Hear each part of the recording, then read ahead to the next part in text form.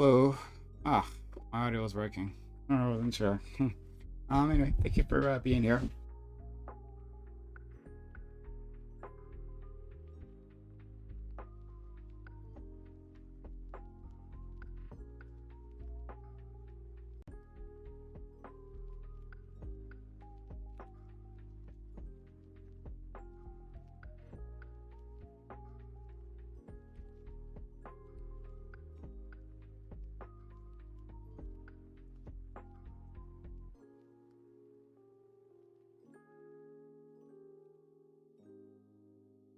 Interesting one. I could be swayed.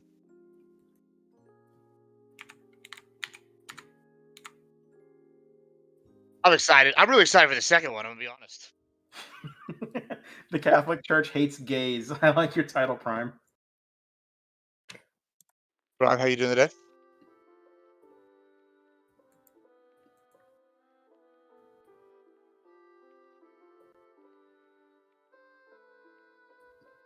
No. No, none of us streamers have the ability to do that, it seems. Definitely not. I mean, to be fair, there's Okay. not like much of a natural transition because these people were actually just talking about the topic. So it's like, We could just you keep talking entering and about it, streaming yeah, kind of that's cut something it. we can Yeah, do. no, of course not. Yeah, big surprise. wanna Lactoid and I had similar views on it. Big surprise there. I'm wondering, do you think Jesus would hate gay people? I feel like that's a question for the topic at hand. Should we That's not what ask those starts. questions while we entertain the crowd? I'm just wondering, like, what would Jesus do? Would he be all like, nah, don't bless them marriages, fuck the gays? Because he's a homie, right? I feel like we're definitely gonna have to get into that, especially with something like I that. feel like Jesus wouldn't. That's gonna be I good. don't feel like Jesus is.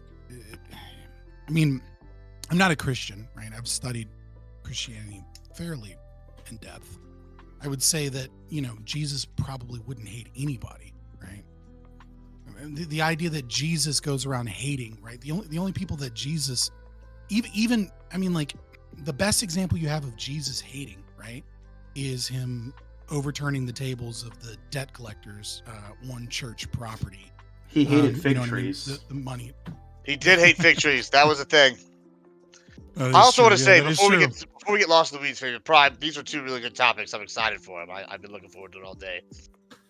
So, go ahead. Fabe. Sorry about that, Fabe. I didn't mean to cut you off. I've been getting fucking roasted on Twitter by by Dave Smith all day. So like, I called out Scott Horton and it was bad.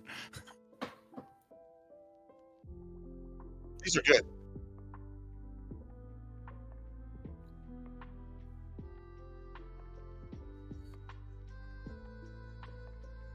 Real talk. The second topic I almost sent to you because of not necessarily because of the. So like only half of it is kind of like obviously because of the lawsuit that way, but also I would have included in the question the Justice Department suing Texas over SB4, right? Those together, because I think those are probably like the topic is more holistically understood through both of those lawsuits. And Texas is suing the Fed now as well for some stuff. I mean, it's. Is the movie happening? Did A24 predict it? Yeah, they predicted What's that? California. The A24 predicted California and Texas would team up though. So I don't know how accurate that. I guess the guy didn't realize because he's British or something. Didn't realize that California and Texas hate each other. Yeah, but I could see No, that no, no. working. Yeah, The that common shit's- enemy is Central America. yeah, we're like the biggest. No. It's like us in Cali. Who wants some?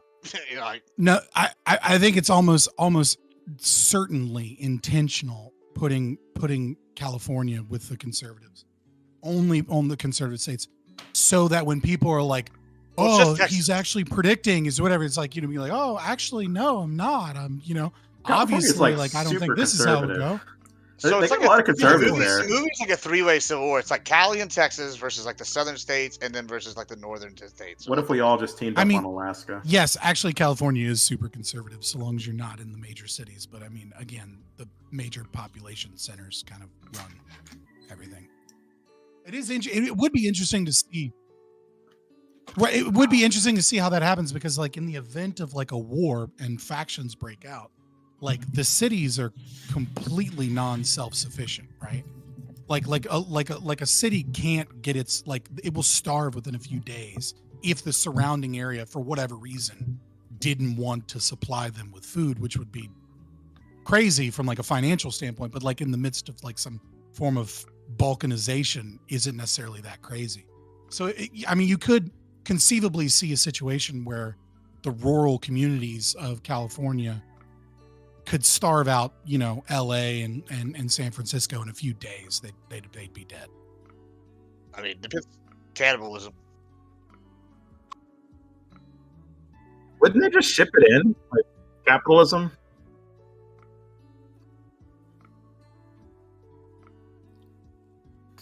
Not that I'm saying I'm for it. I'm just throwing that out there. right. Yeah, just figured I'd throw that out. I mean, I say a lot of wild shit on here, you know what I mean? Like nobody ever knows.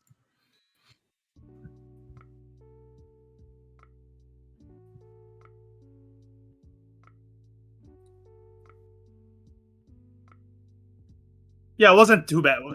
It was It's pretty- Florida ran the move- Florida ran the southeast, and then all of the middle was one just big thing. And Yeah. then California, the California Republic and Texas Republic. I think there was like another group was like the Northeastern Alliance, and they're like allied with the middle groups. Like against them. It looks. I think there's some pretty good scenes. It looks like. No, I can hear you. Oh, we can hear. Pro streamer. Oh, stream can't because you reset your computer and forgot that you needed to like hook up your audio. No, I can't. No. It's just that my fucking mic sometimes doesn't work. I usually look like the first thing I do when I start streaming usually is I look down, and at my audio to check that it's working, and I just missed it today. And then the today happens because we've had like a long string of days where it's been working, and today the day that I don't check is the day it doesn't work. So it is what it is. But thank you for those who are letting me know. Yeah, so like I was saying, that map wasn't like too awful, all right? And I think it's like, I mean, fun in quotes. Trying to come up with a game plan as to like how the country would split along what particular lines. I think it's too easy to simply say, you know, like the old South would just, you know, go off again. I think there's, you know, sufficient cultural differences, lots of immigration has happened, you know, between the states. That would throw things off. But like the idea that like, you know, I think it's interesting when the rural areas would cut off the northern area as well. Like I could see that happening. I mean, maybe. Be one hell of a bit of a coordination, right? To do something like that. But like the cities aren't like helpless. They've got like a ton of fucking manpower. So if it really was the case that they couldn't get the rural areas to send them stuff, well, they can go send people, kill off their enemies, right? And then take over that farmland themselves. Like that's the thing that. I mean, they also have the bases. But can we agree that I understand what you're saying. Mm-hmm. Oh, I'll be super quick. I understand what you're saying, right? And I'm not trying to make any type of predictions or anything, right? Without support, right? There are three things humans need: food, shelter, and water, right? Cities are completely non-self-sufficient and will run out of food and water extremely fast. Like a grocery store is getting stocked every few days. No, right? I hear you. The groceries, you got maybe a couple of weeks, and water can be cut off instantaneously if you're surrounded. Yeah, I got you. But like they literally have, but I'm saying that they have manpower is what it is, right? Like what they lack in those other resources, they have in manpower. So if we're saying that it's the urban versus the rural, and the rural apparently have been able to, the rural groups have been able to organize themselves to the point where they're actually, you know, shutting off all these resources. Then the urban areas have enough time to actually organize and use violence, because that's also what they have. I'm just going to point out the one obvious resource nobody's touching on. They have money. Why don't they just buy the food? Well, and not only that, they This have is also ideological reason. That's why he's they saying. also have most of the military bases and the infrastructure. So I mean, like, Oh yeah, San Antonio's got like 5 bases. It's yeah, that's what insane. I'm saying. Like, military city San Antonio's gonna be like, oh, what rule? Yeah, You're gonna yeah. do? Yeah, I mean, of course. I mean, it all depends on like I was Their just talking days are about numbered, hypothetically, Fredericksburg. right? Because I was saying Give I us the don't line. think California would go that way, but if I had to imagine a scenario in which California did go that way, I would say that it would likely be from being cut up from the cities being cut off and being and because then once you're talking about the ideology of like everyone not in the cities, you're talking about a very conservative area. Texas independent I- power I- grid look a little smarter you now, do though, in have- that situation. So I will say that yes, cities have a lot of people, right? The thing about people though is that throughout all of human history, we often look at we often look at innovation coming from tools or technological advances, but often that is actually paired with the capacity to organize people, right? Like there's something in our modern economies where we live in market economies, right, that are kind of like built up on each other, that we forget how actually insanely difficult it is to organize large groups of people to do basically anything. And so that's kind of like part of the thing with like a lot of like, when you look at archaeologists discussing, megalithic structures, right? It's like, okay, is it even really the fact of whether or not they had bronze tools? It's like, how did they have the sophistication to get 5,000 workers working every day for like a year or two, right? Like that's like actually far more impressive than like a technological advancement. So like, yeah, you can have a fuck ton of people, but more often than not, that's probably just chaos. But That's just riots. But that and cuts both insanity. ways, right? That cuts both ways because yes, it would be Mhm. difficult to organize the urban sphere in such a way to like make war in the rural areas, but also for the rural areas to just like uniformly not like supply the urban areas where like finances involved. Like I get paid for that. you know? Yeah. Yeah, I just meant like in Yeah. a civil war situation I where get the you. money isn't necessarily worth that much, and also it only takes a small group to cut off water to a city, really. Like, And it just takes 10 a people to small, do that. but it also takes like a slightly larger group to take it back, though, right? Not if you just destroy the infrastructure. Oh well, there's just- that. Oh, fair enough. Fair enough. You just blow it up, and then the city Okay. won't have water unless they can get, I mean, tons neither of will the materials and country. They resources. tend to get their waters from the same place, just aquifers. Yeah. I mean, so yeah, exactly. But I mean, that depends upon what.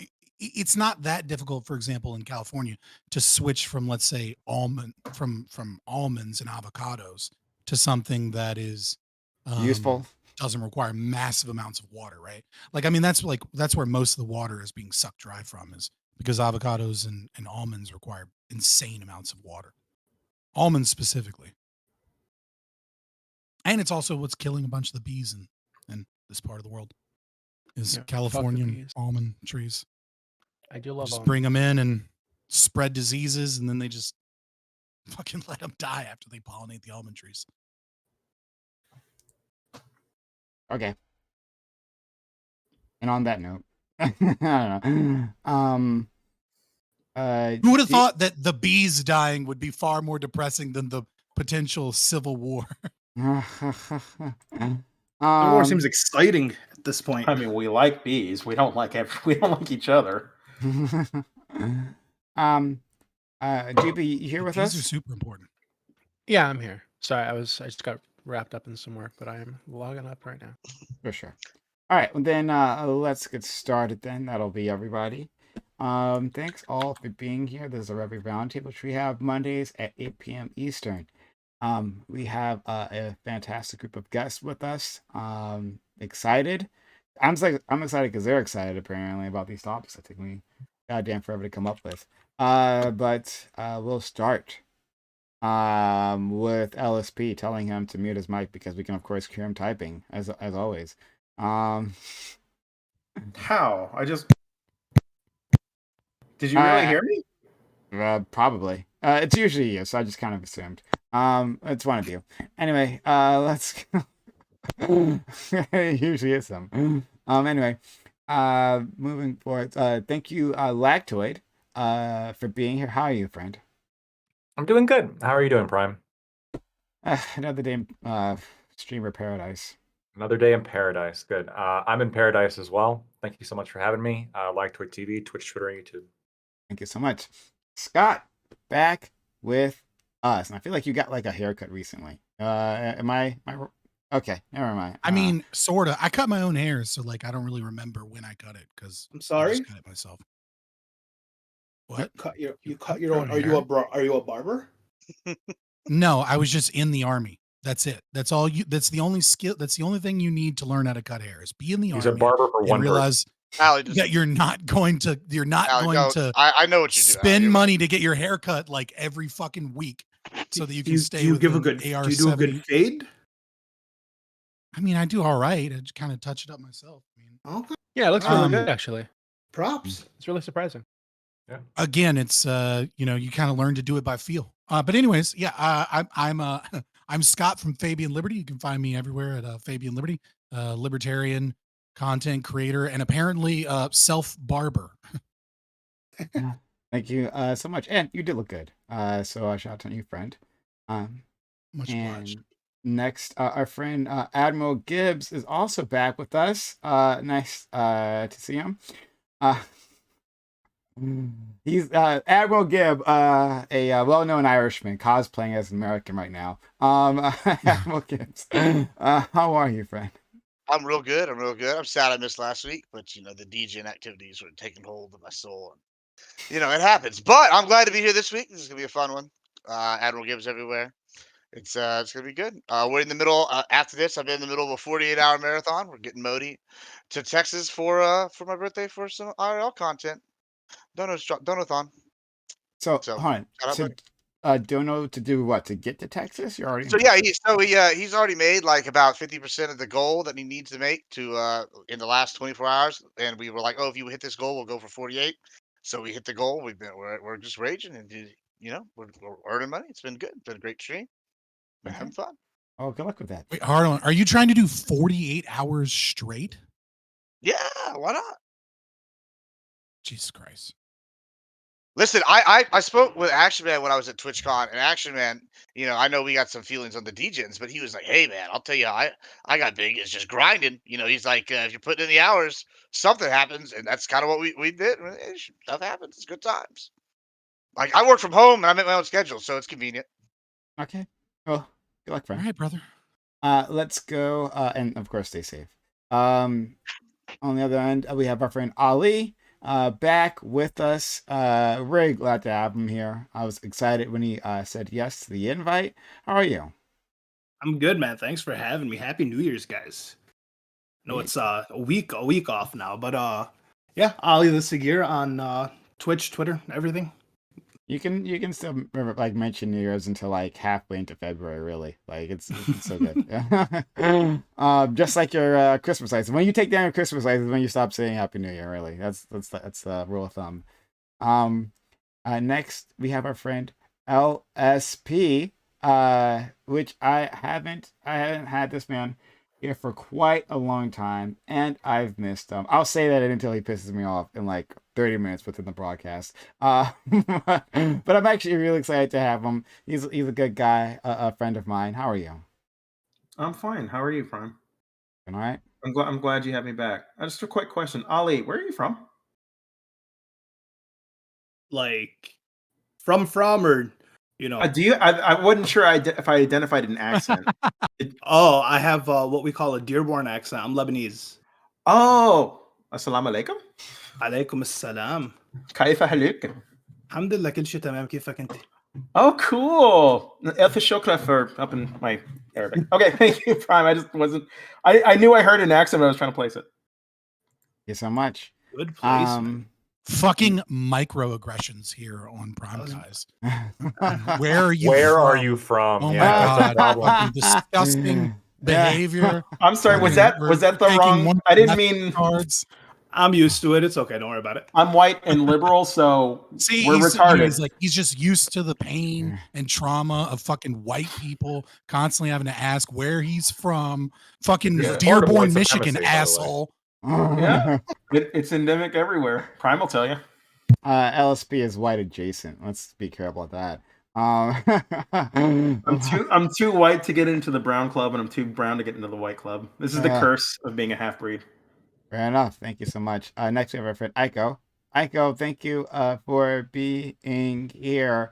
Your schedule is kind of in flux at this point. But you managed to make it, especially for the topic, the first topic we have planned. I was a shot in the dark, but I'm really glad that you accepted. Yeah, no, I was glad to accept it as well. It'll stabilize the next 2-3 weeks. I'll know. I'll either be available regularly again or I won't. It just depends on what happens to my class. All right, thank you so much. Oh man. Last but not least, we have our friend Doobie. All right, let's just do it. Sure. Oh my God. Why do you make a thing? Finally, a Doobie face reveal.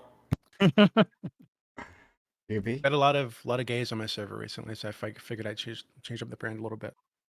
Yeah, I'm Doobie. Hi.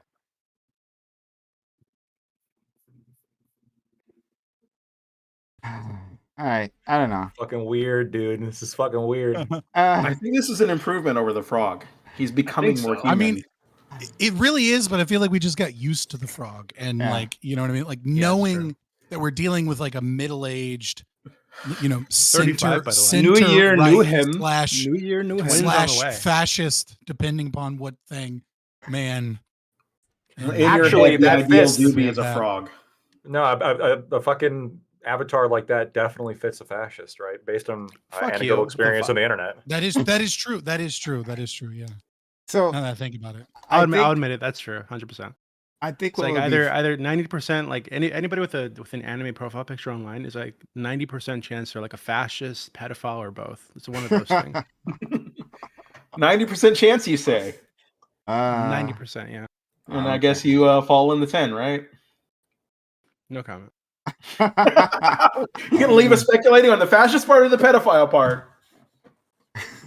when you say fall into the 10, are you saying 10% or age? Yeah. Oh boy. I got So- it. I think it would be fun, right? If we all, you know, the people who have like experienced Doobie for all these years, right? If we all like wrote down all the qualities that we think he would look like, right? Like when you think of Doobie, like what appears in your mind, right? And then like kind of synthesize those and then made that an avatar, you know? Like, That'd be cool. I think he hit it. I think that's it. He nailed it. I just think of LSP whenever I think about what Dewey looks like. Pretty much, yeah. Why do I look like Just him? an older LSP. I want to say that's honestly. insulting, but I don't want to be an asshole. So fuck you, Lacto. It sounds like that you're being an asshole, but go for it. Like I just like I've like an older, taller LSP. Really is all I think of. It's fucked up. Wait, how in old do my you head. think I am, Fabian? You look like, I don't know, dude. It's hard to tell because like you act and look like you could be like 24, 25, Mhm. but also, you know, you I are have half brown, sophistication and the half knowledge. brown Oh can, yeah, there. can age pretty well, you know. So I'll go with 29. Everybody under 30. No, I think you're Sounds over old on 30. yourself, I think son. you're Yeah. 33. That's what I would put. I think you're Really? 37 and a half. The age of Christ. The age of Christ. Oh, Older good. than me, I 33. hope. I made it as long as that fucker. Uh-huh. You got So- it right, Lector. I got it right. Dun, dun, dun, dun, dun, dun, dun, dun, dun, Alright, cool. dun, dun. But it's all right, flattering. I still get confused as a student at my work. I I so love does that that, shit. Hell yeah, so dude. does that make Doobie? Does that make him older or younger than you? He's older. Yeah, well, I mean, I'm like spiritually much younger, as I indicated earlier. Spiritually Oh, boy. 10, but in the body of a 9,000 year They're old. so mature Not for beating- their age. Not beating the Discord pedo accusations. By Oh, saying boy. he's I just spiritually feel a much, lot much younger. Yeah, Prime, this is already getting demonetized. Sorry, buddy. Monetize. There's monetization happens to this channel. It's news to me. Okay. Dude, I feel you, man. I love doing an interview, not because interviews are great, but because it's the only fucking time I get anything monetized. Yeah. Mm. Okay, so let's get started. Thanks all for being here. We have two topics. Hopefully you like them. Topic number one: there are large divisions in Christian denominations that are forming around same-sex unions. In some sects, it has resulted in the form of schisms that have seen congregations split off to form their own groups. Conservatives feel that the current trajectory of more liberal denominations is to fully allow same-sex marriages, though it seems no major group has yet. As of now, those groups have allowed these unions to be "quote unquote" blessed. Are these developments largely positive, though painful? Does your understanding of Christian scripture give liberals any leg to stand on? If not, do you think it even matters? And for those of us who aren't religious, should we be celebrating these divisions as a chance to fracture and lower the influence of religion? I woke up and in a panic was just like searching articles, and this one popped up. I'm like, all right, this is good enough. The article goes to list like major denominations that are seeing these schisms happening. By schisms, I mean like churches like leaving from all their own groups, because like this issue seems so fundamental, and it's like it's like the Methodist group in particular. It feels like, well, all the conservatives are leaving, and then like the liberals are planning to do like a lot of liberal things all at once very soon. Like once we get rid of those guys, we're just gonna go full bore.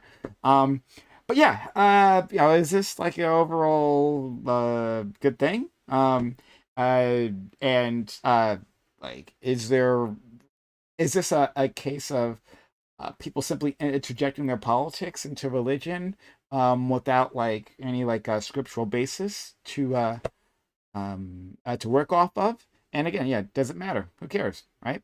So we'll start with our friend Lactoid. Yeah, I did some reading on this beforehand. I'm thoroughly convinced this obviously is going to be political. I mean, churches break off for political reasons all the time. You could argue that every single schism happened due, at least in large part, from some kind of political influence. The original schism between Eastern Orthodox and what's now Roman Catholic, I would argue, is largely political. When you had one of the patriarchs, the Pope, suddenly claim, "Oh no, actually, I am the voice of God, and none of you are." I think that was largely a political decision. Although I'm interested to get Aiko's take on that as well. When it comes to this specific question about the LGBTQ issue, it definitely I don't think there's really any scriptural authority for this. It seems the Bible's pretty fucking clear. Like you can be really pedantic, or maybe not pedantic, but like bad faith, and you can like you can come up with any kind of interpretation you want if you scour the Bible enough. I think it's pretty clear the Bible does forbid homosexual activity in multiple verses. But that's not going to stop people from reading into it and kind of coming to the conclusions that they want to, which is ultimately what all this is about anyway. So do I think it's a good thing? I'm actually going to reserve judgment on that, whether or not I think it's a good thing or not, just given the current political situation America's in.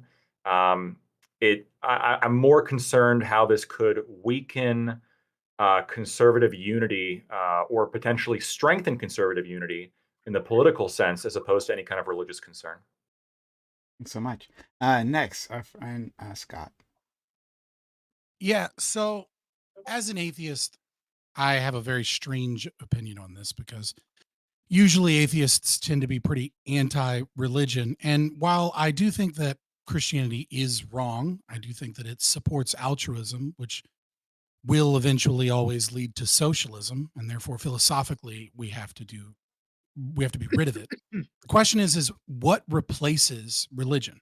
What replaces Christianity? And so as there is this concerted effort to undermine and water down Christianity because of political opinions, I think this is a very dangerous thing that we have to pay attention to, because if we look at it historically, we understand that Christianity has always, well, I won't say always, but in many instances has been a bulwark against some of the other forms of collectivist ideologies. You know, when we understand kind of the idea of, you know, what it is that Nietzsche and Jung and many other people were calling, you know, before the beginning of the 20th century, we recognize that, you know, fascism, communism, you know, many of these ideologies spring forward not necessarily from atheism, but from a need for meta narratives in the world. And Christianity, with many of its flaws, is a much, much better meta narrative than communism. Right? Like it is far superior to that. Now, in terms of like the idea of gay marriage, you know, I think anyone that argues that liberals per se, you know, myself being included amongst them, have any argument that like the against gay marriage, um, sorry, for gay marriage from a biblical perspective, it's silly. It's nonsense. It's not like other past things where there's conflicting scripture or anything like that. You know, there are multiple opportunities for Jesus to define marriage in any way other than between a man and a woman. And we'll get into all of that. What I am far more concerned with, again, is this question: what replaces it? And so when I see things like the Fetzer Institute, where they're having seminars on how to spread a new form of spirituality, when I see billionaires, you know, under like new progress, um, you know, pushing massive amounts of funds to have social emotional learning in schools have a spiritual element, but they want nuns, right? You know, non-religious but spiritual. You know, when you see these people saying that, you know, that churches and you know, non-denominational churches, et cetera, need to be focusing on decentering whiteness and decolonizing religions and things like that, what you begin to see is a pattern, which is the progressive movement within many of these places is more often than not subversion by leftist Marxists. And so, as much as I am for gay marriage, in the sense that gays should have the legal right that straights have, I think Marxism is a far greater threat than Christians choosing not to marry gay people. So much. Next is Admiral Gibbs. Yeah, so I'm a little torn on this issue. As someone, I grew up pretty religious. My family's extremely religious. I almost went to seminary school. I don't know. It's kind of an interesting issue. It hits close to home for me and my family. I know, and on one side, I'm not super religious anymore, and I kind of lean with the individual liberty aspects. If people want to schism and do whatever they want to do and have whatever they want to do, then let them do it. Like I mean, whatever. Who cares, right? And you can always have your little church be its own name and its own type, right? But then on the other side, I'm like, well, are we gonna even call this Christianity if we're not following the tenets of it? I feel like it's pretty clear, it's pretty well established that this is like not a thing that's okay within religion. However, that being said, I don't think it's entirely uh too much of a leap.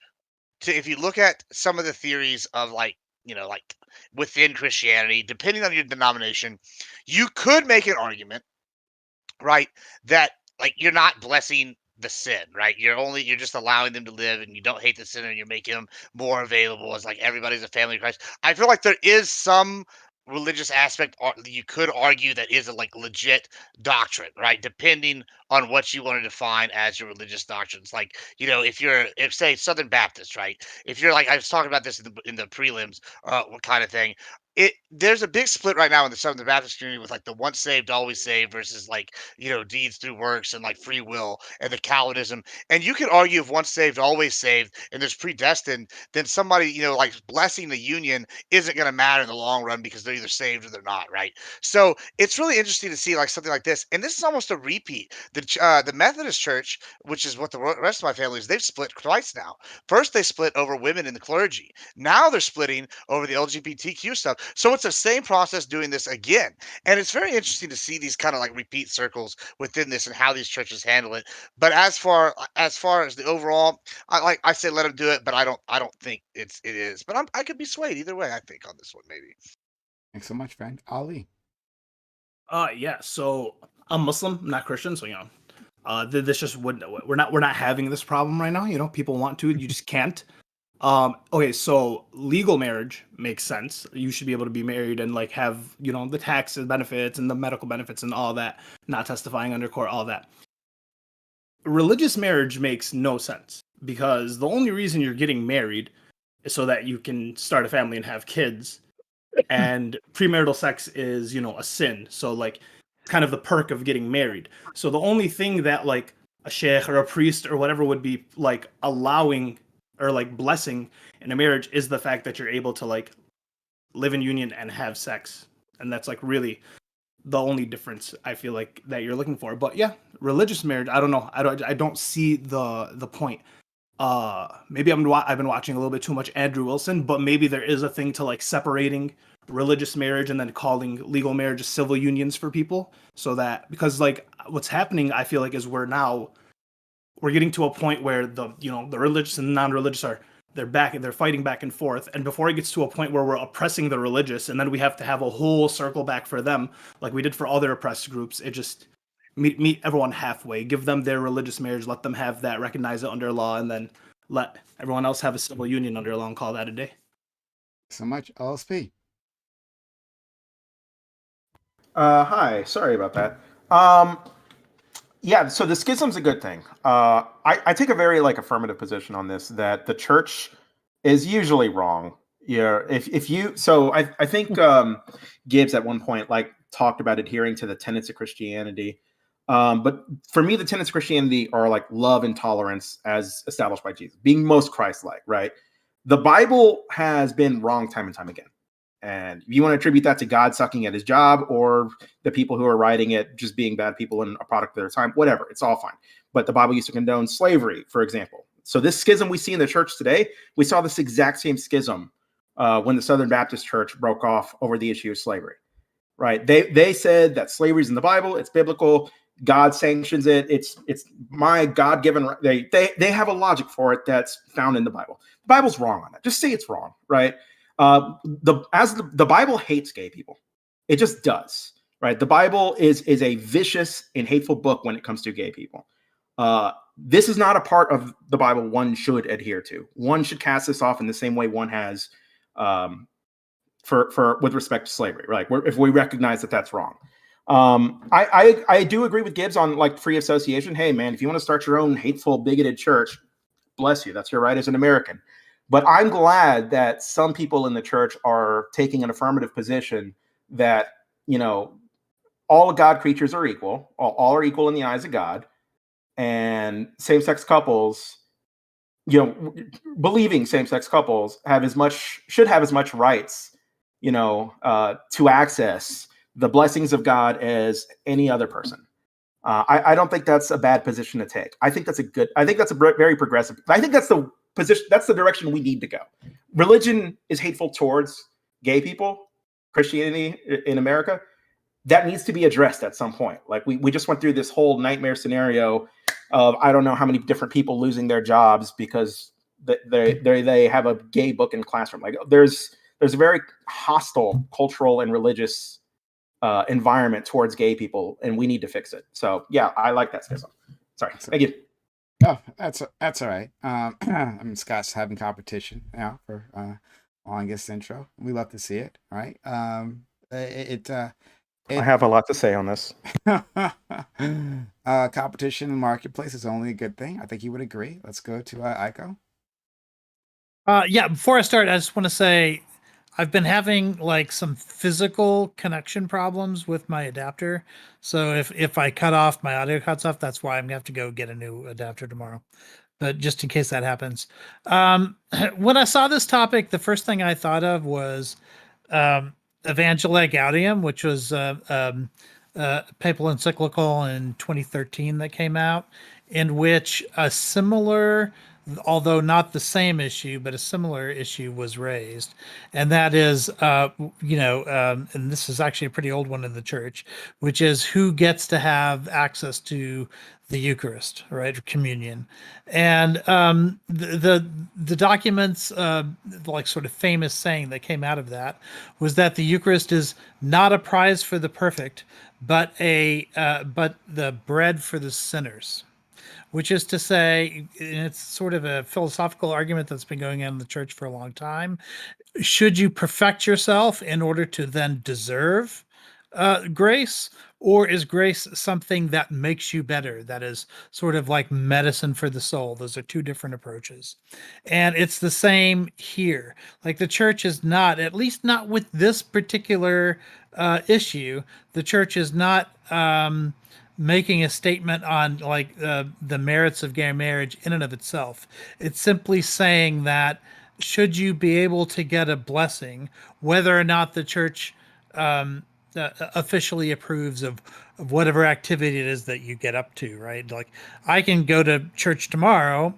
I was sick a couple weeks ago, in fact, and I went to my local monastery and I found a monk who could do a blessing of the throats. But that monk didn't say, okay, is your soul in a perfect state where you're sin free, or I cannot give you this blessing. It's not what the church does. In fact, it's not what it does with any other kind of blessing. In fact, I used to, on a regular basis, back when I used to brew beer, all of my beer brewing equipment, there is a special blessing for that. And nobody asked me about the status of my soul when I had my beer equipment blessed either. So I think that a lot of people sort of misunderstand what this is. I agree that it's a step towards a broader acceptance of same-sex marriage at some point in the future, but that's not where the church is now.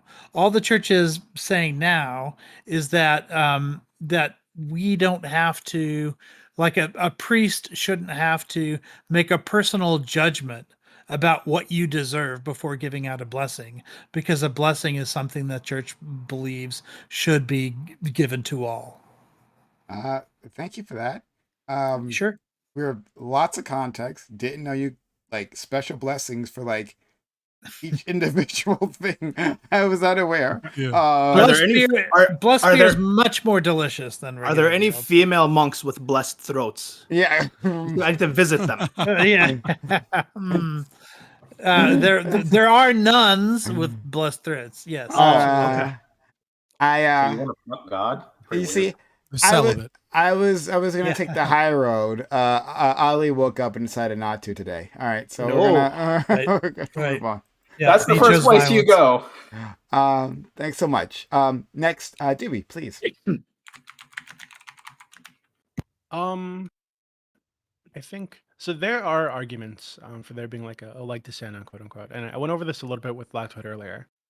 I've heard arguments about the translation, the text, or whatever, and about how it was like allegedly referring to like pederasty, which is like sex between like a man and a boy, and not sex between two men. But I didn't get a chance to brush up on the arguments well enough to present them. But I know that there are arguments that it exists, right? That there is some kind of contention that some people have about that. And I think that this is the basis that a lot of these schism groups use, right? Is that hey, the translation is incorrect, so there actually is no issue with homosexuality within the Bible, within Christianity. I don't really care either way because I'm not like a Christian person. I think that it is positive long term because I do think that these, I think it's positive these groups are losing some kind of cultural control. I think that it's fine for them to exist and have some kind of cultural influence, but to the extent they have now, I think they're pretty negative, all in all. And I think that reducing the negative cultural influence that they have is a benefit, even if it causes problems for people within those groups short term. Okay, open to the panel. So I understand. I guess, Doobie, could you explain what you mean by the idea that Christianity or these types of people, like, what do you mean? Because, like, when I look at history, right, like, it would seem that most of the moral foundations and many of the, even the birth of the Enlightenment, as well as kind of like much of almost all of what it is that we believe in the West has some basis within Christian thought. And then when you say these people, and I'm not even trying to be like rude to you, I'm actually just like I feel like I need When I more when I when say you say these it's people, good that I these mean, people have less cultural control. What do you mean? yeah. When I say these people, I'm speaking. I agree with you, right? That Christianity's obviously had like a massive influence in the West, in Europe in general, in the world. I mean, you could point to anywhere in the world, and there's like some kind of influence from this religion. So I agree with you there. I'm not going to disagree with that. But I do Mhm. think so. When I say these people, I'm speaking specifically about like the religious organizations themselves, right? So the Mhm. Catholic Church, the evangelical churches, the Southern Baptist Church. It's like these groups. I think that I don't think that all their influences are negative, but I do think there are negative aspects of their influence. And if churches are pulling away over like LGBT issues or whatever. While I don't agree with all those issues, right? I do think that there are issues there, like that things that I would disagree with in terms of like LGBT activism. If they're pulling away specifically about like for like issues surrounding homosexuality, I think that's fine. I think that that is one of the things. Like the aversion to homosexuality is one of the negative influences that I think these churches have. So I think lessening that influence is beneficial. Hmm. Okay. So I'm going to share something, a document from a school presentation in Minnesota at a Catholic middle school. And this is from I cannot tell you 100% point to a source that this is 100% authentic. I can tell you that Outfront Minnesota does exist, and I can tell you that I have multiple sources on this document. Um, but this isn't something reported in the news. This is something from a specific. Oh, God damn it. Okay, hold on, let me attach it specifically. So let me get just 1 second. Oh, hold on, come back to me. Well, while Well, he's I doing was that, Okay. can I pose a question? Like, would anybody disagree that the direction the church needs to go is a more progressive one built on tolerance? Yes, I disagree. yeah. Okay, so Yeah, What do Absolutely. you mean? I What do you mean by needs to go? Do you that you personally want it to go this way, or does it make sense for it to go this way? it makes sense for it to go this way if you want to produce a more harmonious society in the future where there's not hate crimes being committed against people, where there's not hate legislation that bars people's So rights, right? Because all of this has knock-on consequences.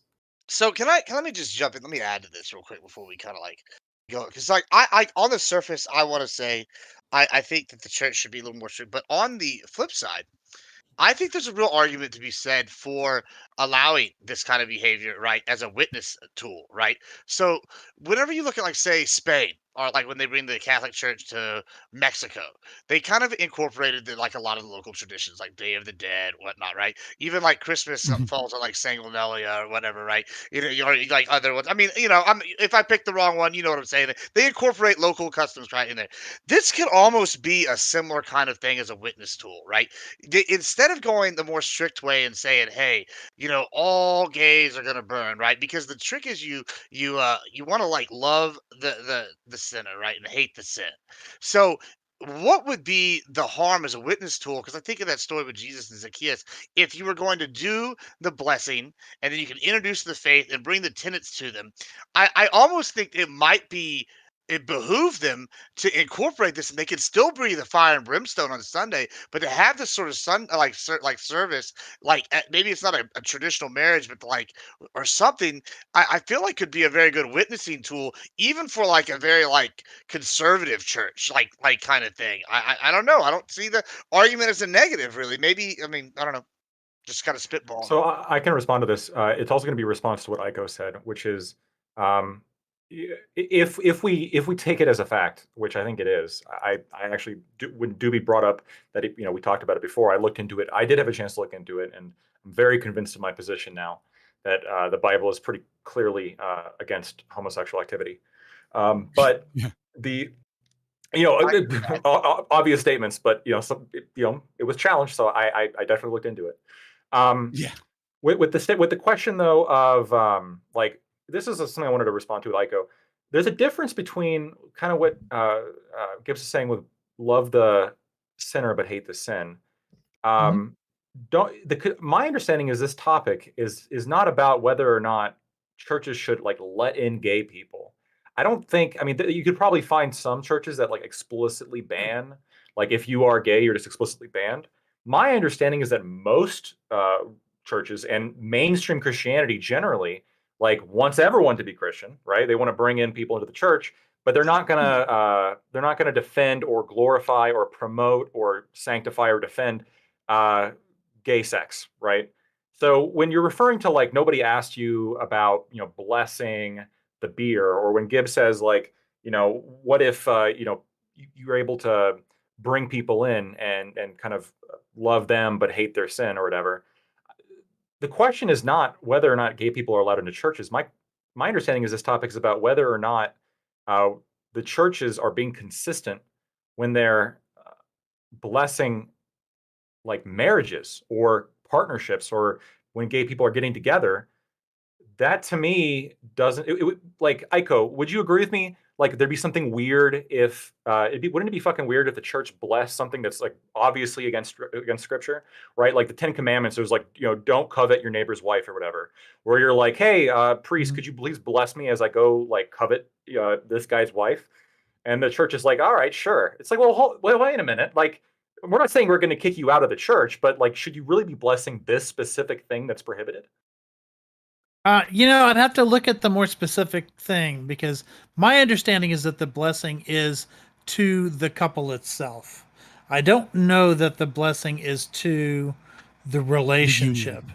Yeah, that's what I'd have to look up and see. Like, yeah, but you're not specifically blessing is- the individual homosexual, right? Like, let's be honest. Like, I mean, like, it feels like we're having a little bit of sophistry here. Like, oh, well, we're blessing the couple, right? Well, why would you not just bless the individuals themselves? Why are we blessing the couples if, as a couple, if not blessing the union itself, right? Or just Like, bless the act and call it a day. It seems like, Francis is over here trying to find another fucking loophole to push progressive ideas because, the lavender mafia may or may not exist.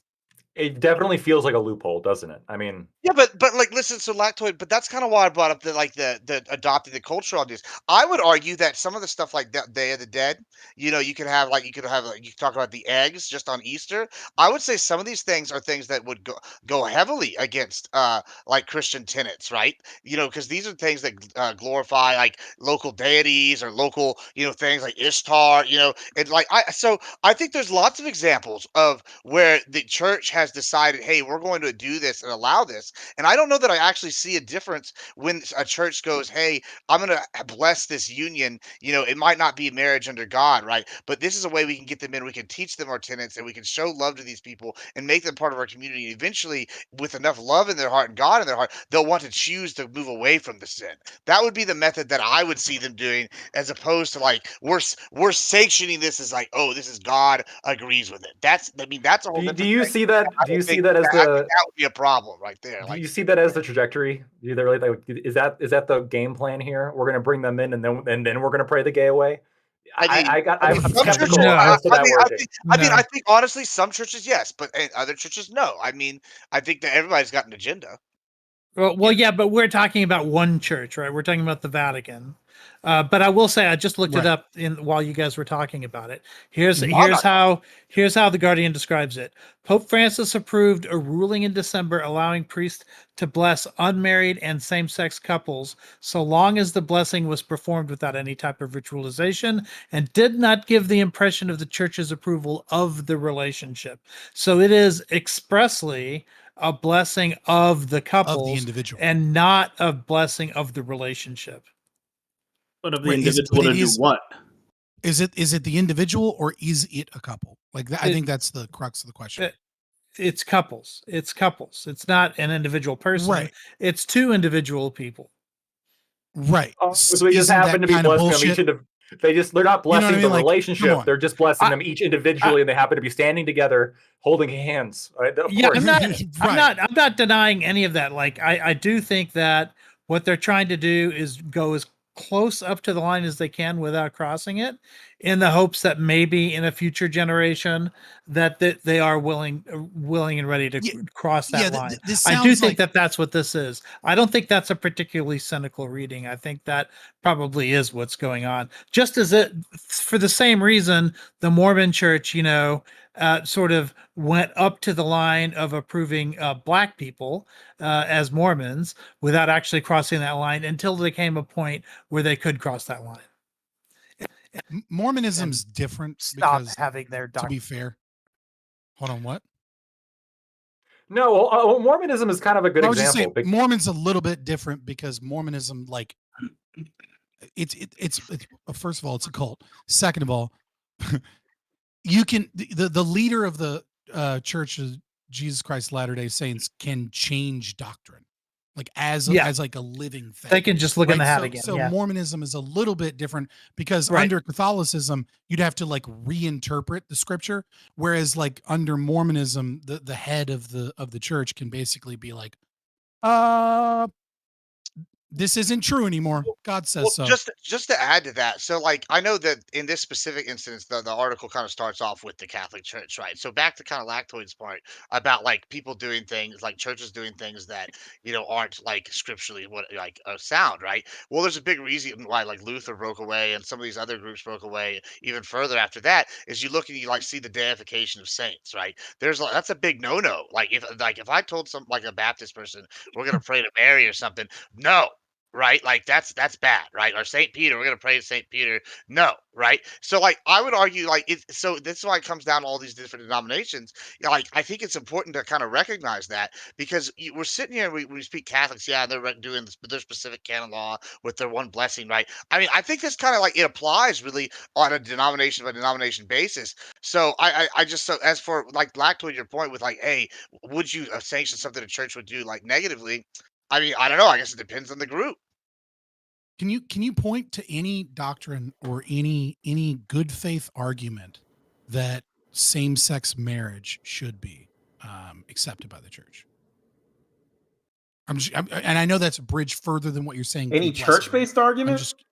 A doctrine-based argument should be sanctioned by the I mean, church. I could try. I could do this easy. It's Matthew 20. Matthew 20. I don't know what you do for the least of. What you do for the least of us, you do to me, right? Jesus telling people that they have to adhere to a certain standard for equality because you discriminate against people who are poorer than you, who are worse off than you. You're just fucking Jesus, is what he's saying here. There's textual reasons to say that's not an argument biblically, right? Like that's Jesus' you own words. Taking a modern that's you taking a modern convention of the concept of equality and of the concept as homosexuality is an immutable characteristic. When Jesus said that what you do to the least of us, you did to me, do you think he was excluding gays from that? So I'll tell you what. That doesn't apply to sanctioning marriage between gays. So I would argue biblical argument for marriage. If you don't say or marriage at all, would be the equivalent of not.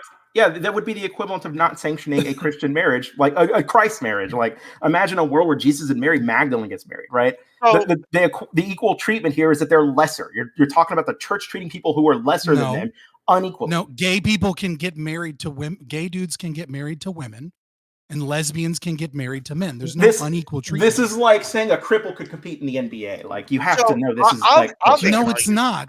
No, obviously, a gay person is going to marry. Reading it onto the Bible. Wait. Should we let like a physically disabled person in a wheelchair join the NBA because they deserve equity?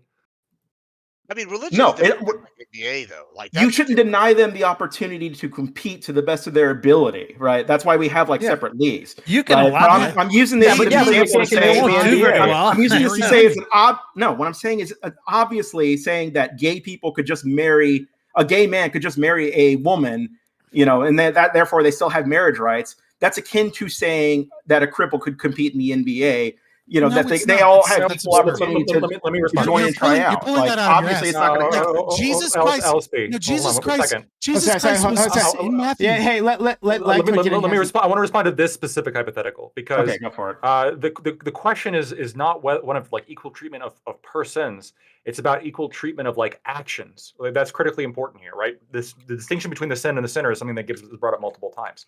So the equivalent in my mind of saying like, gay people deserve equity and thus like marrying each other, when the Bible doesn't recognize that as a valid marriage, it's just simply saying, it doesn't meet the requirements of marriage. This interaction, two gay men marrying, doesn't meet the requirements of marriage. In the The same Bible- way, if a crippled person, right, can't get in the NBA, like we're not going to let them in just for equity's sake, right? They just haven't met the requirements of the NBA.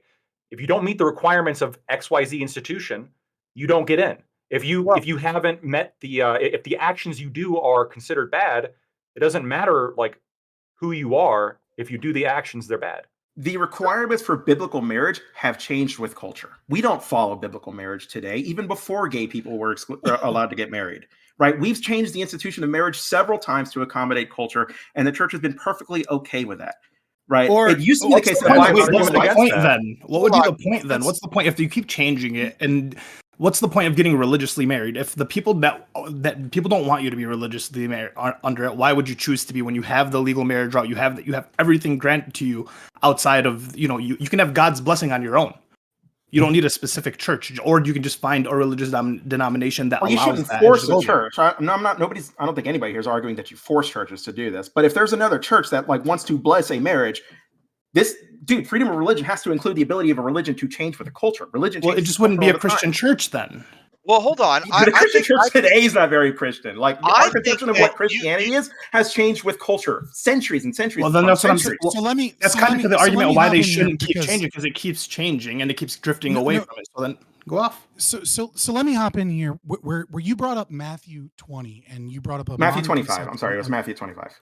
25. Okay. Well, so in Matthew specifically, I think Matthew's an important book to be describing here because it is Jesus that has to kind of clarify the laws of marriage that Moses said unto the Jews, and he specifically states Matthew 19 verses 4-6. He answered, "Have you not read that he who created from the beginning made them male and female, and said, therefore a man shall leave his father and his mother and hold fast to his wife, and the two shall become one flesh. So they are no longer two, but one flesh. What therefore God has joined together, let not man separate."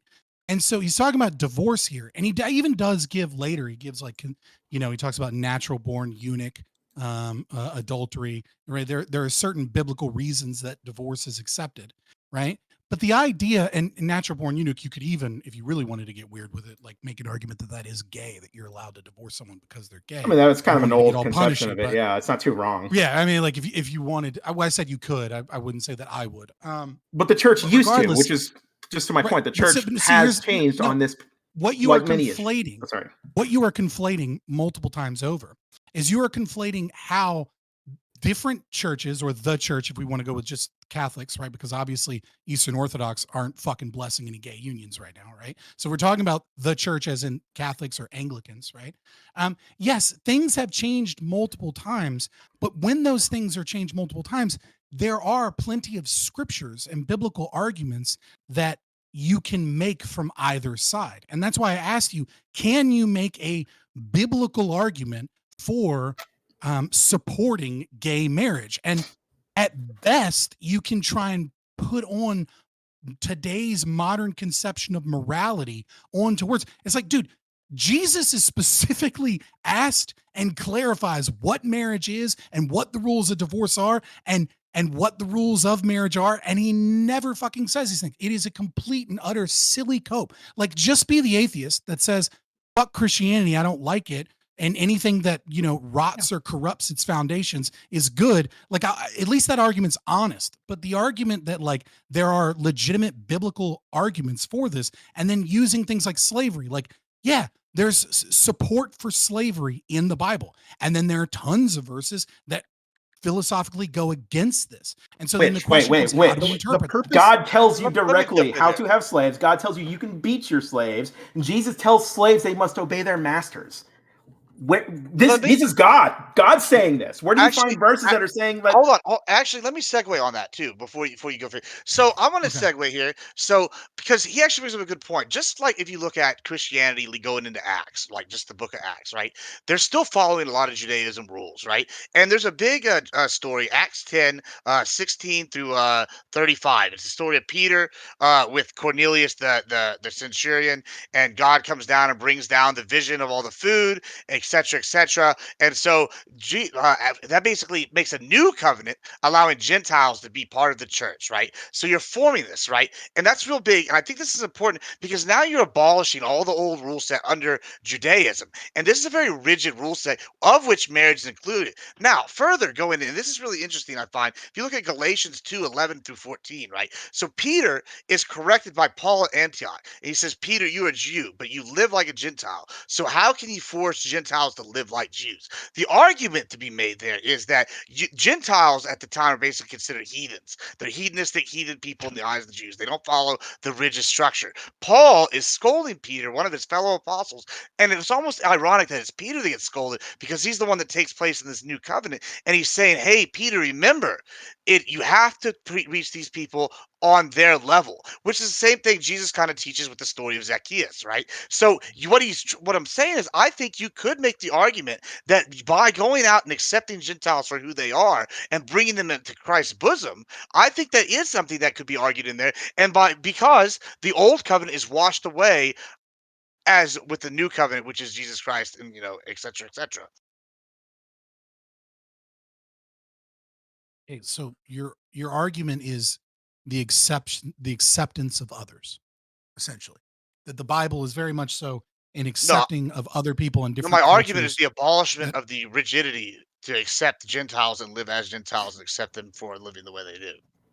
I might suggest that don't- probably the big theme of Christianity, being Christ-like, is accepting of others, right? That's Yeah, and you can accept them into the religion and being part of the faith, but you can choose to be part of the faith, but getting married has its own purposes, has specific set of rules and purposes. So it's just like you can. What be are part those of the rules faith. and purposes? But Paul specifically asked Peter, how can you force? It's looking so companionship. Companionship. Let me see what it is. Procreation. Which gay people Yeah, can companionship, have. procreation, and redemption. So you're supposed to have companionship. You're supposed to have kids and raise them in good faith. So you're supposed to Gay get people can married. have kids. Gay people can They, have kids. they can adopt. Yes, they can adopt. That's having kids. I mean, That's not procreation. and then you're supposed to, and then you're I mean, supposed to it's raise, and then you're also, adoption, and then you're also it's supposed to raise them with good Christian faith, which Gay people can raise them with good Christian faith. Well, I mean, not if they're getting married, which goes against Not their if Christian they're faith. gay and acting. And it I mean, out. like Okay, that part. so this is. I'm here to defend teach the Christianity. kid that what I'm here they're to doing defend- is wrong. I'm here to defend Christianity. My favorite verse, Proverbs 10:12. Hate amongst you stirs dissent, but love conquers all evil. The Bible is commanding you to love one another. Like, if you truly take any divine inspiration from here, it's supposed to be love and tolerance. If you take any message opposite to that, either God fucked up, which is totally possible. He's kind of an asshole, sucks at his job. If I was God, this shit would not be this case, right? The hatred the church inspires costs bodies, right? It creates a cultural hatred that extends into legislation, that extends into hate crimes. This consistent otherization and demeaning of gay people by the church has real world consequences for gay people. If God is Jesus incarnate, and Jesus incarnate commands you to love one another as you would yourself, to practice the golden rule, then I do not believe that Jesus would be fine with discriminating against gay people under any of those three values you This just doesn't make listed What out. do you think fucking- what do you think has more influence, TV and media, or the church? Well, I mean, I got a question though. Saint Peter is considered the. Before you do, I do want to get Aiko, who hasn't had a chance to talk, and then we can go to Gibbs. And Aiko, has anybody told you look like Santa Claus? Like, you'd make a killer Santa. who could have? You should go to the mall. That would be cool. Make kids' days and stuff. Sorry. Yeah, there's a union apparently. I need to figure out how that. You know what though? There's a Like, Santa you know, union. I would catch Are like the elves some finally respiratory unionizing? disease every third day, so I don't think so. But maybe I can do it like digitally. That'd be fine. The thought of unionized elves is cute. So the way this conversation's going, it kind of reminds me, because there's often a lot of assumptions that something is engraven in stone and then never changes, like in Christianity. And even within the lifetime of Paul, that wasn't true. Like if you look at Corinthians, specifically as regards marriage, he has one one initial prescription on marriage, which is don't get married. And for a variety of reasons, he thinks people shouldn't get married. One of the reasons is because Jesus is coming back very soon. So the whole project of like having kids like doesn't make any sense anymore. He tells people not even to plant crops on the ground, right? Because by harvest time, they'll be, everyone will have been brought up to heaven or whatever. And he says specifically, now to the unmarried and widows, I say, it is good to stay unmarried as I do. But he understands that that for some people that won't work. So he says, if they cannot control themselves, well, then they should marry, for it is better to marry than to burn with passion. So already he has like an ideal like marriage scenario, which is basically don't get married. Like marriage itself is, I don't know if I can go so far as to say he thinks marriage is a sin, but certainly he thinks marriage is something that one should not do. But then he says, but if you're going to do it anyway, well, then, okay, fine, get married. I feel like that's an argument for sex, not marriage. I don't feel anyone has a dying passion to be married, but rather a dying passion to fuck. And so, Well, right. Yes, exactly. And so if a gay person has that dying passion, that passion, is burning with that passion, there's that remedy that he gives here if you're going to restrict it only. So then why not just allow premarital sex if all you have to do is get married to have sex? Yeah, well, he's saying, well, I mean, he doesn't say, he doesn't go into enough detail for me to be able to analyze all of his reasons for that.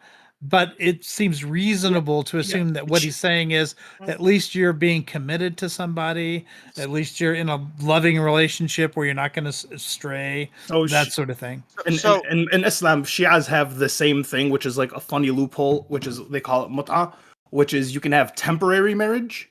And so what will happen is a lot of guys will just 12-hour marriages, 16, 30-hour 2-week marriages. And it's like, dog, are you like tricking yourself or are you trying to trick God? Right. Realistically speaking, that's not how that's supposed to work. That's not what you're supposed to do it for. Right. So like realistically, I don't think you're supposed to get married just to like, it sounds like a very lawyer thing to do. Black Twitch should be proud. Yeah. All this shit is lawyering it 100%. Like it's obvious. Paul is very much a lawyer in a lot of ways. Yeah. So I mean, well, technically, guys, we can allow it. Yeah. If you do it in the butt, God can't see it, guys. I'm just saying, if LSP, you have all these negative, like the church's the religion's pro slavery, it's so negative, it's so this. Then why is like the dying urge to get married under it?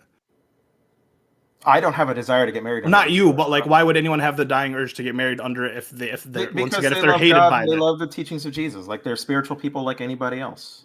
Well, I don't expect everybody to have my opinion. And if they loved God and they loved Jesus, they'd understand that they were sinning. Like, okay, so I, Muslim, but I smoke weed and I drink and I fuck. None of us is without sin. I understand, but I understand that I'm a sinner, brother. Yeah, I'm still, but I understand that I'm still sinning, and God can still love me. I'm sure gay people can understand they're still sinners. Well, yeah. So then, the core tenet of Christianity is understanding that you are a sinner. Yeah, so then there should be no problem. So then you accept that there's no marriage under God. Coming to Christ for redemption for your sins. And you can also accept that there's no marriage under God because like that's part of the religion.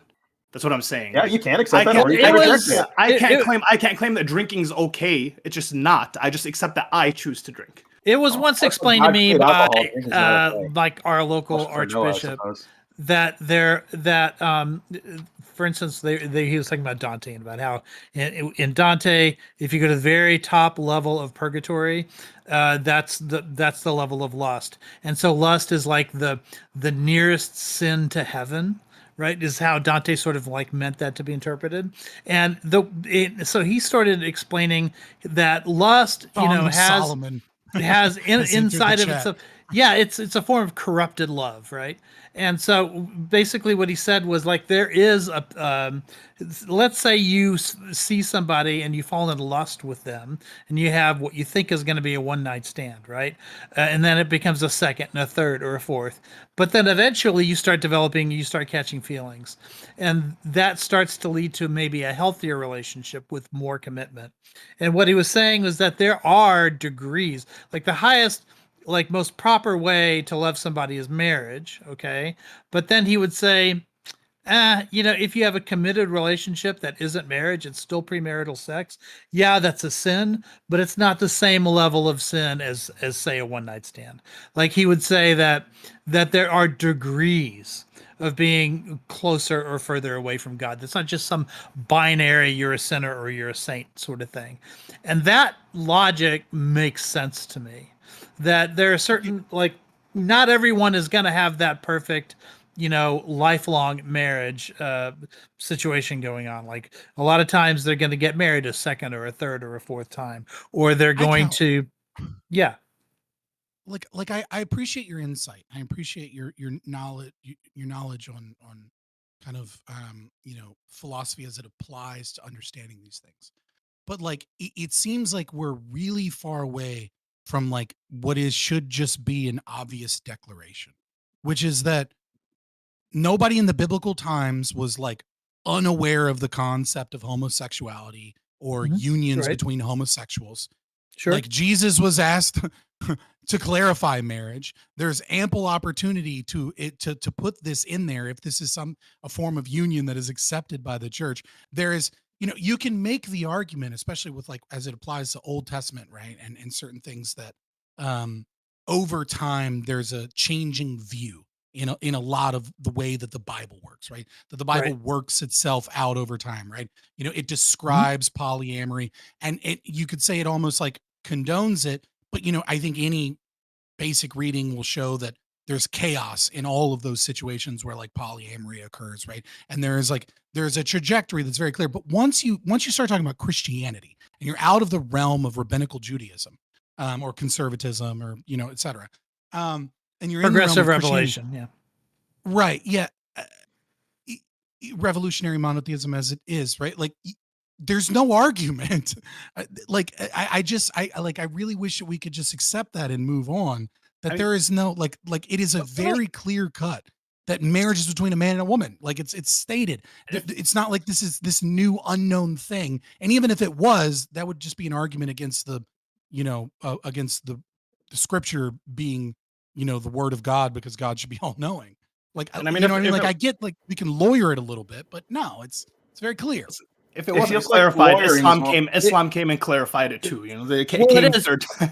Okay, but this see is a the point of idea Muhammad. behind progressive revelation. Really, it starts with Saint Augustine. Augustine said he wrote a tract called "On Genesis," where he says, if your interpretation of like the creation of the universe or whatever, your interpretation of Genesis contradicts something that we difference know to be between true, reason, reason and the word of God, like two ways of knowing.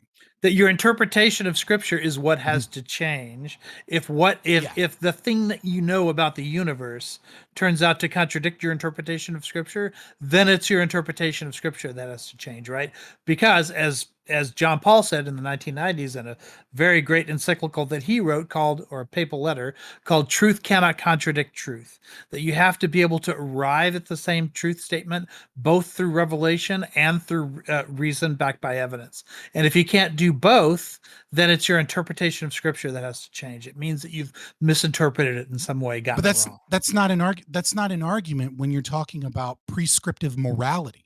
Okay, that's only an argument when you're talking about a description of the material world, right? Like if you're or the way that a system functions, right? This is a scientific argument that is being like the beginnings of enlightenment thinking as informed by early science as it was as a philosophy of knowing, right? This isn't about a moral argument that the Bible says don't do this, but I know, from right, like this is Hume's guillotine, right? Like you can't derive an ought from an is kind of situation. This isn't saying like, oh, I know in my heart, or I know because of reason that like gay people should be able to get married. No, that's a moral prescription. It's like if the Bible says something about the way waterfalls work and then science proves that to be inaccurate, then you must recognize that like I know via science that this is how waterfalls actually work. And so my interpretation of the scripture must be wrong in the means of which the way waterfalls work. I hate that I'm doing Christian apologetics here because like But I'm an on atheist, the right, but on that's no, not what's going on. And it doesn't apply to gay marriage. Okay, Like I understand. just level I with understand me. what you're saying. Gay but marriage is not allowed in the Bible. But there's this kind of post hoc analysis happens within Christianity all the time.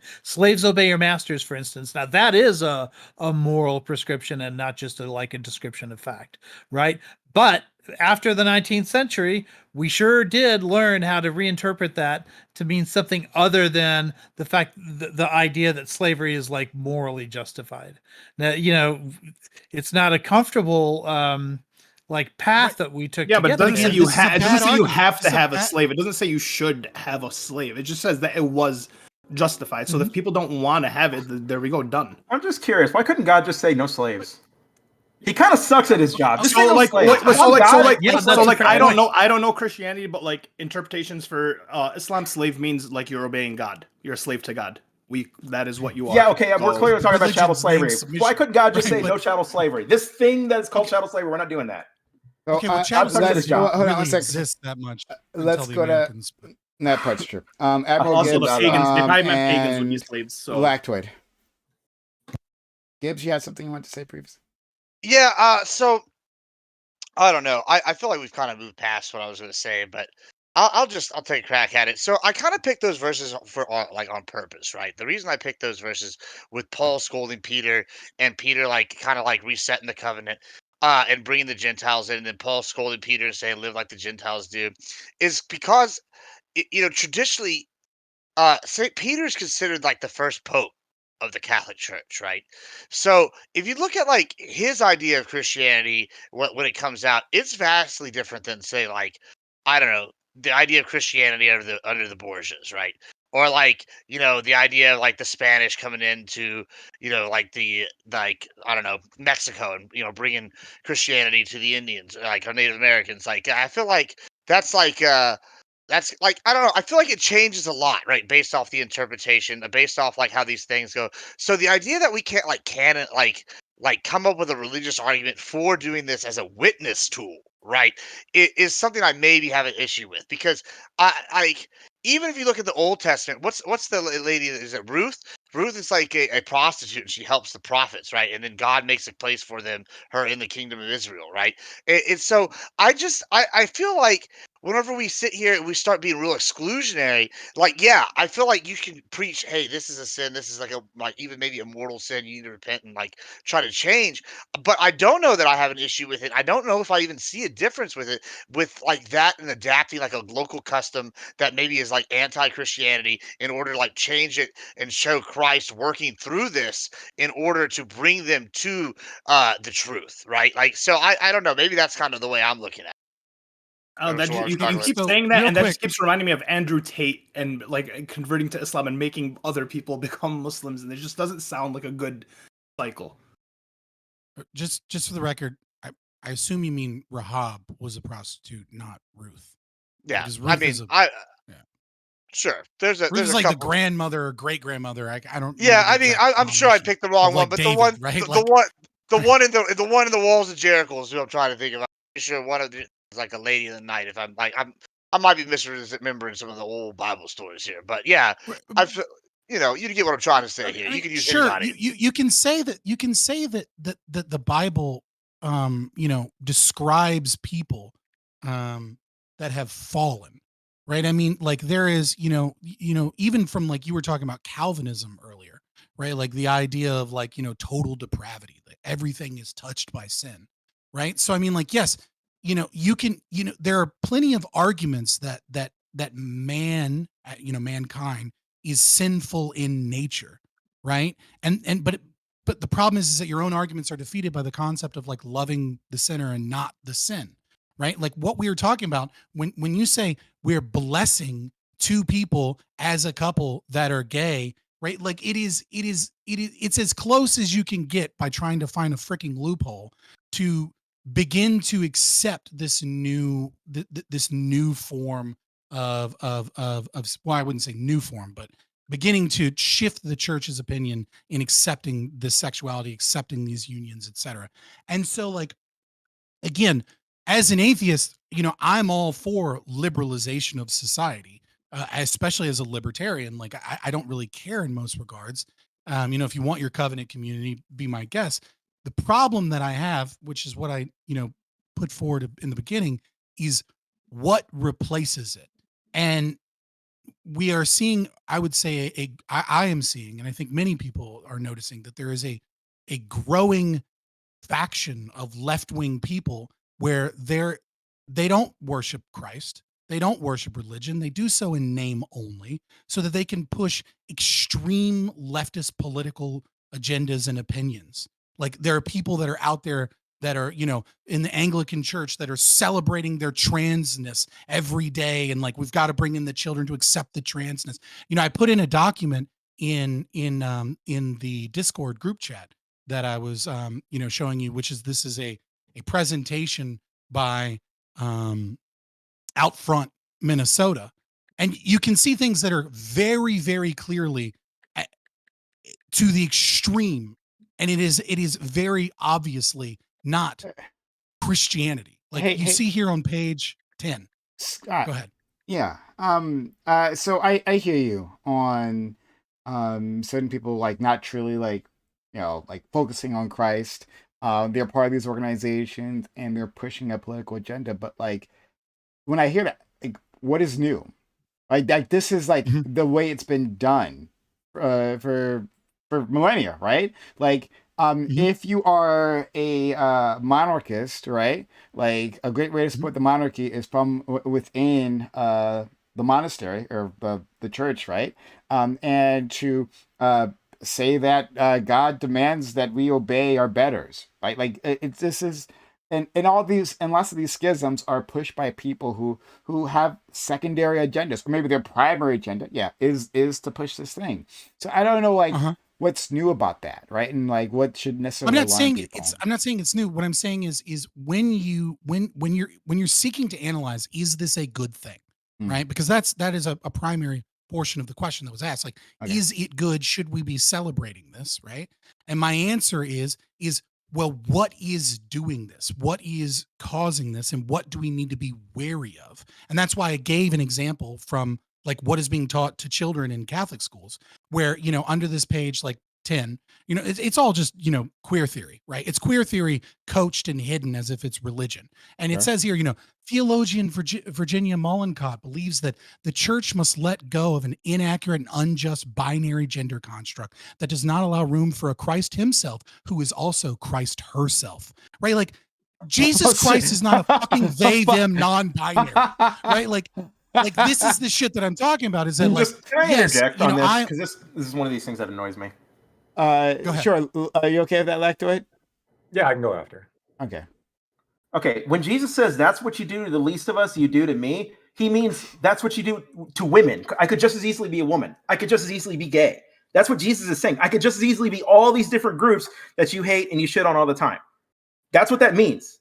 When have I ever hated or shit on women or gay people? I'm not saying you did. You're mocking the idea of, like, God being a her.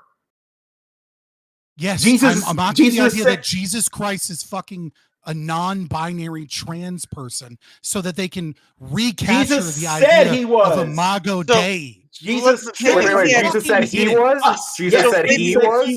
That's what you do to the least of us. Sorry, change his pronouns to me, bitch. Here's my question, Fabian. You mean Jesus said they were? You mean Jesus said they were? Let me break it down. That what you do to the least of us is referring to the least of us society. When Jesus says you do that to me, he's putting himself there. When you hurt somebody who is gay or non-binary or trans or a woman or any of these other different groups that we regularly shit on, anytime you do that, you're doing that to God. God is saying, I am in these people. You were doing this to me too. Yes. What is your fucking argument? You're not arguing against me. You're saying Jesus Christ said, don't treat people like shit. That's not the same thing as fucking Marxian rereading of biblical text to make Jesus I think it's just a non-binary. When Jesus said, you do this to me, what do you think he meant? It doesn't. Explain the verse to me. Break it down. Verse by this? I'd have to go back into the context. Of Okay, well, Matthew assume I'm to, quoting like, it reread correctly. to understand. Assume I'm quoting No, it no, I'm correctly. not What do saying you you're think quoting Jesus it means? incorrectly. When we use an article like this, right? I need to know what this is. So I need to, like, It's read that which you do to the full- least of us, human beings, you do to Yeah, me, Jesus Christ. What do you think Jesus means by you doing this to me? Yeah. On the fly, me interpreting scripture is probably not a great idea, but I'm okay with going to Okay, the idea then that, maybe like, you should stop yeah, when you you're shouldn't- ahead because you don't know what you're talking about. So can I ask you a No, question? you're just sorry, repeating sorry, the sorry, same sorry, fucking we got- verse. it's I mean, gotta what be do you mean logic argument? first. I mean, I So don't know what I'm talking about. I got a couple Like, this is responses for insane. LSP and ICO. Like So within Gibbs. right. So LSP, He's not saying bless gay marriage. I guarantee that's what he's not saying. The thing that you keep saying, what you do unto the least of us, you do unto me. The problem with this is, again, you're failing to separate the action from the person. So you could read that, I suppose, that no, you have to allow gay marriage, you have to bless gay marriage. You could also read that, well, can we ever punish murderers, right? Because if we put put a murderer in prison, well, you are doing onto the murderer what you are doing onto me, because the murderer is the least of us. So we have to biblically abolish prisons. In fact, we have to biblically abolish punishments, because whatever you do to the least of us, you do onto me. So we can't punish people anymore because criminals are the least of us, right? We can't punish them anymore, because if you do that to them, then you do that onto Jesus, right? I think a much more reasonable reading on that would simply be, you can punish people for their actions, or you can disapprove of certain actions, and that this disapproval is based on the action, not the person. So we're not going to shit on you for just who you are. We're going to shit on you for what you've done, or we're going to say this is particularly disallowed.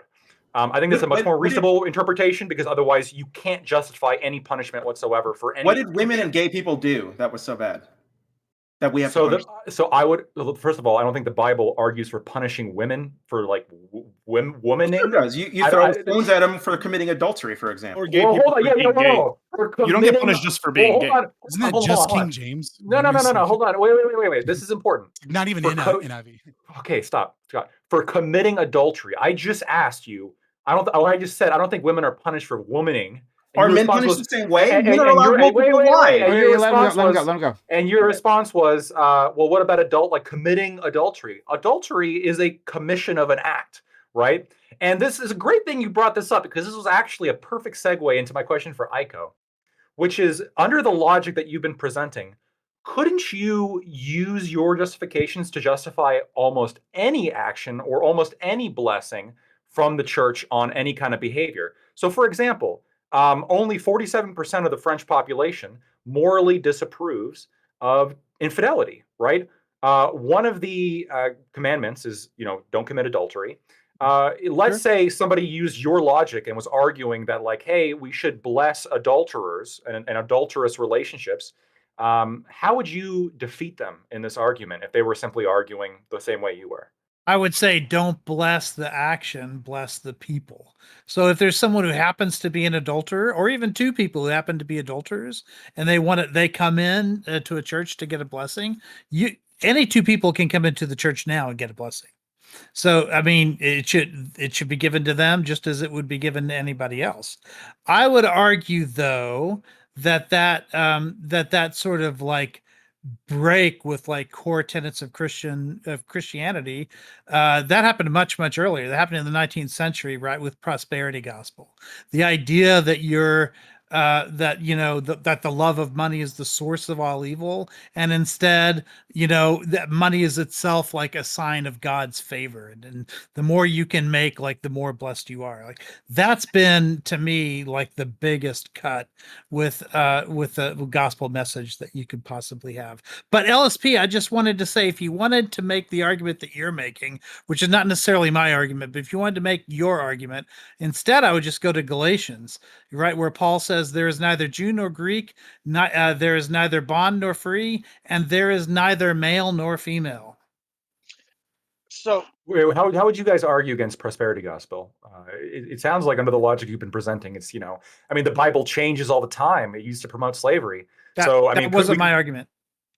My argument was that your interpretation of scripture has to change when it contradicts something that you know to be true. But that does not mean that just as Fabian said, that moral prescriptions in the Bible can be dispensed with. And I would argue that now we're not just talking about Paul. Now because Paul doesn't really talk about homosexuality. I mean, Jesus doesn't really talk about homosexuality. We're getting that from Paul. But Jesus continually talks about materialism and like the rejection of money, right? When the rich man comes up to him and says, I want to be a follower of yours. What should I do? And he says, give everything you have to the poor and follow me. And then the rich man goes away like sad and depressed because he knows that he can't do that. There are so many, like it becomes it really becomes impossible to divorce that from the gospel message. But the North American churches have very much been able to dispense with that. Right, and you would find that ridiculous because of how much the overwhelming amount of evidence in the Bible would seem to indicate that's not actually. Yes. Yeah. The sheer number of it would be hard pressed for me to find like any theme in the Gospels that's like more common than that one. Okay, is there any? I'm just curious. Is there anything in the Bible that contradicts this? Yeah. Does anything in the Bible that contradicts prosperity gospel opposition to homosexuality? Right, like there's in the nothing Gospels in support of homosexuality in anything in the Bible, right? Whereas with prosperity gospel, when you're talking about the love of money, right? Like, and there is ways. Like, I agree with you that like Christianity probably isn't like meant to be that way, but you could interpret it that way, and it's not actually that off to say, you could look at, for example,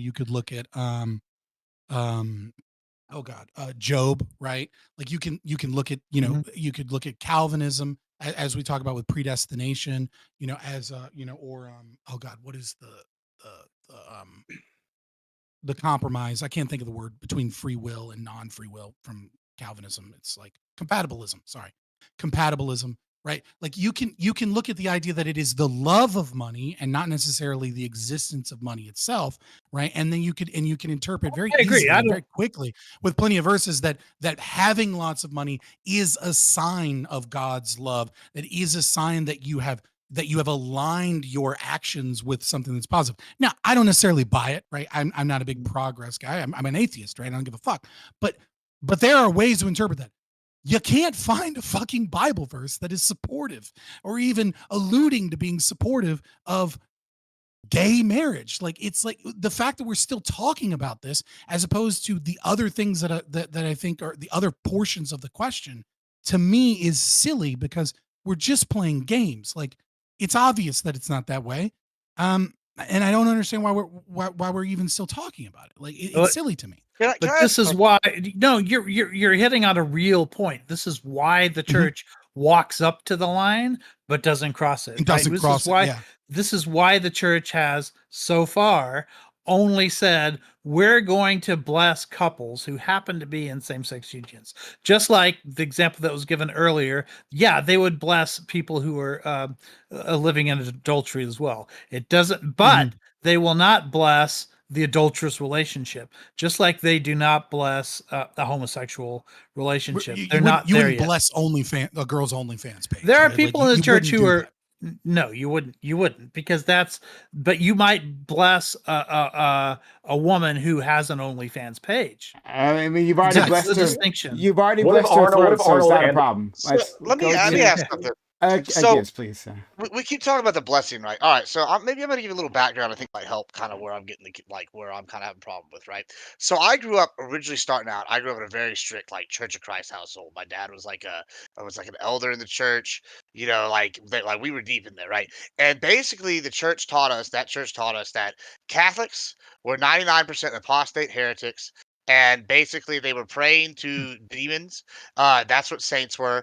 And so, whenever you said a Hail Mary, you were getting a blessing, right? And that it was a demonic, false preacher kind of blessing. Maybe Baal or somebody was taking the thing, and basically whatever, right? So, my question is, right, coming from that background, where I'm sitting here looking at something like, oh, hey, praying to a saint and getting a blessing from a saint or doing a Hail Mary is demonic, or like that is actually no different to me than blessing like a gay marriage or something along the line, because the blessing is the same. They're both apostasy, but they're both heresy, right? But like if the tool brings someone to Christ, so be it, kind of. So I guess my question is like how is it different between praying How to a how can saint how can and how play can you and then blessing justify gay marriage? heresy?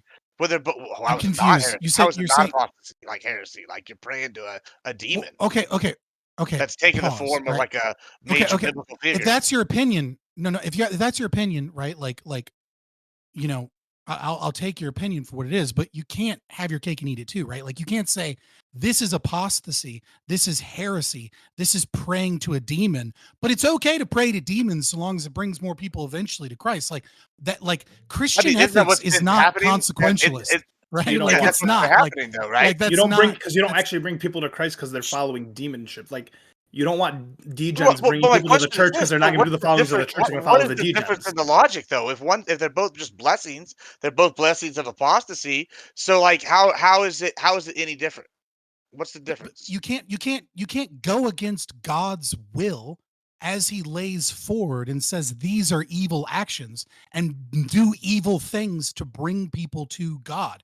This is giving me almost like inquisitor vibes from the excerpt from the Brothers Karamazov by Fyodor Dostoevsky, where Jesus is found during the Inquisition and they kidnap him and they torture him and they say, how dare you make people hungry like these stupid masses, right? Like we know how to control people, we know the right way to do something, so they would kill Christ as a means of spreading religion, and that there would be the few at the top that would know that what they were doing is wrong, right? Like you can't do that. Like I would say that Dostoevsky kind of already solved this in the Brothers Karamazov, at least philosophically. I mean, obviously he's orthodox, but That's why I tried to yeah. relate it to the red pillars and how all the red pillars, like the big red pill movement, the Andrew Tates and all of them have converted to Islam. Now you have a bunch of young kids who are converting to Islam, not doing any of the tenets of Islam, but just doing it because they think they can fuck bitches and get money.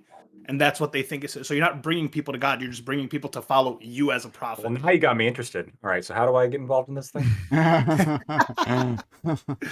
Well, I mean, if you get married in a Muslim like like what Arab Muslim community, we don't do wedding gifts. So when you get married, everyone just brings money for the bride and groom, and we have like 1,000 people weddings. It's about 150 a head. So Wait, $150 or $150,000? $150 a person. Oh, that's nothing.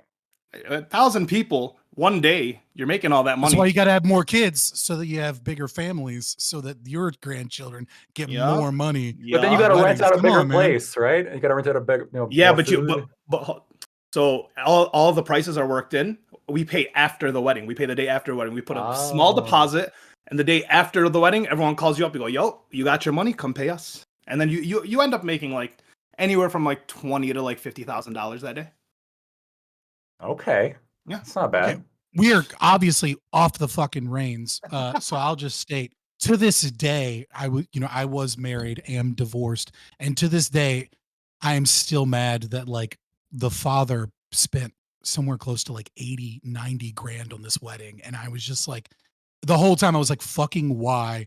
And now, and like to this day, I'm like, dude, we could have bought like half a house with that. Like, why? That's Why kind of the idea we got going here. waste all of this money? It's crazy, yeah. So I'll give Um, Islam that one. It's still a fucking death cult, but I feel that. What can you do? They're all death cults. What can you do?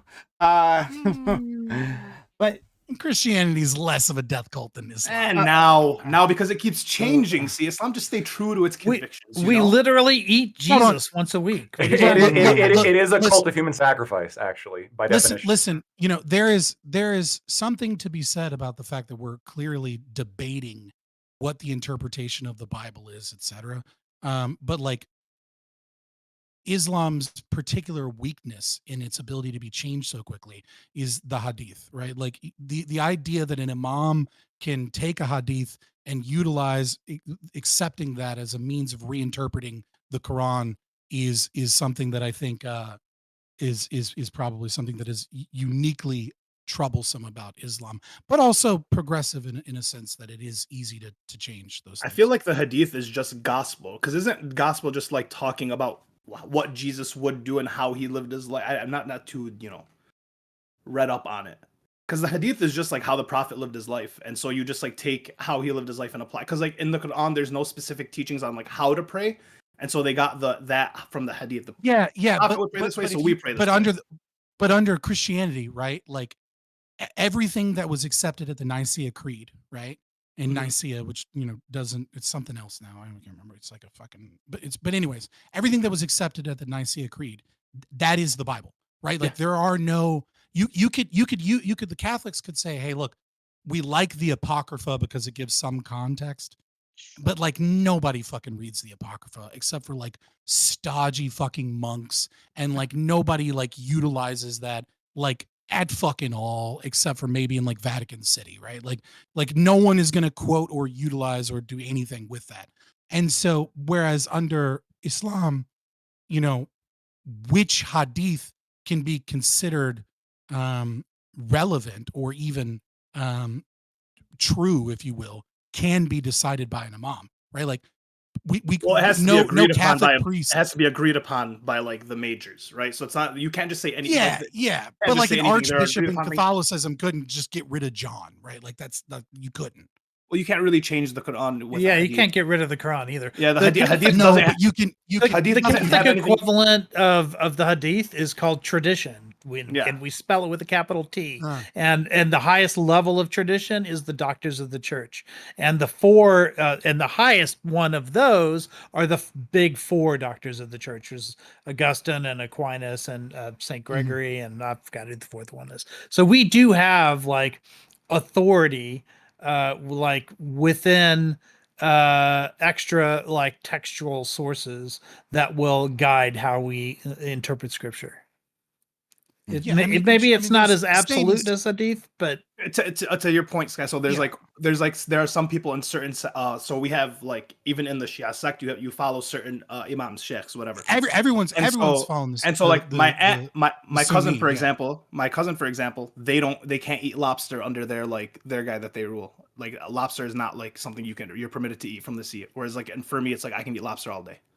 But it's like small things. These aren't things that are in the Quran. These are like small interpretations, like little really micro niche arguments of shit. Like Sunni Shia has nothing to do with the Quran. Sunni Shia is a political thing of like who you follow, who the no. I said the Sunni is. I'm just telling you. I was talking about specific. Never mind. Nevertheless, getting back on track. I'll go. Before we get back on track, does the Quran explicitly forbid homosexuality? And if it does it also say? So like it's literally specific. You can be homosexual, you just can't act on your homosexuality. To which my interpretation would be that's premarital sex. You can't have premarital sex. And then like going further, the only reason to get married under Islam is to like have kids and have more Muslim babies and push them out. And so like, and we can't adopt in Islam. You can't adopt because women wear the scarves, and so that has a big complication with like kids or like daughters and stuff like that. Because if you have a daughter or a son at a certain age, he can't see the woman with like, if she wears a scarf, he can't see her without her scarf off because they're not biological kids. So That's so sad, actually. Yeah, it really is, and I have huge issues with that. But such is the religion, right? And so for us, it makes no sense to have two guys get married unless they just want to have sex. And it's like God isn't going to give you the right to have sex just for the sake of it, right? Like you're not getting married just to fuck, which is why I disagree with that. Islam doesn't have many of the same issues that Christianity does in this regard because Islam has a code of law. Yeah, they're pretty explicit. Like Christianity doesn't have like a code of law. I mean, it has commandments from God that you as an individual Christian are supposed to follow, but it doesn't have a legal system. It doesn't say like, this is what the taxes are going to be on people of the book after we subjugate them by our death cult. You know what I mean? Like Christianity doesn't have that. Being gay, you don't take over the world and kill everybody that doesn't believe what they believe. Yeah, you don't get punished for being gay, just so like you don't get punished for being horny, but like it is a sin to masturbate, and it is a sin to act on your horniness. Such in the same way that if you're gay, it's fine, just can't act on it. Okay. All right. Getting back to the topic, and for the remaining time we have before we move on to our second topic, I wanted to, I guess, touch on something. Aiko, did you want to say something? Was that your finger up? I'm not sure. No, No? no, that was someone else. Sorry. Okay, fair enough. Something Scott had said on said he touched on like what comes after religion, um like what do we do Mhm. as a society. I think this is an interesting ongoing question, and we can see like in real time institutions of old fracturing, people's trust in them falling apart, or faith in them falling apart, and searching for new things, right? So like what people will like latch on to consumerism and make their life about like brands, in big ways and in small ways, just to have a bit of meaning, just to be a part of something bigger, but like these corporations don't give a fuck about you at all, right? And we see this come through a lot of movies. There was an article I was reading about this, and they had some really good examples. I can't think of them right now, unfortunately. But just all the different ways in which people are fracturing. And I guess from my perspective, like I hear people say that, well, this is an example why we should go back to the church. For me, that's not the case. It's more that um, this is growing pains of us like finding new ways to be, right? There's no reason to believe that we could ever replace the institutions of vote, especially religion, that's had thousands of years to like quote unquote work out the kinks in the span of decades, right? This is going to be an ongoing process, and a painful one. A painful one. A lot of people are just going to feel lost, but I think it's clearly within our capabilities to do so, to come up with these new structures and improve on like the failings of the old ones. But yeah, I just wondering, do you guys Can I basically add on to that? agree? It's where Yeah. you get spirituality from, crystals Well, and vibes. I'm not sure about that. I mean, oh, no, no, no. Oh, I mean, no, it's true. I'm I'm about sure. to prove No, it. I'm That's sure. where everyone goes. No, no, no, Everyone no, goes no, to no, the no, their no. religion Oh my and god! they Oh my god! go. Oh my god! Oh my god! Oh my god! I was saying that, like, yeah, sure. I agree with you that people are going in that direction, but when I was replying, that I was like, I don't think that's a good alternative. That's it. That's all I meant by that. Yeah. To expand on that argument, like gay people aren't going anywhere. This is just a fact you need to contend with. The LGBT people community is not going anywhere. It's going to be a thing. It's going to be a thing in the future. You got to live with them. We need to confront the very real fact that the church is an institution today, as it has historically, has vilified this community in a way that has inspired hatred and violence towards them that has resulted in human bodies, right? The church has a gay problem. They have a hate problem. And this manifests in policy. If the church doesn't find out a way to resolve this as an issue, all that's going to happen is you're going to end up with more gay dead bodies, right? This sooner better than later, this gets solved. This is the 60%. same Wait, concept. 60% of conservatives are okay with gay marriage. More people are okay with gay people and trans people today than ever. Like the fact that you think the church, that these demonic churches have like this huge influence on culture in America is, where do you see it? I see none of it. Okay, firstly, church has a huge influence in the culture of America. Secondly, nothing I said is Where? actually wrong. The church inspires a lot of hatred that results in violence towards the LGBT community and sometimes even death. That's just factually Okay, true. so here again, this is why I asked the question, and it was repeated by Prime Guys. What do we replace it with? Right? So we're living in this kind of idea where it's like, well, what we're going to do is we're going to liberalize the church, and we're going to liberalize the church to match our political institutions. And the thing is that like we all can easily say like maybe the government just shouldn't be in the thing of marriage anyways, right? Like, or whatever, like there's plenty of other solutions here. But when we're liberalizing the church, there's this concept that you have, LSP, that, well, the gay bodies that will be piled up the blood will be on your hands. And it's like, as compared to what? Right? Because what does it mean to liberalize church institutions? I think we've seen what it means in some regards to liberalize church institutions. It was the communism and fascism, right? Like when this was predicted by Nietzsche, that as society loses its meta narratives that bind it together, we're going to have political ideologies that spring forward that claim to have these moral prescriptive answers to these questions. And so when I see the church being liberalized, I'm like, okay, cool. Like I'm for the concept of gays being treated equally. Obviously, like I think that they have human rights. I don't know that they need a fucking Catholic wedding or a blessing from a Catholic wedding. Like I think they should just fucking tell the Catholic Church to go the way of the dodo bird in that regards, they themselves. But like, so I put in this document from Fetzer.org, which was one of these, oh god, like conference based things, right, where they have like all kinds of different leaders come together, and you have billions of dollars come together to try and like figure out what we're going to do. And one of their goals in their executive summary, as stated, is this report is an innovation to support a growing global movement of spiritual communities that are leading us into a new paradigm of belonging. But an interesting quote from that is, quote, to increase the tradition's positive contribution to life-affirming personal and societal transformation. The movement must support those within each tradition, and particularly those leaders within each tradition who are trying to shift the tradition's center of gravity away from extremist and life-denying dogma toward the direct transformative experience of spirit.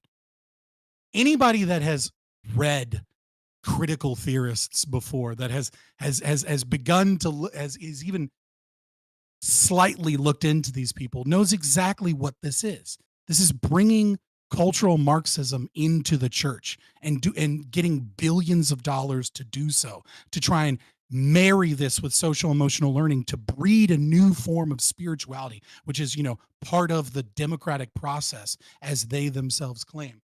And so when I ask you again, what do we replace it with? I want to make goddamn sure it's not cultural Marxism that's trying to rot one of the cultural hegemonic power structures as described by Lukács as a means of stopping the revolution. Okay, so I want Okay, to. can I respond real quick? I promise I'll keep it like super short, and then I'll let you talk. Is that okay? I love you, buddy. Okay, what do we replace it with? You don't need to replace this part.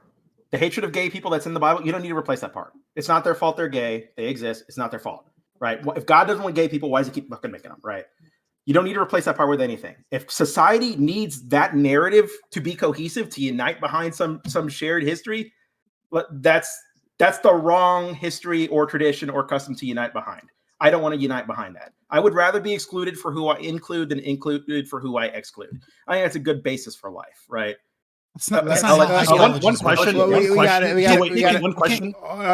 Cafeteria religion. We gotta go to Gibbs. He's been waiting, and then Ali. We have very little time, and then I go. Okay, and then we'll wrap it up. So I think this is a real interesting question, and it's actually kind of a scary one. And I went down for Christmas, right? And I was talking to my parents, and both my parents are like college grads, right? They have like high education jobs, like they're very logical, rational people, right? But they're also extremely religious. And I've noticed it's the same thing that I've seen with social media happening, right, within these churches, is they seem to have like almost become to self-radicalize. And the church they were part of a few years ago has broke off and formed a little more zealot-like one, like twice now in the past like 5 years, right? And so they keep getting these smaller and smaller, more like zealot kind of things. And I think a lot of these churches are like doing that, right? They're like breaking off and breaking off and breaking off, and they're getting their little like-minded echo chamber communities. And so whenever you ask what replaces it, I think that's a very scary thing, because I think it like as science goes forward in space exploration, it kind of punches holes in a lot of these like Abrahamic and like other kind of religious like broad strokes. Like you can do the broad strokes, but some of the specifics don't really make sense, right? Et cetera, et cetera. And like you see people like cling to these things. So when we talk about what it was replaced, I don't know that there is anything that replaces it, and it's kind of scary because it's turning these echo chambers, and there's like not an organizational aspect that exists anymore. All you do is you seek more like-minded individuals to re-support whatever your belief system is, and that's your support group. And like, it becomes almost isolationistic, and I think that's a very scary thought going forward. That we're not becoming more united as like a species or as a group, but it seems like we're dividing more, and that's really what I think is concerning because I don't think there is anything that comes after it.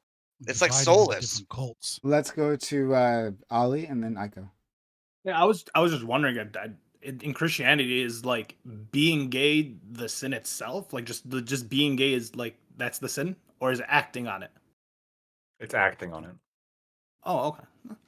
Because That's like good. by that metric, the same people who hate gay people, whether or not they have a church or whatever to like back them, they're gonna group up anyway. So like these like the people who hate gay people are just gonna hate gay people. It's not Christianity a is tenant. already Yeah. against the hatred and punishment. Of Yeah. gay So it's people like if for anything, for just being go gay, towards but those not churches. necessarily Yeah. for acting out. So it's If anything, just co-opt with those churches. I'm And not so sure about attack that the others. part. But Aiko, well, go ahead. There are plenty of churches I've seen with like gay flags outside, which is or gay yeah. pride no, flags. that's not the thing that I'm talking about. Aiko. Yeah, I don't understand like the idea of the church being culturally Marxist for like multiple reasons. But one of them is the last three popes, like all three of them, have rejected Marxism specifically on the same grounds that they reject capitalism, which is to say that both of them rely on materialism as the basis of their theory, and that the church rejects materialism outright. So that's one problem. And for another, there's a reason Foucault also rejected Marxism, because Marxism has like a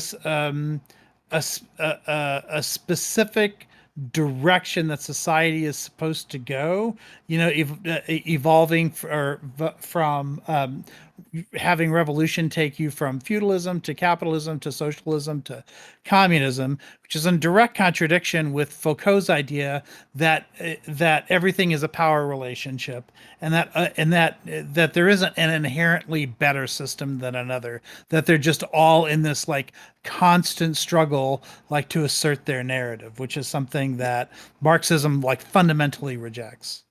No. You don't. No. Yes, you are correct that the Frankfurt School and many of the postmodernists absolutely rejected certain pieces of Marxism as it failed, and then took in that ideology and built upon it. Right? It's like saying like, oh, Marcuse isn't a Marxist, but it's like, yeah, sure, because he has some slight disagreements, but it is an evolution of that same philosophy. It's an evolution of that slave morality that is, derived from that. Like the idea that the church and the idea that the church rejects it because it's materialism or materialist, right? Yeah, I don't disagree with the idea that the Pope rejects that, but I would say, looking at it from a systems theory perspective, that there is obviously a cultural cult like aspect where the masses influence the church and the church vice versa. And so it is also very clear that Pope Francis is the most progressive pope that has ever existed in church history. Maybe not in terms of change from the previous pope, right? Like there have been popes that have, had more drastic changes, but I mean, Pope Francis is very clearly, much more liked, we'll say, by left-wing politics. And so, yeah, sure, Marxism and Christianity are diametrically opposed. And so that's why I said it's concerning when you begin to subvert and weaken Christianity, and you begin to kind of topple down like a piece of Jenga individual pieces of beliefs in scripture, and then you have activist organizations and billions of dollars funneled in as a means of attempting to do this and bring about nuns, spiritual but not religious. It's an attack on Christianity, even though it is occurring from within. So I agree that Christianity should be against it. That's my whole argument. Yeah, and I argue that Christianity is against it. Although some of the things that Christianity I shouldn't say Christianity because it's such a broad term. Some of the things that the Catholic Church supports on a policy level can look like certainly the same as, say, something that you'll see out of SOCDEMs or something like that, minus the materialism. Maybe what you mean by cultural is that the philosophy doesn't match, but the end result matches. Is that what you mean?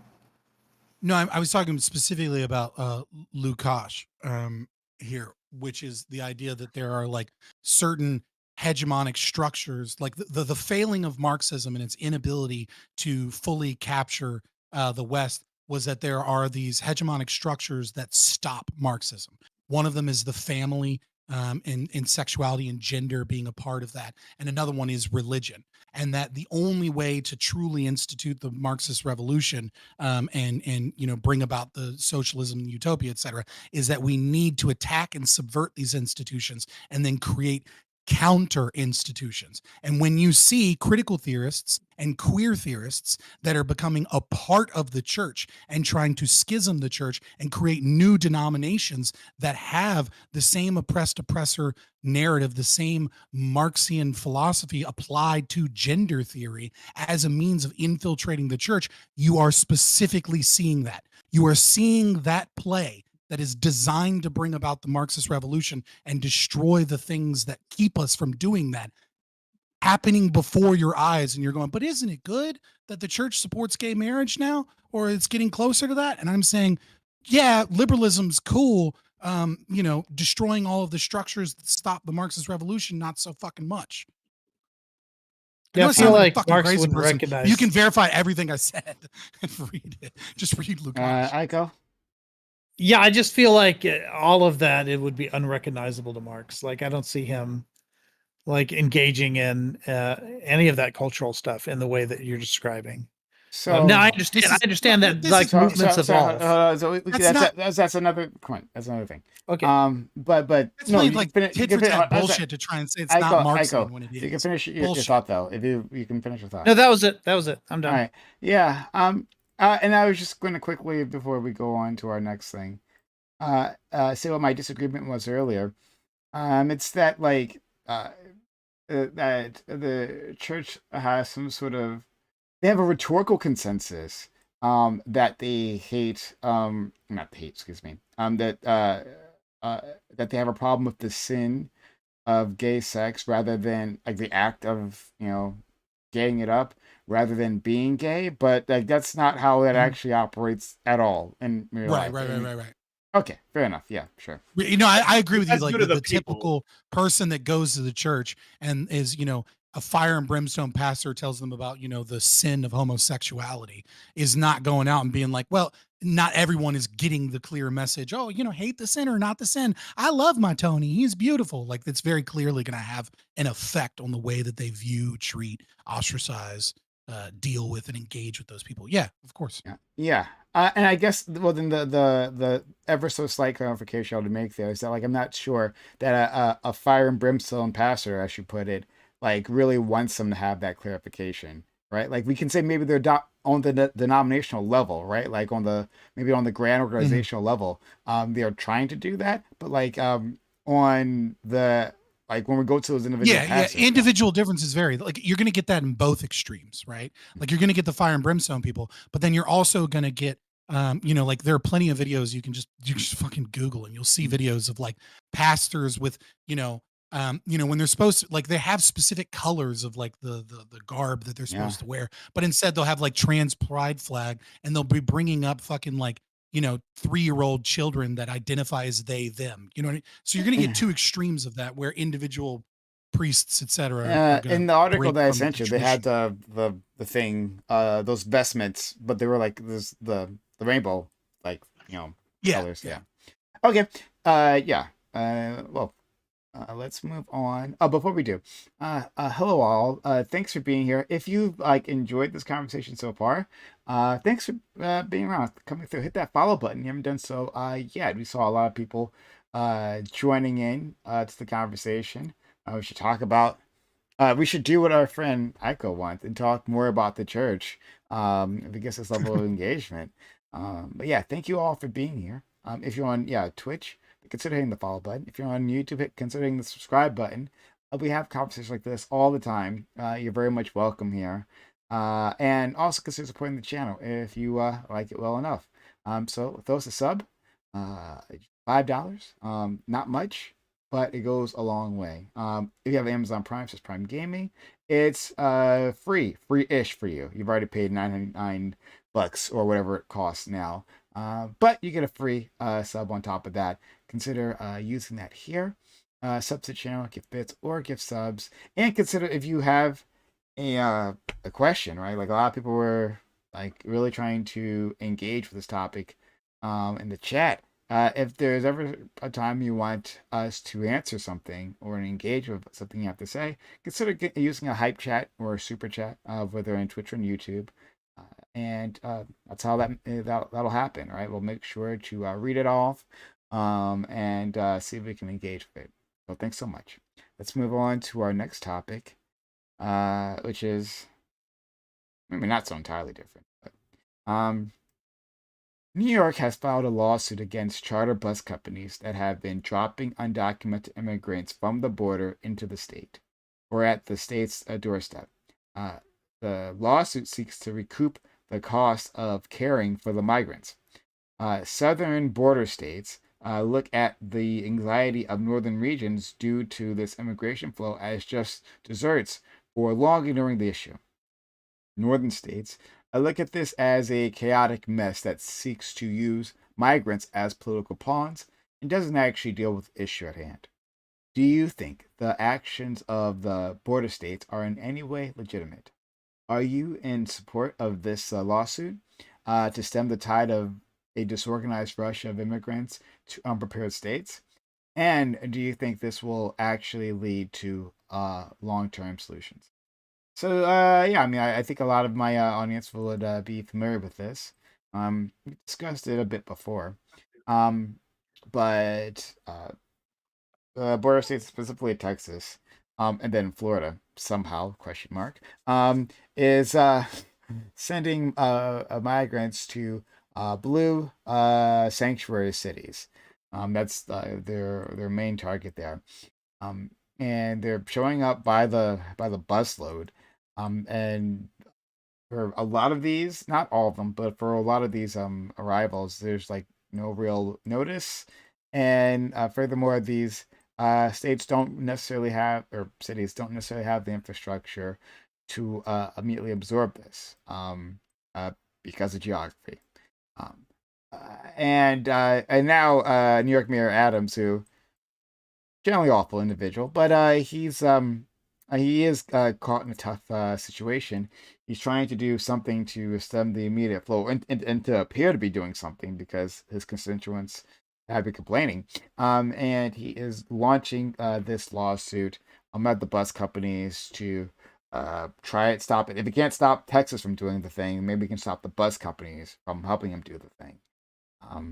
And so, yeah, well, what are your thoughts on this whole thing? And we'll go from there. Let's start with our friend, Blacktoid. So I'm going to look at this from a legal point of view and explain kind of what's going on here. And then I'm going to give my political take.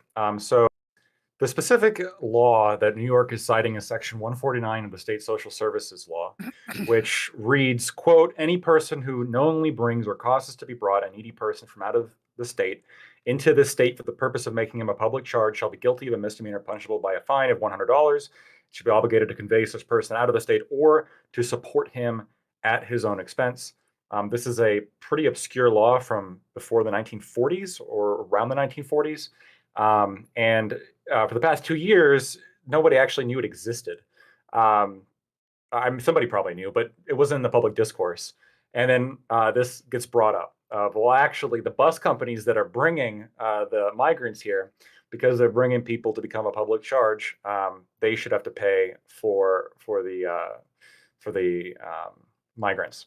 Now, immediately, I think Abbott presented an argument saying, "Hey, this is you're precluded from doing this because the Constitution provides freedom of movement for people who are lawfully in the United States, and the only people that the bus companies are sending over to New York and these other blue states are people that the feds that Biden's administration has said are lawfully allowed to stay within the United States. And so, well, then Texas was like, well, we want to have some control over this. And there has been some prior recent lawsuits from the Supreme Court, which have specifically stated that immigration is a federal issue, not a state's issue. And so this has been a couple times now. They're likely going to rule that way again on a lawsuit that's currently happening in Texas. So what's quite literally happening is you have Texas, who is being told they can't enforce their own border. Their migrants are coming in. And then they are, okay, well, the feds say they're legal. So we're going to, bus companies are going to send those migrants over to blue states, because constitutionally there's a right to travel. And then we're all good. And then New York is saying, well, no, you have to pay for them. I think there's a major constitutional problem here, because not only does the Constitution provide the freedom of movement for people who are legally within the United States between states. I mean, interstate commerce and interstate travel is specifically constitutionally regulated by the federal government. But also the law itself is so vague that the idea of holding bus operators responsible for this is just unworkable, right?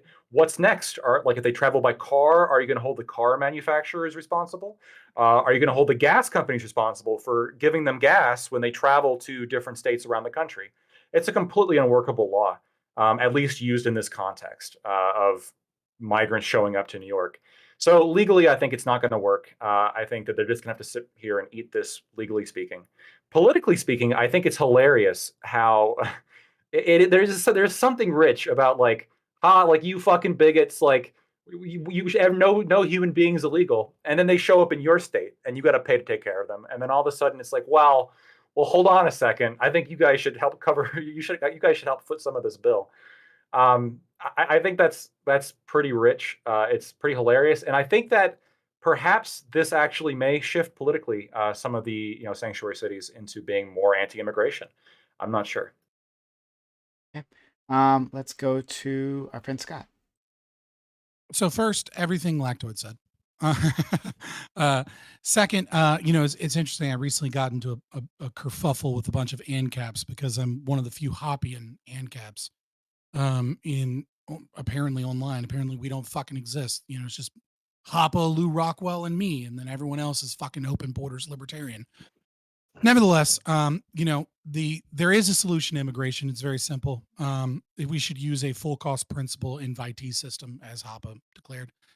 That's all. If you want them here, invite them, and when you invite them, you guarantee that you will be a co-signer for any and all public services that they use, and front the bill for anything that they break. Things they run out on. So it's actually a pretty simple thing to do, but we don't want to do it. Instead, what the Biden administration wants to do is, as pursuant to Arizona v. United States 2012, they're going to sue and probably win against Texas, that says that Texas can enforce its own borders. Now, what does that mean? When Eric Adams is the mayor of a sanctuary city that says all immigrants are welcome here, and he is at his breaking point with 33,600, with a population of 8.46 million. Texas has a population of 29.5 million. Okay. Now, in fiscal year 2022, we have 1.6 million documented immigrants. In 2023, we have 2.5 million documented immigrants. This isn't counting the illegals that we didn't catch. Okay, this is 4.1 million. Now, if you understand, California has 9 border crossings, Arizona has 9, New Mexico has 4, Texas has 28. The overwhelming majority of these migrants that are coming through are being just thrown into Texas, and Texas isn't legally allowed to do anything about it. So they said, yeah, once you get documented, we'll ship you to a place that says all immigrants welcome here. To put those numbers in context again, I did the math and it comes out to about 115,000, right? If New York had the same population as Texas. Meanwhile, Texas is taking, we don't know, we just know at a minimum a majority of 4.1 million. So the idea that New York is breaking, what the fuck do you think is happening in Texas? What do you think is happening to welfare programs and social services and public facilities and public schools and roads and all these other things that are occurring in Texas? Because it's way, way, way, way orders of magnitude higher than what New York is experiencing. But New York was cool with it so long as it stayed in Texas. And they were cool with it because it got them white liberal votes to say, hey, immigrants, welcome here. Migrants, welcome here. Oh, and if it just happened to cause demographic shift in Texas and turn Texas blue so that, we don't have to worry about winning or, fighting the Republicans ever again, hey, that's cool too. But the moment they started getting shipped and Eric Adams realized that the black vote might be in question because they were stealing all of their fucking jobs and the welfare programs that the black community is so dependent upon started fucking losing their funds, all of a sudden it became a fucking problem. So yeah, Operation Lone Star is based. And yeah, I'll leave it at that. Operation Lone Star is based, and God, if New York is struggling, Texas is going through so much worse. Yeah, let's pray for the Texas. Let's pray for our friend Admiral Gibbs, right? He looks like he's on his last. I mean, look how he's dressed. It looks like he's on his last legs right now. So, bro, I've been sitting here like doing this little number with my hands the whole time. I saw this topic. Ready to come on today. Let me tell you something. Just in the peak this last year, the peak months, the peak 2 months, we had something like 438,000 people migrate across the border. All right, just to put that in perspective, I come from a town originally called Corpus Christi. It's like the 8th biggest port in the United States. That city's population is 400,000. So in 2 months, this year alone, we had a population size equal or larger than Corpus Christi today come across the border into Texas and just move here. So when we talk about New York saying we don't have the infrastructure, and I want to include Chicago on this list because they just had a meeting with their aldermen and they were trying to stop flights to Chicago from Texas of immigrants because they were taking over areas that were going to be designated for new affordable housing, and those have all been gone toward the immigrants, and these people are very mad about it in Chicago. So I want to include Chicago in this as well. So nobody had a problem with none of this. Texas has been screaming, we need a border. Like, we need the border. We go out there and put buoys in the water. They come and make us stop doing that. We set up all these other kind of things. They stop doing that. They cut holes in it. They sue us, right? We're fighting here. They're tearing down everything all over. And so we're sitting here, we're crying out for help. We're going, we need immigration reform. We need immigration enforcement. And we've been begging, Lord and Lordy. And nobody cares. But now all of a sudden, we ship them to y'all, and it's a problem. Well, you know what? It is petty. Go fuck yourself. We've been begging for help, and y'all been pissing on us. That's kind of my opinion. Y'all aren't gonna get one red cent from us, hopefully, because it's just laughable. thank you so much. Let's go to Ollie. I mean, I don't know who you would even be suing. I don't know how you sue a bus company for bringing people over to a city that they probably would have wanted to come to anyways. People see New York as the American dream, and you can make it there, you can make it anywhere. I mean, if I was Texas and I didn't want them there, I would ship them to the place that said they wanted them there, and then that seems like a fair solution. I don't know. And then the place that wants them there, well, they should take care of them. If you don't want to take care of them, get them jobs, something. But no, I think that well played by Texas. Well played. Okay. Let's go to our friend LSP. My friend Prime, how are you tonight? I'm doing well. No, you're here. You're a comforting blanket. I would not say well played, Texas. This doesn't fix anything. This doesn't accomplish anything. This just makes everybody's lives more difficult needlessly. The facts are, as it stands right now, like the immigration issue we're having has only been exacerbated by the state of Texas. Like installing buoys that like trap people or drown people or have like circular saws built into them, like that kind of shit is not fixing immigration. It's just killing people. Immigrants are going to keep coming here. Regardless of what like impediments we try to do at the border. We need actual immigration reform. As it stands, the Biden administration and Congress are trying to work out an immigration deal. I don't know what that looks like. I think no details have been released to it yet, but supposedly they're working on some tentative deal.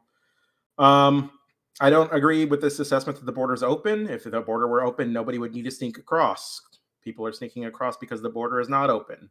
And the Biden administration is enforcing the laws. They deported, how many, like 200 something thousand just last month?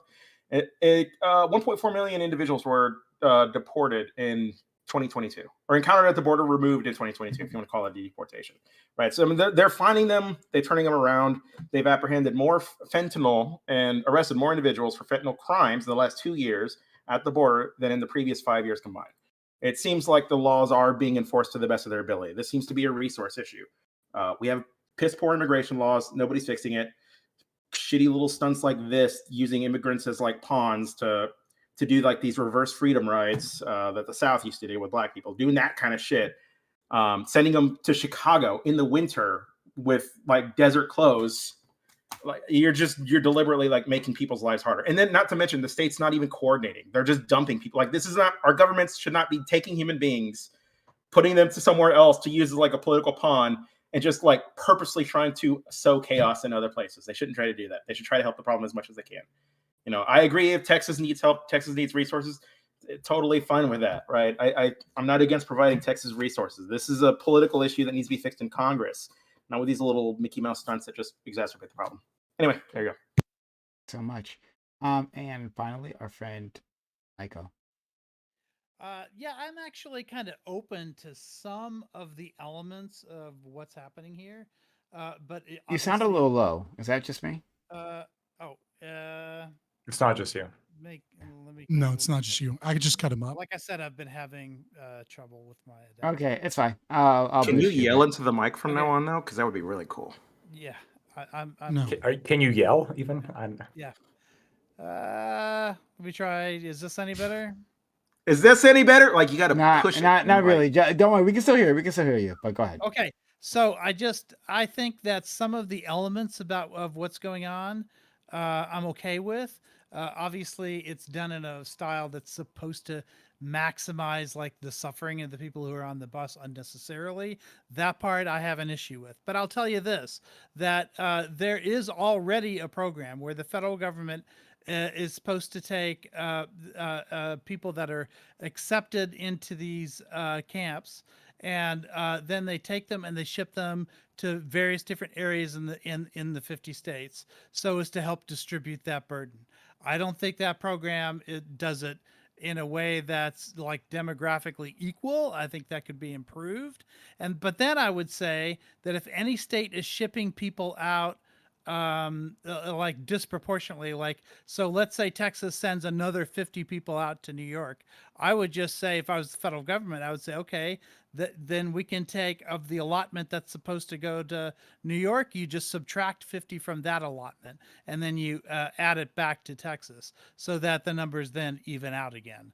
That said, I think that there should be a more equitable distribution of immigrants who are taken in this way, especially asylees who are waiting for hearings, because they have to wait way too long to get their hearings, and they need to be in a location where they're able to arrive at their hearings when their hearing date comes. But but at least in principle, I don't see why we can't distribute the burden to all 50 states in the way that that Texas is pretending to do when it sends these buses out. Okay, thanks so much. Let's go. That's everyone else. Where did Doobie go? Family emergency, unfortunately. This panel's not even worth being on without him. Okay. Well, we'll see you later. Okay. But Well, then leave. yeah. Open to the panel. I just want to say the concept of like equitable distribution of moving people from one state to another state. I think it actually elucidates so many of the problems with our immigration policy in and of itself, because what it is it's state subsidized movement of people. It's not the free movement of people. It's very important to recognize that goods move across borders because they're invited, right? Like if I want avocados, I buy avocados online or whatever, or I get them from a grocery store and a grocery store needs a stock, right? Someone wanted them to come there. people have a capacity to move. They have a capacity to walk across a border. So they're not necessarily invited.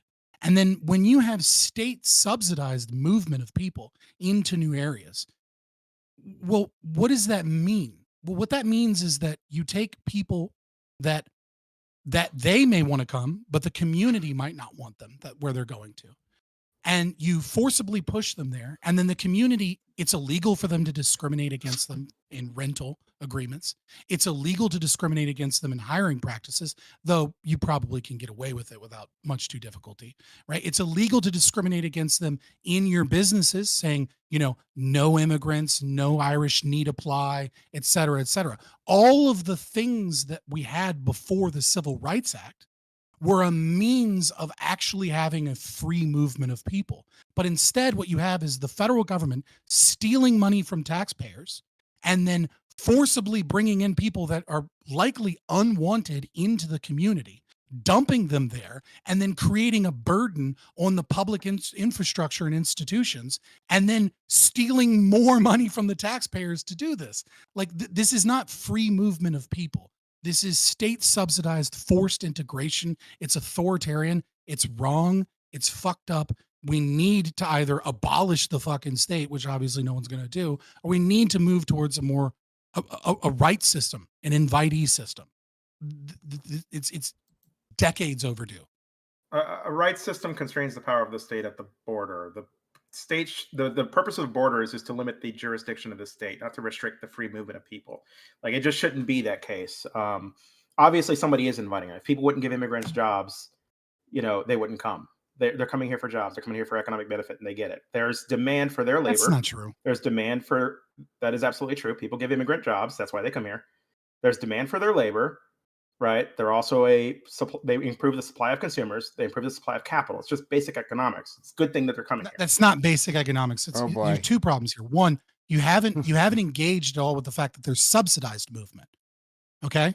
Like, yes, you could make the argument to a certain extent that if people came here and they stayed here and they worked here and they were incapable of getting welfare, even if they had children, that they didn't use public infrastructure and public systems, and they didn't have an immigration system that gave them lawyers and moved them to places that they wanted to go, you could potentially make that argument. I think you could make that argument to a certain extent with H1B1 visas, right? These are people that are invited here because they have a specific skill set that is presumably lacking in the market. But the subsidization is one. And number two, the idea which that state people is subsidizing immigrants to move here? The United States government. How is the United States subsidizing immigrants to move here? I just explained it to you. Because there are public resources that immigrants are not paying for, and then once they get here, there's a progressive tax schools, free housing, roads, schools, free parks, housing, a better life, as you said.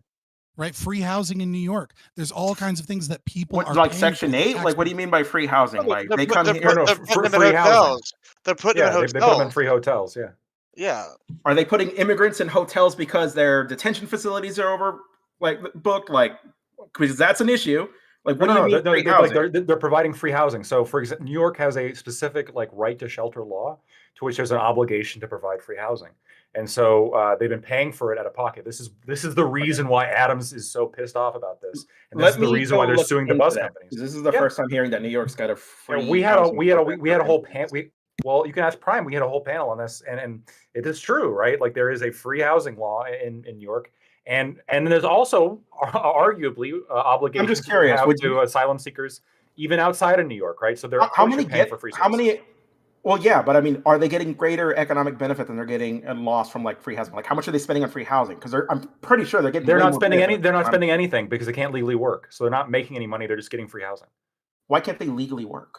Because they're asylum seekers under the law. Okay, so then we're conflating our terms. Asylum seekers are different from immigrants. We're talking about people moving here. No. Asylum seekers are forced here by some. No, this is not conflating, because a large section. I think ICO. Last panel we talked about this. He mentioned 50%.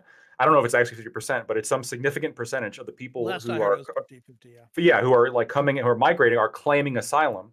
Now, That's millions of people. Millions. Right. I mean, there's millions. I mean, we can. Yeah, which is their right. They can claim I think. asylum. Well, they can. I think the That's an asylum It's not process. their immigrant. right. Right. I It's think millions. You don't have a well, right to hold on. immigration. I think the asylum process is being abused a little bit.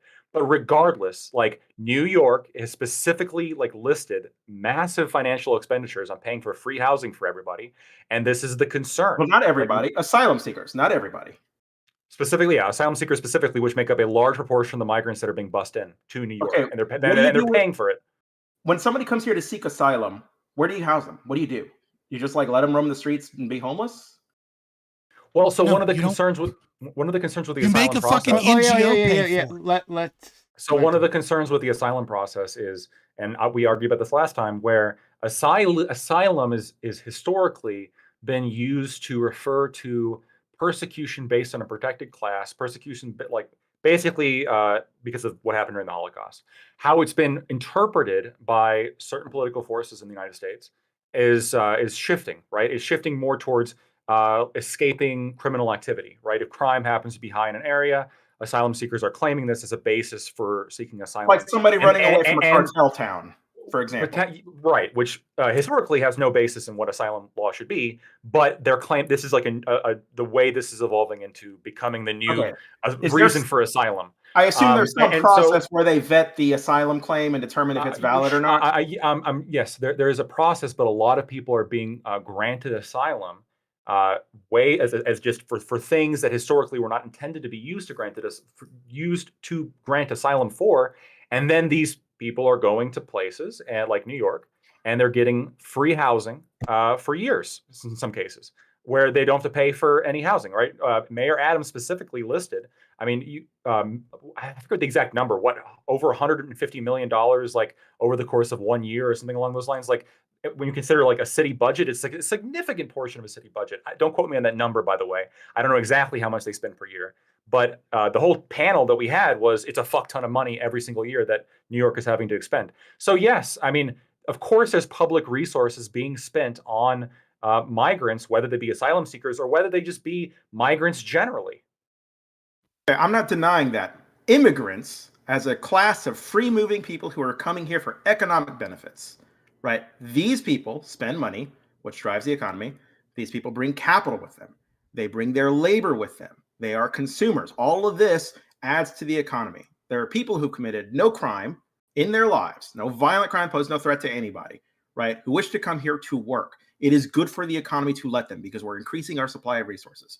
I don't deny that immigrants cost money, right? But the stuff they typically cost us is a strain on public resources that's like free access for everybody else. Roads, schools, hospitals, shit you're going to have to pay for anyway. Now, I'll agree. They add to that. Totally. Right? I don't know about the free housing, but as far as I know, every welfare program stipulates you can't get it if you're an immigrant unless you are at minimum a green card holder. And even then, only for like certain emergency situations. No, you just need a kid. Wait, hold on. Let me ask you this. Let me ask you this. A citizen? Wait, hold on. Let me ask you this. Then. If that's the case, then why is Mayor Adams suing the bus companies for all the costs that New York has had to expend to take care of all these people coming in, instead of just thanking them for giving them all this wonderful free labor? Is it free labor? Are these people like free to go? Not free labor. Giving them all this wonderful labor that's contributing so much to the New York economy. Why are they suing the bus companies? Why are they suing the bus companies for all this money that they've been having to spend taking care of these people, instead of just thanking them for all this labor? They're not labor. They're illegal immigrants. They can't work legally. They're in the custody of the United States. That's why he's suing. Actually, a fuck ton of them are just doing like DoorDash. Like there was a report coming out that like a massive amount of them are just riding. Yeah, I've heard about that too. Yeah. And those New York elites love it. Let's it's go basic to economics, bro. Admiral Gibbs, please. So I want to kind of talk about what you're talking about here, LSP. So I kind of brought this up earlier, right? A major city in Texas, Corpus Christi's got an average population. It's got like the population of like 430,000, right? We had that in 2 months, right? In 2 months we had 430,000 people come to Texas, right? Okay. Mm-hmm. Now these 17 buses that we've sent to New York is this is the number of people. This is the total number is 33,600. All right, and it cost them $700 million. Mhm. All right, and that's what they're looking for. $700 million for 33,000. Now, Texas has been sitting here crying out to the federal government. We've been asking for like definite immigration. Like we want walls, we want the border security stop. We need new processing centers. It's not just the wall. We need all the facilities, all these kind of things. We have the catch and release, all these issues. Right? We've been begging for all this help. Right? We've been begging, and anytime we try something, no matter what we try, it seems like the They sue government you. comes down, it sues us or stops us. It doesn't matter what we try. We try to do something nice. No. It tries something to do it a little harsher. No. It's this is a left and right thing. So the government is just tying our hands. We have whatever. So finally, Abbott, in a stroke of genius, decides to send 33,000, the merest crumb of 2 months worth of people to New York, and it cost him 700 million. Who is supposed to foot this bill here in Texas? We don't have the infrastructure. Where do you put 400,000 people that came here within 2 months? Do you just like take over some farmer's field and build a camp? Like, where do you put these people? And so whenever we try to share the problem with our neighbors in New York who said, hey, this is a sanctuary city. Okay, cool. Thank God. We're desperate. Let's send some people who need sanctuary. And now that's a problem. Do you see the issue that we're having? No. The issue isn't that you're sharing. Texas can't bear the burden alone. I understand that. You got to move immigrants around to other parts of the country. I understand that. He's not doing this for anything other than a political stunt, right? And if he was trying to do this, if he was doing this genuinely, right, to try to can I talk, please? If I believe if Abbott was doing this to genuinely like help the situation, he would be coordinating with the places he's dropping the immigrants off. Right, he wouldn't send them there without winter clothing. He wouldn't do circular saws on buoys, shit like that. Right, none of this helps the situation. Everything you're describing that Texas, what the fuck? Everything you're describing, yeah, I know it's just fucking gross. Everything you're describing, Gibbs, that Texas needs is a problem for Congress to solve. Now, a few years ago, the Obama administration worked out a deal, an immigration package with congressional Republicans, right? That House Republicans shot down. John Boehner shot down. Republicans have not been able to solve the immigration crisis for years. They haven't. They had both houses. They didn't solve it.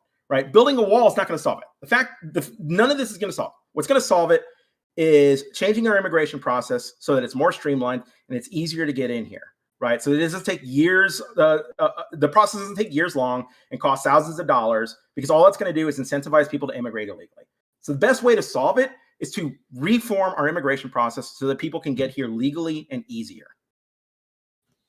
Okay. They're just called circular saws. There's no actual saw. Yeah, but that's the whole point. The whole point it's a bladed edge. is like, hey, what? Listen, it's the a whole bladed point of edge. this, so you're right. This is a political stunt. That's the whole point. Is y'all can't even handle 33,000. Look what we're having to deal with. Let's get something going on. Yeah, so I'm hoping this does push the needle, but I just it's ludicrous. The double standards and the like mental gymnastics that has to be done to justify, oh, it's Texas is the bad guy for sending these people to their sanctuary. Okay. No, please, wait. Please repeat do you think what I said was Texas is the bad guy for sending these people to a sanctuary? What did I say? Yeah, I absolutely think that is the no. implication. I said I understand that you got to move people around, and I understand they got to share the load. Texas is the bad guy for not trying to coordinate with the places they're sending these people to. Texas is the bad guy. Yeah, but so what happens when they say no? So what happens when they say no? Like they're saying no. They're already saying no. So where do you send them after they've been telling, hey, we don't want them? Where do you send them then? So hold on. Let's hold on. There's a contradiction occurring here that it's I want to be clear, right? People are just like clearly using the term sanctuary city and like not necessarily know what they're talking about. I know Scott does. I know Lactoid does because he's a lawyer. But well, maybe he does. I don't know. He's a Canadian lawyer. I'm fully aware of what sanctuary city is. But to be clear, what a sanctuary city is, it's a very broad term, right? But it's just like a set of policies that like cities and municipalities can have that basically say that they're not going. Local police won't work with federal agents, federal immigration agents to deport people. Or to enforce immigration law, whatever that may be. It may not be actually deportation. So you can talk to police, like if New York City is a sanctuary city. Well, sorry. One example of a sanctuary law would be that like if a undocumented immigrant has interaction with the police, right? They don't just like send this information to the to ICE, so ICE knows where these people are. Like, oh, okay, you found one. All right, well, then we'll go come pick them up. That's something like that. That's what that means, right? Not that you will be safe necessarily in all cases, but that's just like the like a broad definition of what that means. You can 'cause it's you can very broad report a term. crime without worrying about being deported because you reported a crime. Yeah, I understand. indeed. So LSP, So do you believe that people have a right to come here? They have a right to immigrate here. Yes, barring that they didn't commit a crime or something like that that would justify. Okay, keeping them so you so you believe that the cap that should be allowed in terms of how many people should come across the border is infinite. There's Yeah, no I'm a cap. capitalist. The only thing Yeah. is Why would I want to cap the resources that okay. can come into this So you're a country? capitalist. All right. So you have two contradictory things here, and I'm trying to figure this out. On one hand, you say that there is a net increase to GDP. You didn't use those words, but I'm summarizing what you're saying. And if I'm wrong, correct me. Yeah. There's a net increase to GDP in terms of resources used by immigrants. And on the other hand, you're saying that there is a certain influx where this occurs too quickly, where this is too much of a strain on our resources. And at the same time, you're saying that the amount of people that should be able to come across the border is fucking infinite. How Yeah. do you marry these three retarded contradictions together? Okay. Thank you for describing them as retarded. You're welcome. It's a succinct way of describing it. So I accept that you can have too many people immigrate illegally at once, and that can overwhelm the resources you have at a municipality, locality, all of that. I get that, right? Okay. How many people come here is determined by supply and demand. Like, if the majority of people who come here from other countries are coming here to work, they're coming here for jobs, right? So if there's no supply of jobs, they're not going to come here. There's no economic benefit. That's not true. That's not true.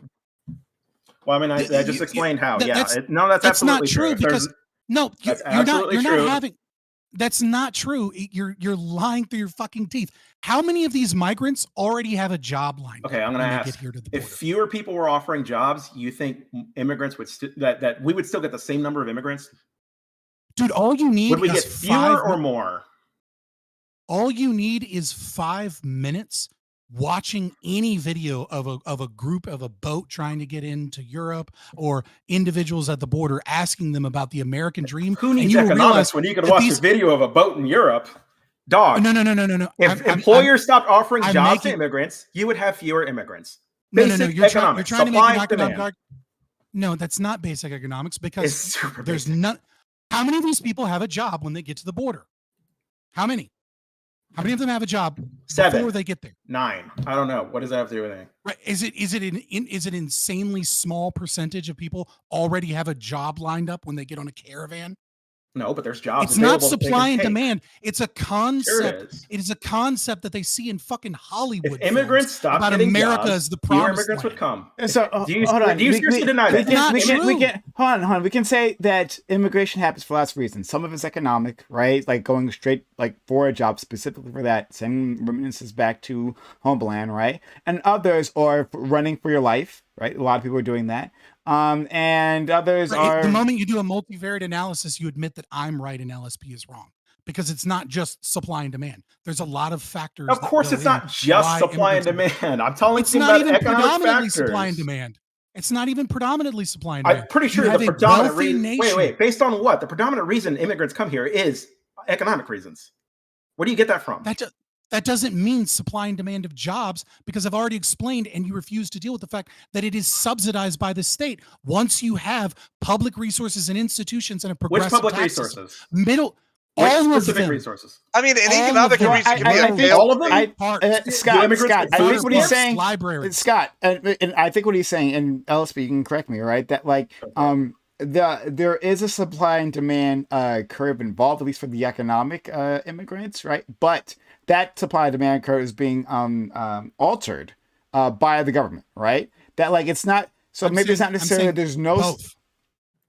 I'm saying mean part of both? it is subsidized by the state, so Yeah. the supply and demand curve is being changed. Yeah, so by that's the exactly what I state said. and Yeah, welfare. it's being bent. Yeah, But I'm also saying that like most migrants don't show up with a fucking job.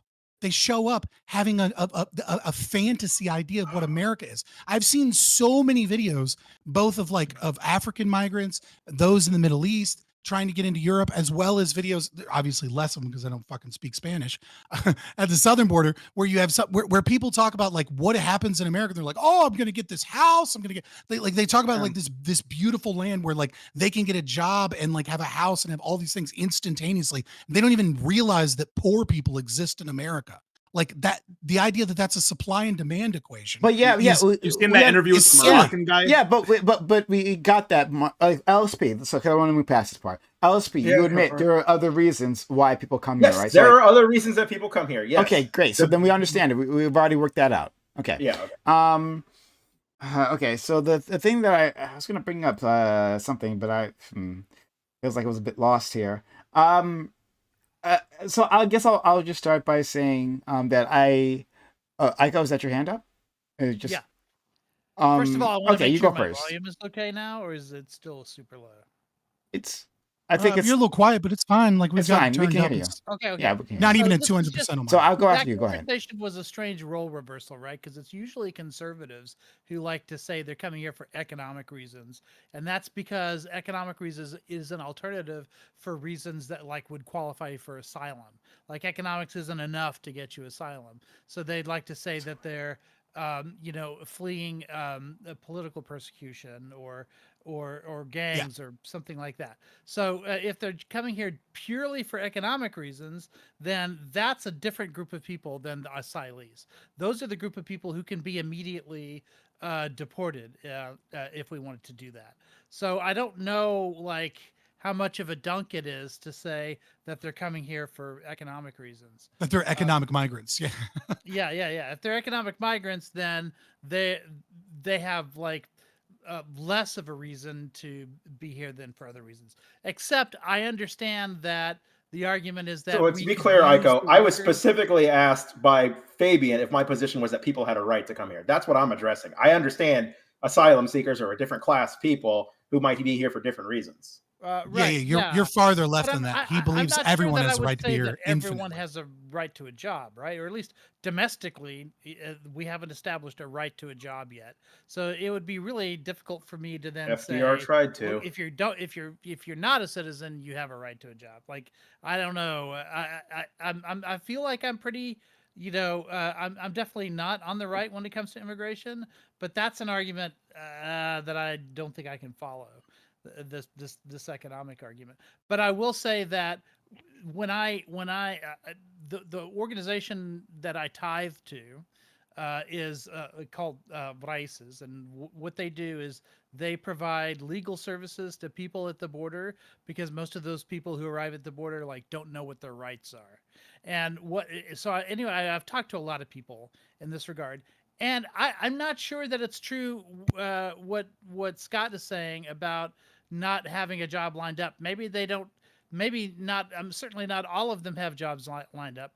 But I've spoken to a lot of people who are on this side of the border who are just waiting for that cousin or that uncle or whoever to come over because they've got their own landscaping business or they're a foreman in a construction site or something like that, and they're bringing their families over because specifically they have an idea of getting them a job. Or the 7-Eleven. That's sponsorship. That's sponsorship, right? And that's one of the paths to legal immigration. Right. So when we're talking about an immigration crisis, as far as Texas is concerned, we're talking about asylum seekers and people just showing up in massive caravans, et cetera. When you're talking about like a family member, you're usually talking about like sponsor, right? Because there is a pathway. But illegal immigrants have sponsors too, right? They literally call them sponsors. Sure. So what they used to call again, I'm for an invitee system. Like I said, I'm for an invitee system. Like if you want to invite your cousin, right? Then you should be able to invite your cousin because you live here and say, hey, my cousin wants to come here. And I will if he doesn't pay his bills, if he doesn't pay for the public services that he uses and he skimps out because he can't get a job or whatever, I'll pay in lieu of him. I will co-sign him, right? Like that's how you do this without any additional cost to taxpayers that don't want to fund immigration. Just have people invite them. Migration. Yeah. I like that. Yeah, like that. And then if someone is a value, if a company wants to hire a bunch of immigrants, let them sign for them, right? If an NGO is worried about asylum seekers, let the NGO take up charitable donations. Let them fucking do it. There's plenty of people, plenty of fucking billionaires that'll pay for that. But the idea that the Texans have to pay, God knows, an untold amount for people to flood in, and then Endlessly. they can't get rid of them, and then they can't stop them, and they can't do anything about it without the Biden administration trying to sue them, is fucking it is the federal government that is currently under control by the left going, Yeah, you okay. deal with them, fucker. I feel like And then those- when they do the same, all of a sudden it's a problem. I go ahead, respond. Yeah, I feel like though that wouldn't happen if the system that you're just described were in place. If we could actually like affirmatively do that, I think that would fix a lot of the problems. And also LSP like mentioned that like a deal couldn't get cut to like fix this problem like years ago. It wasn't just years ago, it was last month there was a deal on the table to give Border Patrol a lot of what it wants. And it was the Republicans in the House who said, we're not going to do this. And one Republican, I need to find the quote, specifically said, "I don't want to help Biden, and so I'm not going to negotiate on this bill because if we stop this crisis at the border, then Biden might benefit." Yeah, sure. You can always find one fucking House Republican or one House Democrat. Like fucking, you could just fucking follow Maxine Waters and just see what she says any fucking day. I think it takes more than one idea bill like that. The margin. No, but no, that's not what I'm saying. That's not what I'm saying. What I'm saying is that there legislation that goes through Congress is almost always filled with poison pills. Every single fucking bill that Republicans put forward and every single bill that Democrats put forward, they put shit in it that will fucking make the other side not vote for it just so that they can use it as a cudgel. Yeah, hold on. But what happened to Bernie Sanders? But like he got in trouble for voting against the Violence Against Women Act. Because Scott, let's not forget. This is the same Republican Party that at the start of Obama's administration said that our purpose is to make sure that he fails.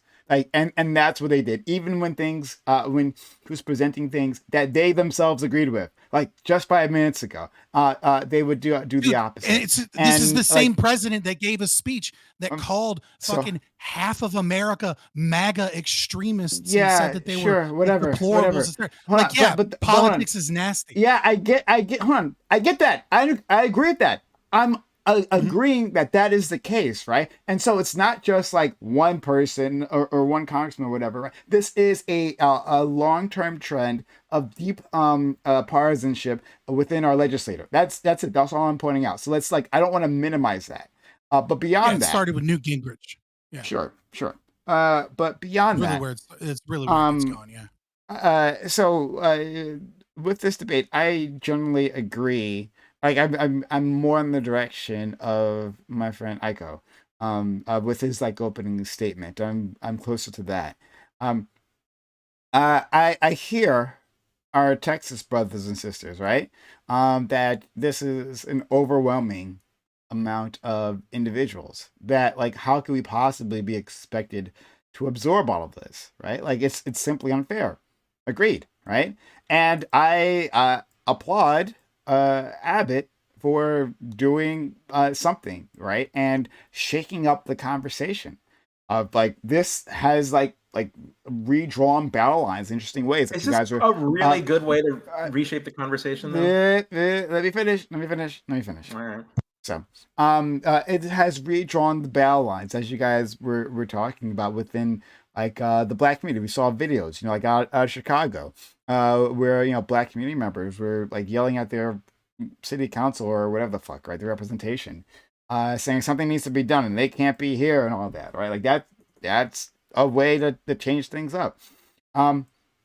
So I'm in favor of the program if that program is uniform and it is supported on the federal level. Yes, we shouldn't abandon Texas or any other border state to absorb this by themselves. We should have a federal program where we're sending these people all across the country to places that can handle them and support them through federal dollars, right? If you need housing to absorb these individuals, let's build housing. Let's absolutely do that. Let's get these people on their feet. Let's give them some sort of status, so that they can immediately begin working. Right? We want to help stimulate that economy. That I was literally helping. I was telling my friend Lactoid this a few months ago. I was helping a friend of mine who was undocumented, and like they wanted to work, they really did, but they really couldn't. And it took them a while. Eventually, they managed to get their papers, but like, in between then, like they're in a very ugly legal gray zone. Let's not Take our jobs. yeah, let's not leave them there, right? This person literally wanted to start a business, and employ some other people, right, within their community, and become a useful member of our society. But they were held back. Why? Like this is an eminently solvable problem, but it's like if we go through the view of like compassion and empathy, that these individuals want to come here. America has the capacity to absorb these individuals with our economy, with like the literal land that we have, and our ability to marshal our resources. Of course, we can do that. So let's just do that, right? But we're not going to do that. We're not going to do that, right? We're not. We are going to take the cruel path, which is the path that we usually take here. We'll say these people are pariahs and they're leeches, right? We won't actually look at the stats as to how these people interact with society when they get here. We don't give them the tools they need to succeed and then become a benefit, become a positive, add to the pool. Instead, we keep them and we try to keep them in these endless cycles of poverty, and then we complain, hey, why are you in poverty, right? It's very familiar. As a black person within this nation, it's very familiar, this conversation. Let's just change it up. Had taco trucks on every corner. Well, Taco trucks. I did not. But lastly, and I've throw it all back to you guys. But in the end, like for part of the schism, because I don't think everyone on the other side is cruel, right? Like I like to not think of Scott and Lactoid as cruel, right? Gibbs, no, he's a fucking monster. But I like to not think of these individuals as cruel. But we also have like a complete difference of opinion as to how the government should work, or if it should work, right? Or if it should be here. How we handle these. So like some of these things are just principal differences that we've tried and tried again, that we simply will not be able to overcome, right? We simply see the world too differently. But I'm just staking my claim here that if we go from a point of compassion and, again, an abundance type of mindset, where we're saying we're going to invest in these individuals, just like we should be investing in citizens, right? I haven't forgotten us. In fact, the rest of my political agenda is all about citizens, how we can invest in them and give them the tools to succeed as well. If we invest in those individuals, we will see great results. I'll leave it there. So I kind of want to touch on what you resent said and there real deny quick. the fact that it's empathy to take money from people in this country. There we go. Yeah.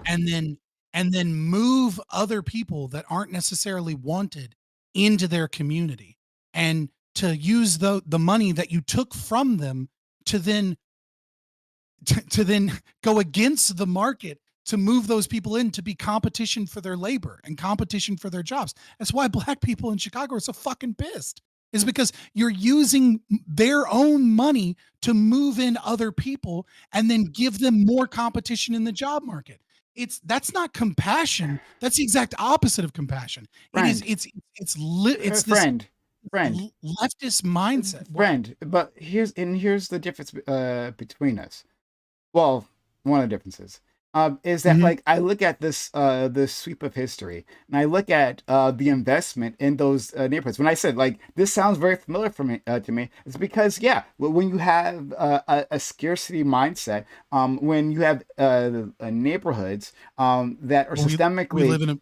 We don't live in a post-scarcity world, right? You have to have a scarcity mindset. There is a scarcity of resources. Sure. fair enough, You right? don't But like, Marxist but is utopia, there that's so another? But like from what I mean by an abundance mindset is to say rather than look at this as to make this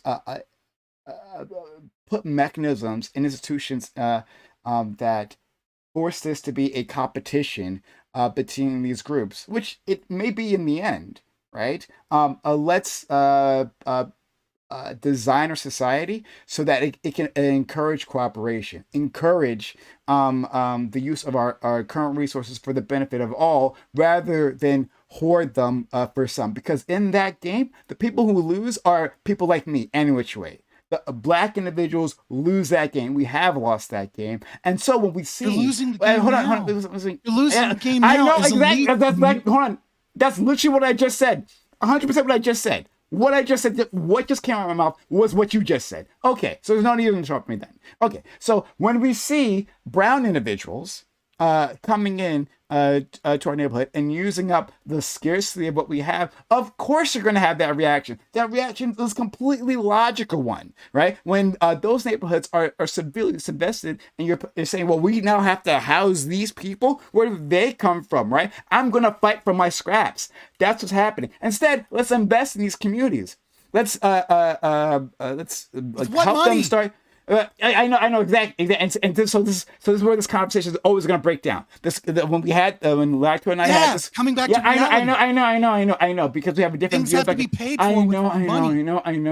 We have a different view of economics. It simply is the case, and that's where we in particular will break down. And other versions of the conversation, it breaks down in other places. But for you and I, for I and Lactoid, this is where it breaks down. When you believe that this is something impossible to pay for, or even immoral to pay for. So that's where it's all involved. No. It's very simple. It's very simple. You are using money.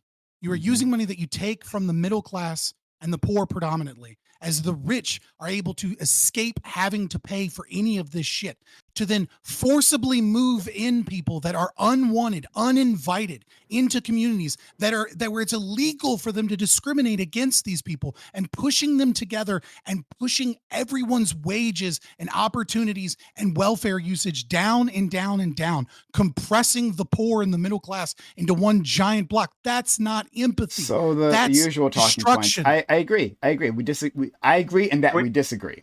We can solve this problem by just raising taxes on the rich. You've shifted the burden. He's not going to agree to that. Yeah, He's that's going to always yell the about that magic too. socialist. Let's Yeah, go to okay, well, Gibbs. we can destroy. We can disincentivize the most important fucking members of society and fucking the best behaviors and steal more wealth. We will let Gibbs give it a try. Gibbs, please. So actually, I think you really hit the nail on the head, Prime, when you described this. So you said that the guy. I'm gonna probably paraphrase you slightly wrong, but forgive me. But you basically said something along the lines of, we're gonna take the like cruel way, right? Sometimes, right? And because that's just what we do. We're gonna take the easy way. I don't know if you said easy, but the cruel way. And then you also pray at the same time, kind of praised Abbott because he like moved the needle. And I like think that's a very like actually very good like fair assessment that you made right there. And I want to give you credit for that because I actually agree with that assessment. And I almost kind of equate it to like battlefield like medic, right? Like say you have to amputate something, it's cruel, it's harsh, it's bad. I like okay, I genuinely think like I don't want to think that our leaders are like evil people that are all out for this. I genuinely think Abbott wants what's best for Texas, right? And I really feel like, maybe people have disagreements or with that, but I think that Abbott sees himself as a Texan. He wants what's best for Texas in his way, right? And so with this, it's like I don't think he wants to sit here and be cruel to anyone human, right? As far as I know, like let's hope not. Maybe he is. I don't know.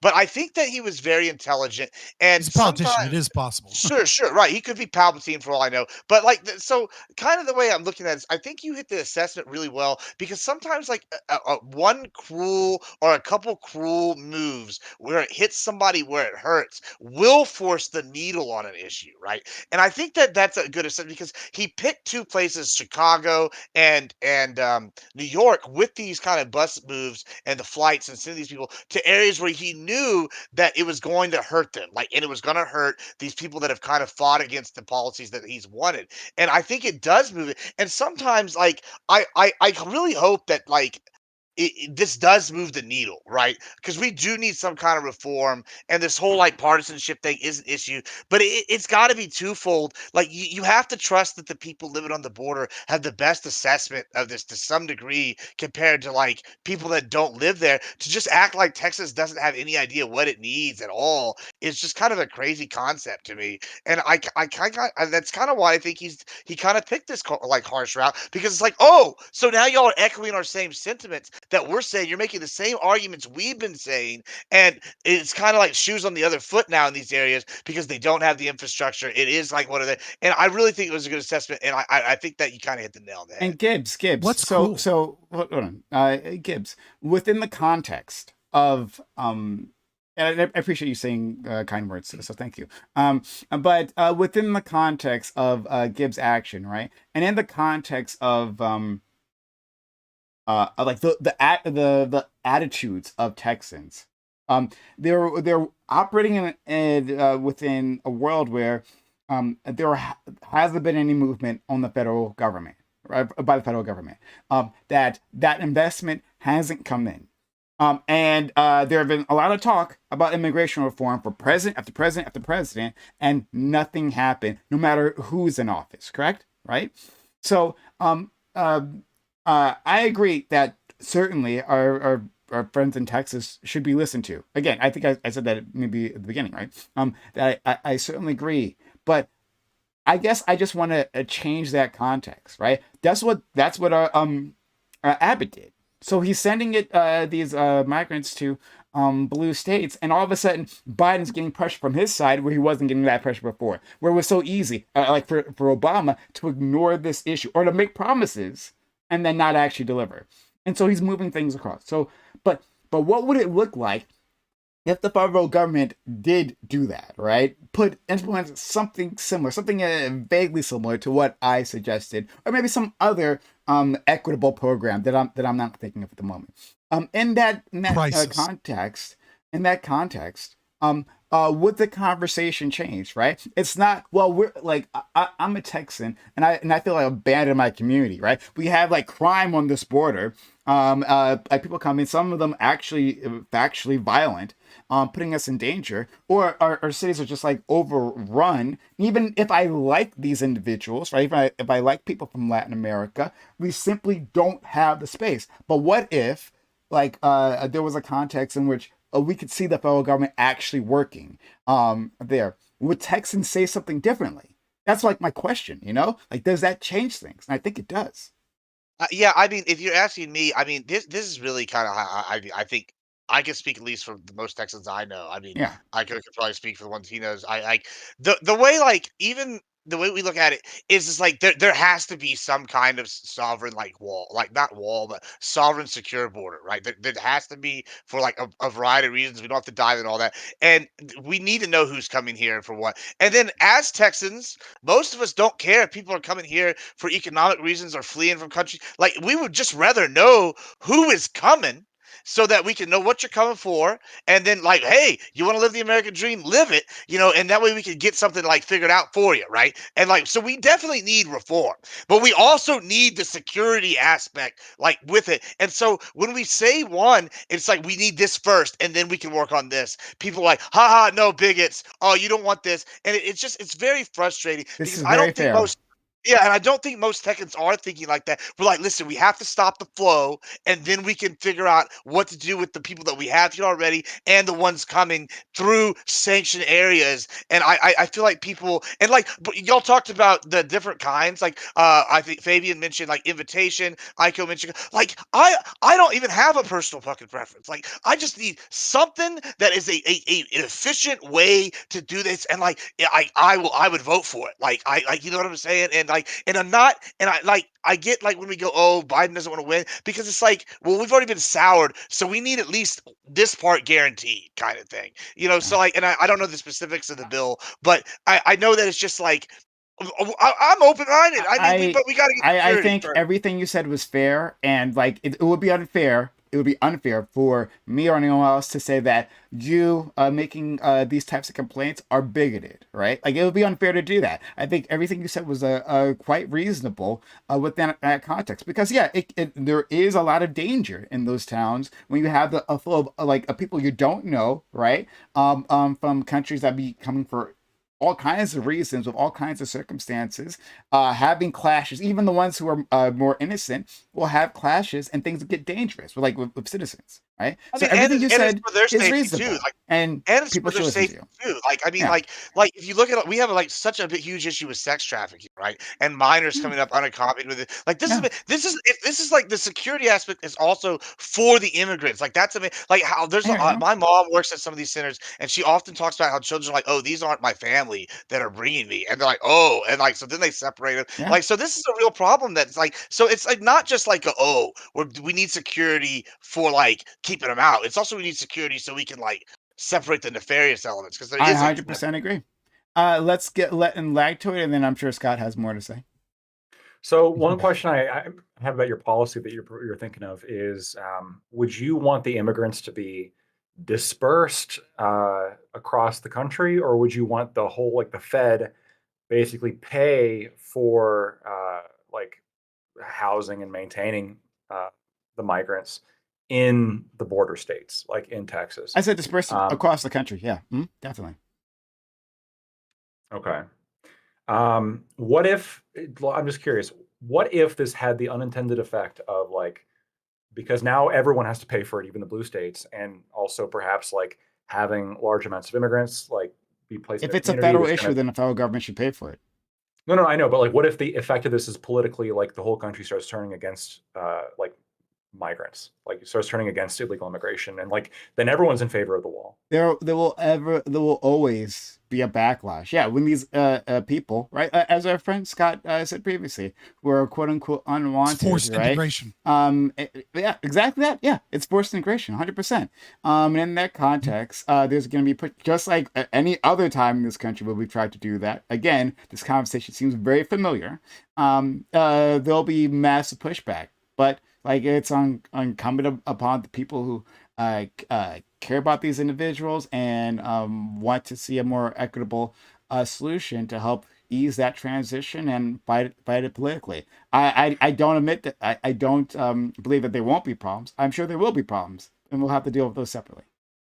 So that's fine. I doing it your way wouldn't cause this problem, but one of the problems that I just thought of would be if the proposal becomes like, okay, the Fed's just going to give like more money to help you take care of like the migrants and the asylees or whatever that come into your state, and like it becomes a federal issue, but we're going to place them in Texas. The immediate thought that I have is this could be this. My understanding is that the census doesn't distinguish between illegal immigrants and regular citizens in terms of counting for electoral votes. I worked as a post-enumeration survey supervisor in 2 operations with the census. No, we don't. It doesn't, right? So if the feds were paying, it was a reason for like California probably shouldn't have like at least one House representative member. There's a few blue states that have House representative seats that they obviously shouldn't have if they simply switched it. But it also goes true for Texas as well. Texas should have less representation. Well, that's what I'm thinking about, right? Because like if the bill entirely gets footed and these border states probably like now have less of an incentive to even like enforce like border rules at all, because they're just getting more electoral power and they're not footing the bill once more and more immigrants come into those communities, right? And so you could get situations where maybe like in California where like, you know, just the electoral count is so high, even though not nearly that many people are voting because a lot of them can't vote because a lot of them are illegal immigrants. Sounds like a fractional compromise is coming. I don't know. But yeah, go ahead. I mean, that would only be true if they were completely paid for, right? Can I just Yeah, it would only be true they're completely paid for, right? Or if the money was destroy worth the it. nation. or the money was worth it. Like you were like, okay, in 10 in bucks this per. hypothetical, like the Civil War is coming, like at that point, like you would destroy but the U.S. yeah, I economy. just want to point out that it's not entirely hypothetical. There are detention centers in all 50 states.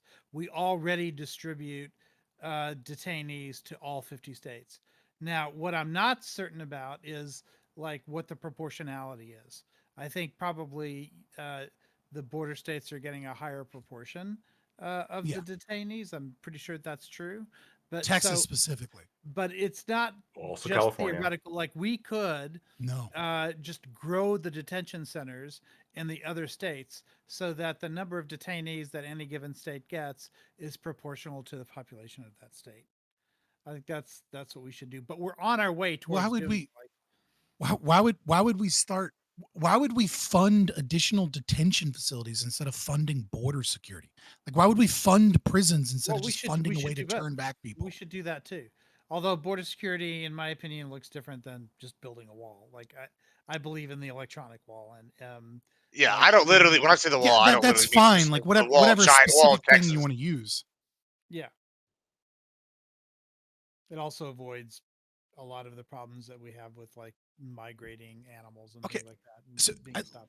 the thing here is that, like, LSP, right? You're all the way on the left end of this, where you think economically, the more the merrier. We can bring in as many people as we want. Everything will be fine.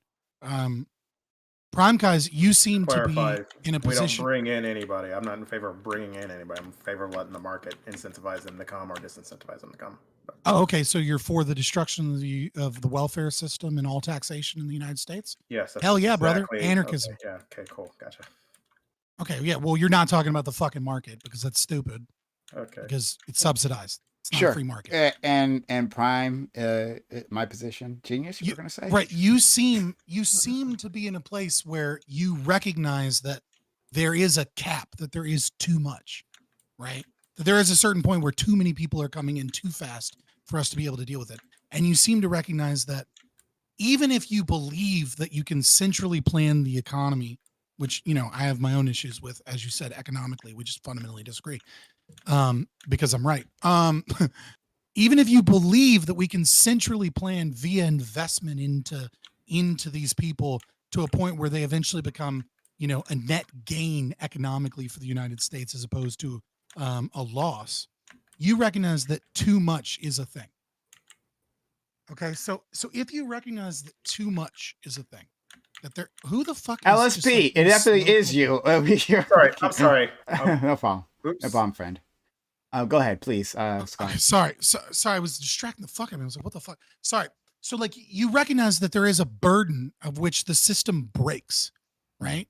That there is too much, that it needs to be slowed to some capacity. So if you recognize that that is a thing, and then you recognize that there's a negative pressure from migration economically on the citizens in a community. Like, you must know this, at least in the short term. Now, you believe that enough investment at a certain point will change this. I disagree, obviously. I'll just throw out a What historical is the factoid. justification for moving everybody into all of these different areas if you recognize that this is a burden? Like, why is it that we need to take people that cause at least at a minimal initial burden on American citizens? Like, why? Why do you believe people have a right to immigrate? And if they do, then do you believe that there should be any limit? Should we just let hundreds of millions across the border? He's already answered that though. Yeah, I mean, LSP already answered that. He said, yeah, they have the right to immigrate. No, I'm talking to Prime. Oh, Prime. I'm sorry. LSP has already said that we can have hundreds of millions. Everything's fine. It'll be great. The market, the market won't have that for reasons, Billions, even though it's subsidized. billions even. Yeah, Everything it's will pretty be obvious great. the market wouldn't have that. We had open borders for like the first 100 years of the country. Did our population explode to 100 zillion? Like, no, that's not how it works. Oh my God. Yes, the first 100 years in the fucking 1700s, where if you went outside of a small settlement, the Lakota Indians were gonna fucking kill you. Yeah, the open borders is totally relevant to a conversation today where we no longer have the frontier. Get the fuck out of here. Okay. This is an American problem. and Americans need to pitch in to deal with the issue. I think it is a responsibility of this country to. Um, uh, uh, I think it shows the moral character of our country, how we deal with the least of us, and my politics always start with uh, compassion, empathy. And so, if yes, there will be discomfort. Like I said, there's not just an economic pressure, but a cultural pressure. We're bringing all these people in who look at the world differently. That's gonna cause clashes. This is not new for our nation, but it doesn't mean it's not a problem that we shouldn't all be chipping in. I'd like to, and you already know this. I mean, I'm pretty sure you already know this, and that another part of my politics will be trying to stem the flow. Why are these people coming here? Are their countries destabilized, or why is that? Right? Let's look into that history. Okay, that's a awful history. How can we correct that in the future? How can we, either through investments or changing our own laws, for instance, dismantling The drug war. our drug war? Exactly. Yeah. Yeah. I think changing- we all agree on that for sure. Sure, yeah. So like I want to, like, I don't want to just tackle it in one area, right? Us like simply receiving. I would like to go to those nations and like slow down the spigot. And how do we do that? Like, if we can't just say no, you can't, right? Like Kamala Harris, sure, I did the speech. She went down there and she said, no, don't come. And then they like just fucking ignored her, right? So we can. It's fucking Kamala Harris. Nobody takes That that seriously. exactly true. But and there's also us paying, like we I don't think I sent you guys this article, or is this the same article? Which article? I forget what article I sent you guys. But oh yeah, it wasn't this one. There was a second article that I didn't send about a deal with Mexico to assist us with immigration, to further assist us with this immigration issue, right? Yeah, that's the thing you can do. to They're help gonna slow it pay for down. the wall. It'll be great. Yeah, or pay for a smaller wall on the south border of Mexico, right? Yeah, Mhm. but 4 like, feet that- tall, not any higher than that, just 4 feet. But like that's that will only do so much, as we can see, right? You can put more troops, but people, especially if they're desperate enough, they're going to keep coming. So instead of like increasing, addressing this purely with violence, let's find other policies that can benefit people on all sides of the border, right? Because a lot of those people, they actually want to be home. They actually do want to stay in their own country. Let's help create the conditions so that can be the case. Yeah, I mean that's how it used to be, right? Like when a majority of people that came over on Ellis Island went back home, right? They came here for a short period of time, and then they didn't have roots, and then they left, right? Now part of that was we used to have a more robust, racist society, right? So there was more barriers there. And one day we can get in back terms of, there. like, Yeah, indeed. in-group Yeah. preference. No, I think I'm I just think kidding. I America think great there's again, something baby. I think there's something good to be said about out in-group preference as an American, right? I don't know that it necessarily race is all that helpful in that regard, but nevertheless, I do think there is something to be said about an in-group preference. But yeah, that is how it used to be. So I guess my question then is, what is wrong with my proposed solution? Why is your proposed solution that uses other people's money to bring in people, and then put them into communities where they may or may not be wanted, where no one has invited them, and subsidize them? And then you would say to even further subsidize them by giving them education, giving them whatever it takes to get them a job, right? So that immigrants all around the world hear, oh, there's a system where I can go to America and they'll do everything they can to get me a job, get me a home, get me everything. I got to pack up my bags and I got to go to America now. So just furthering that burden. Why is that preferable to an invitee system where nonprofit organizations can invite people that are asylum seekers, that family members can invite other family members, and that businesses can invite any labor that they choose to bring in as part of the labor market, provided that those people or institutions say that they're willing to foot the bill for public services and or any debts that person owes in America? Sure. Why is your system better? Lactoid, I saw your hand, so we can go to you next. So the reason why I believe my system is better because it doesn't. Okay, again, this is a difference in the way we see economics, and it's always gonna we're gonna always gonna run to this issue with literally everything that we ever talk about. But I say this puts the burden on those individuals. Now, I think you would say that burden's actually already there any which way. It's just my way Yeah. goes through taxation, right? But I don't believe that it works in the exact same way. So I would collectively like to handle this as a country. This is a huge issue, and that needs collective action. I think that's the purpose of a government, to pool our resources to deal with these problems collectively and have better, more equitable, and more compassionate solutions than what any of either individual or a group of individuals through some sort of NGO or whatever could actually do on their own. Okay, so some follow-up question. Since you prefer yours and you're saying that your answer is that we need to do collective action. It's a moral portion of our character to work together to do this.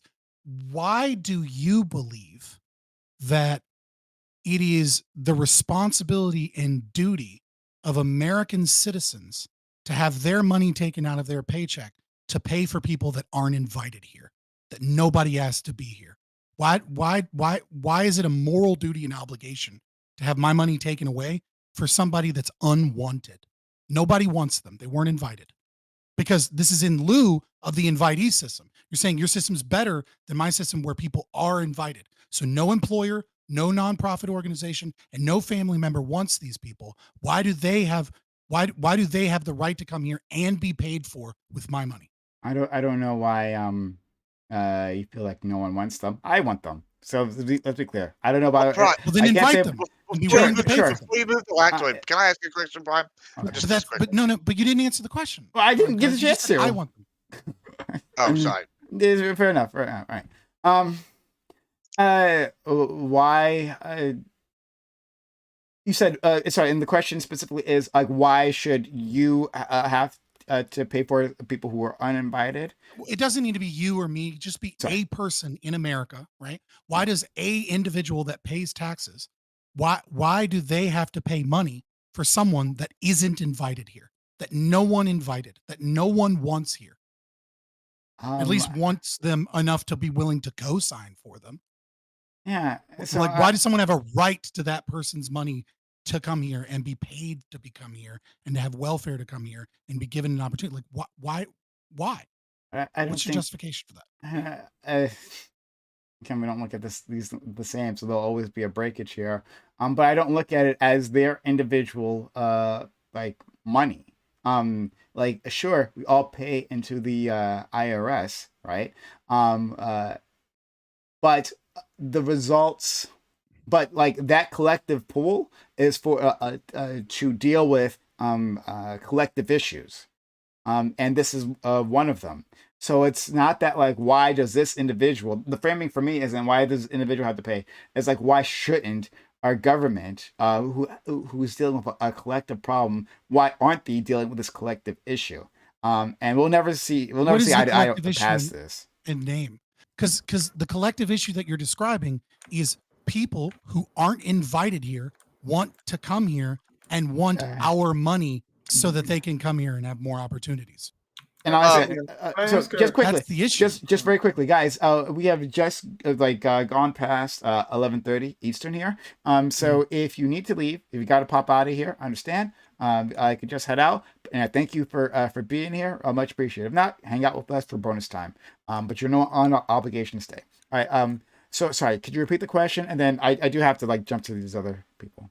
Well, you're saying it's not our money, right? It's actually I money. mean, it's our that money, the government but like, takes. yeah, Right. It's collectively owned. I Yeah, understand yeah, that doesn't make sense from a property perspective, but I'll set that aside. So it's money that is taken from people and earmarked to go towards solutions to problems that are their benefit. Let's say I buy all that and I stop being an ANCAP and I stop being a libertarian. I believe that it's okay to take money from people towards collective action, and that Okay. the state's going to do that in our best interest. You become enlightened. Even if great. I assume that the problem in question is people that are unwanted, that no one invited, are choosing to move here of their own volition, and we have to subsidize that. The government has to pay for that. Can I ask a question in reverse? Like, do you feel? I think you do. Actually, maybe I don't. I'm not gonna put out words in your mouth. Do you feel the same way about homeless individuals? Right, a homeless individual can, by their own actions, have ended up on the street by bad decisions, by circumstances, by a whole list of reasons why people end up unhoused. For that individual, and there's a lot of these individuals, right? So like it's a huge issue. Do we as a society have any sort of responsibility? And we're talking about citizens here, of course, right? But do we have any sort of responsibility for them, and why? I mean, I can answer the short answer is no. Altruism is evil. Society doesn't have responsibilities. Individuals only have responsibilities to those individuals they made promises to, and I didn't make a promise to any specific homeless person. Okay. The longer answer is there is nothing more destructive and evil to the homeless community than to enable them. That has been the hallmark of maintaining a homeless population that has issues with psychiatric issues, drug abuse issues, etc. The overwhelming majority of these people are mentally ill, sure, and that is true that someone should help them. And should, I don't mean by a moral ought, but if someone has the inclination, it would be good and in many people's rational self-interest to not have homeless people all over the streets. And so there are plenty of market effective ways to do this. But the idea that the state should take money from people to presumably fix a problem that they've never been good at fixing, and usually once the state gets heavily involved, they just keep fucking up and making worse, is not a moral duty in any way, shape, or form. I think it actually is the exact opposite. It's immoral to have money taken from people to enable and to have a lecherous and ineffective system such as the nation state try and deal with homeless populations. Okay, so I'm going to move on, disastrous. and just the final thing I'll say here is that, like, yeah, that's why there's kind of no point of me answering those questions anymore, because, like, fundamentally, to our cores, like, we are different on this issue, and like we like, you think the sky is blue, and I'm looking at it and I say it's green. It's just two different perceptions. So if you have a spare Can I just bedroom, ask- But I gotta let those people in. Actually, do you mind? I It's just gotta on let this people thing in. before you. I know you're gonna take it somewhere else. Do you mind just? I just have a clarification question real quick. It's too many. Kids, okay, make it quick, and then I gotta Oh, get yeah, to so lactose. here, and waiting so quite patiently. So Prime, I just want to know. So, say I was willing to grant you all the immigration reform you wanted, whatever form you wanted it to take, right? But the one caveat was that you had to give me whatever security apparatus or system basically needs I wanted. Would you be willing to make that first? Would you be willing to make that trade or deal? Apologize. Thank you, Anubis, for the 100 bits. I got distracted by like a few dollars. I'm that poor. That's all good. Admiral Gibbs, please repeat that question. So let me ask you this. So what if I was willing to grant you whatever immigration reform or system you wanted, right? But the one caveat I had is you have to give me whatever border security system and implementation that I wanted. Would you be willing to make that trade?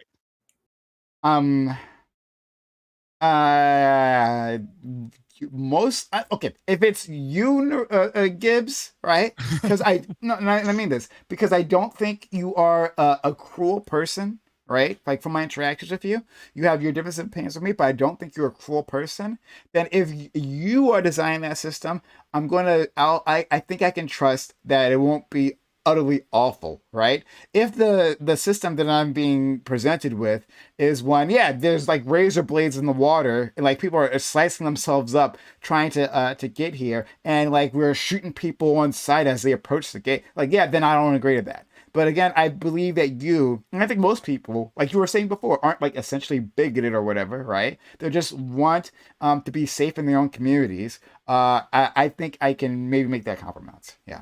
Yeah. Lactoid. and then LSP. So before I move it off, I had a question. It's kind of a little bit off. It's on topic, but a little bit away from the beaten path here. But before I go there, I just wanted to ask: is anybody here defending the loss, like Adams's lawsuit against the bus companies, like at all? Okay. I'm ambivalent. I don't know. Maybe. I'm Well, more I'd have to look ambivalent into about it a that. little- Yeah, I'd have to look like into it. Okay, so is it either opposed or ambivalent? There's no like. Well, there's a yeah, legitimate constitutional issue here as well, but yeah, I'm interested. To explore let's this assume there was no like constitutional problem. Do you think it's fair for like a governor or sorry, a mayor of a city to sue a bus company for having brought migrants to their city? It can be like that's kind of the point of the constitutional issue here. It's kind of meant to address that. Isn't there precedent for this? Like, remember There when is. Utah was sending homeless people to California? Well, no, that's not even that. The precedent even goes deeper than that. One-way Supreme bus Court tickets to LA, I think. Yeah, so there was a bill in never heard of this. Arizona called SB That was SB. about 10 years ago. Shit, I don't even remember. Doesn't matter. But it was like it was basically the state of Arizona overstepping its like prerogative as a state and enforcing immigration law in a way that like they're not supposed to. So this you could argue this Arizona is like v. United States 2012. Yeah, that law. Like the Supreme Court basically came down in favor of the United States, saying, you're a state, this ain't your place. I think you could probably see like the same road here with respect to how a state might treat like a charter bus company that's acting as an agent of a state. Like I think you could probably see the same thing. Like these bus companies are acting as agents of the state. Let's assume there's no constitutional prohibition on this, but that also there's no like constitutional obligation. That it's quite literally just like, does Mayor Adams is the idea of like this bus company is bringing in poor people to my area that I got to pay for. I'm going to make the bus company pay. Is anybody here afraid of the door that might open, right? The planes that bring like, give me your sick, give me your tired, whatever, the planes that bring poor people. Well, now we're going to sue Airbus.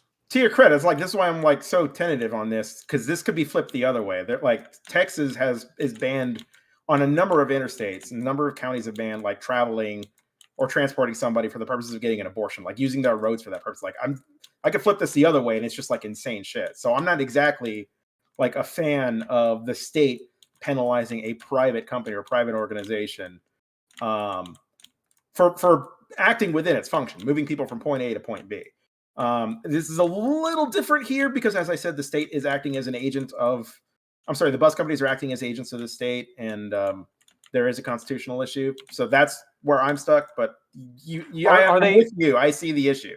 Yeah, are they acting as agents of the state, or are the tickets just being bought by the government? Right? Is there like a difference here? Like if the state like hands out tickets to like homeless people to travel to a different state, they are acting as agents of the state. The state could move them using their own resources. Can the company refuse? I'm not even like trying to make an argument one way or the other. So I don't know this for a fact, but I would bet at 99% confidence the bus companies can absolutely refuse. I mean, it's their bus line.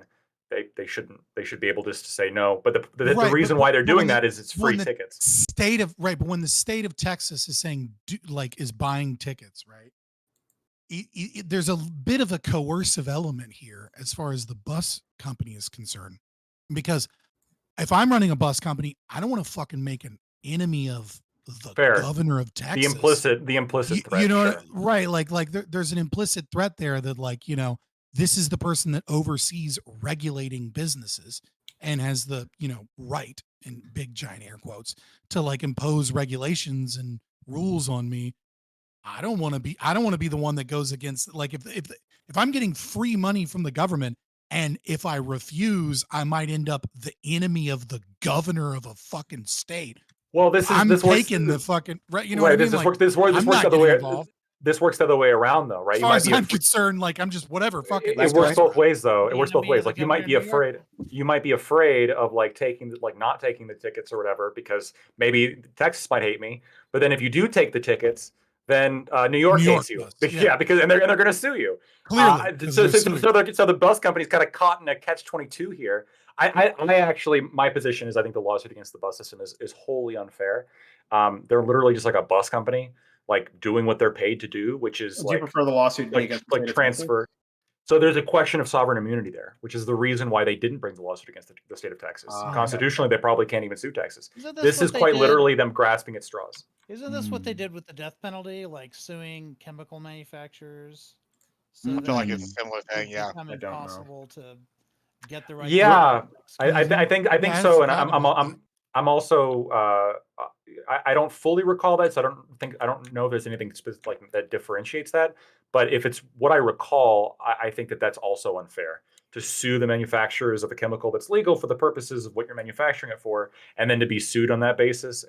This is like Orwellian shit. I think Yeah, it's disgusting. it's like suing gun companies for making guns Yeah, because disgust- mass yeah. shootings occurred or something. It's like, yeah, it's bizarre. It's Death is a disgusting. side effect. I think it's Orwellian, and I think Adams is Orwellian for doing his lawsuit. I think he should be shamed by everybody. But that all aside, because everyone's here is either ambivalent or against the lawsuit.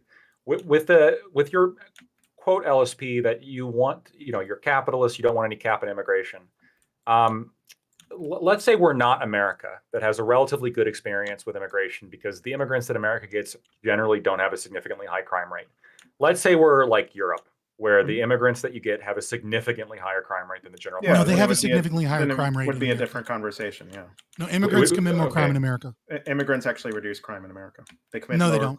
So actually, no. Immigrants absolutely commit more crime. The Like, I'll just reason put we the know this, citation in chat. no, it's okay. The reason we know this is because of Texas, actually. So the way that crime data is gathered throughout the rest of the country, other than Texas, is when someone commits a crime, they then and they're in jail. They send up paperwork, documentation to the DOJ, and if they're on file at the DOJ as an immigrant, then they'll be classified as an immigrant. But if they're not, then they will be put into a category of non-immigrant, which massively skews the data, because what you have is every other criminal, every crime is either we confirmed it's an immigrant or we don't know. And the way that it's actually tracked is, and so what you're tracking is two things that you can't actually compare. You're not tracking immigrants versus non-immigrants. You're tracking confirmed immigrants versus everybody that may or may not be an immigrant. In Texas, what they will do is they will continue to spend money, because of course Texas has been having these problems for years and years and years trying to fucking fix these things.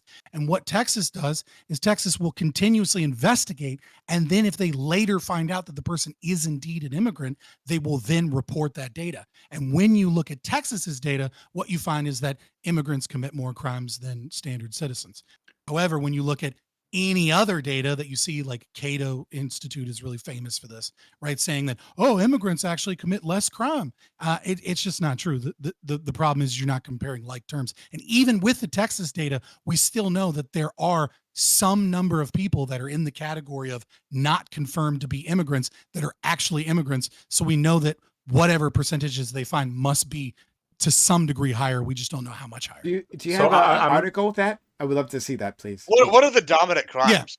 Yeah, because so I'm skeptical of this. I mean, it Crossing could the be the border case. is one. Everything that I've seen indicates that illegal immigrants actually commit less crime. So if that data is like misconstrued, I'd like to be proven wrong on that. Well, But even rolling with the assumption that the crime rate's higher, surely the crime rate's not higher compared to the native population as like what Europe is going through, where you have like multiple times the crime rate from immigrants there compared to the native population. It's not even close. Some part of that report Yeah, I Here's a don't quick- actually. here's a- also is whether or not you count crossing the border as a crime.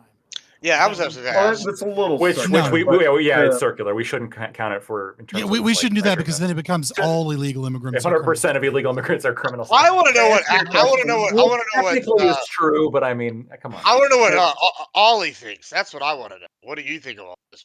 I've been watching you, Lactoid, and Fabian just defend it. I mean, you guys have kind of been killing it. My only argument is that I don't think immigrants come here and think that they're going to make a bunch of money. I think they come here because this is the best place to be poor, realistically speaking. If you're going to be poor anywhere in the world, being poor in America is the best place to be poor. And then so they come here, they get a gig job, they work, they make paycheck to paycheck, whatever. But that's really my only argument. I don't think anyone comes here for like prosperity or like to make all this money. I think there's a dream of it. I think there's an idea of it.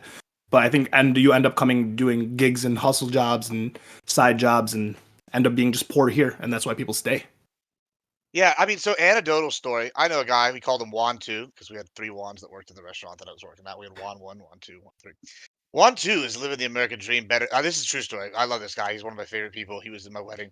He this guy, he was the illegal when he first came here, right? This guy was living the American dream more than I've ever met. He was living in like an apartment with like 8 guys for the first like 6 months, right?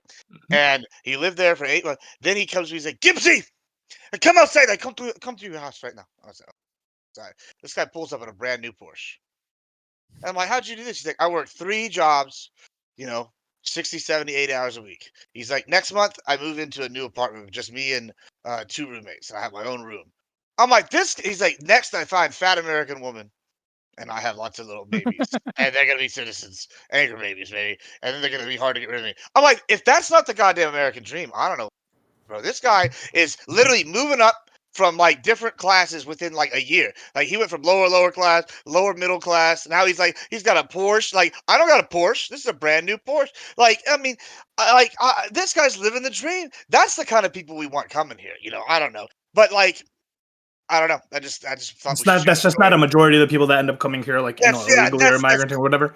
Because that's how it is in the Arab community over here. Is like people will come, they'll bring their cousins, they'll bring whatever over, and a lot of them will work, but the majority is just like you're gonna get some side gig just to be here and avoid whatever you got going on back home.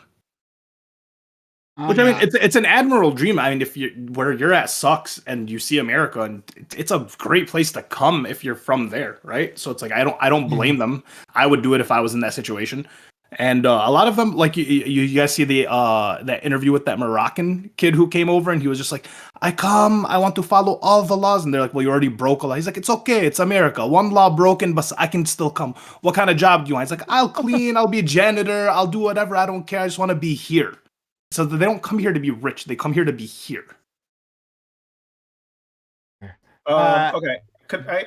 Oh shit. No, you go first. I just wanted to ask. So I'm gonna go soon, but I want to ask Fabian before I go because his concern earlier was being compelled to spend money on a group of people that nobody wants. That's like the best way I can phrase that. If that's wrong, please correct. But you get what I'm getting at. Yeah, Fabian. Let's say an immigrant, nobody wants, has no family, has no money, gets hit by a car in the city of Philadelphia, right? Who pays for his healthcare? Like, who should pay for his healthcare? Nobody should pay for anybody's healthcare against their will. What are you talking about? Okay, so he gets hit by a car, he's in the hospital, you want the doctors to work on him for free? What? No. Wouldn't it be the insurance company doctors of the driver? Want to work on him. The insurance company of the driver. Well, it's a hit and run. It's a hit and run. Nobody knows who did it, right? This guy needs help. He's bleeding to death. It's going to cost money, right? The doctor's got to operate. That shit stacks up. Who in your world? Who should spend money on that? So should is the problem here, right? You're trying to trap me because it makes me sound unempathetic, but you're also not engaging in reality when you do so. So when you say should, you're with that comes a moral ought, right?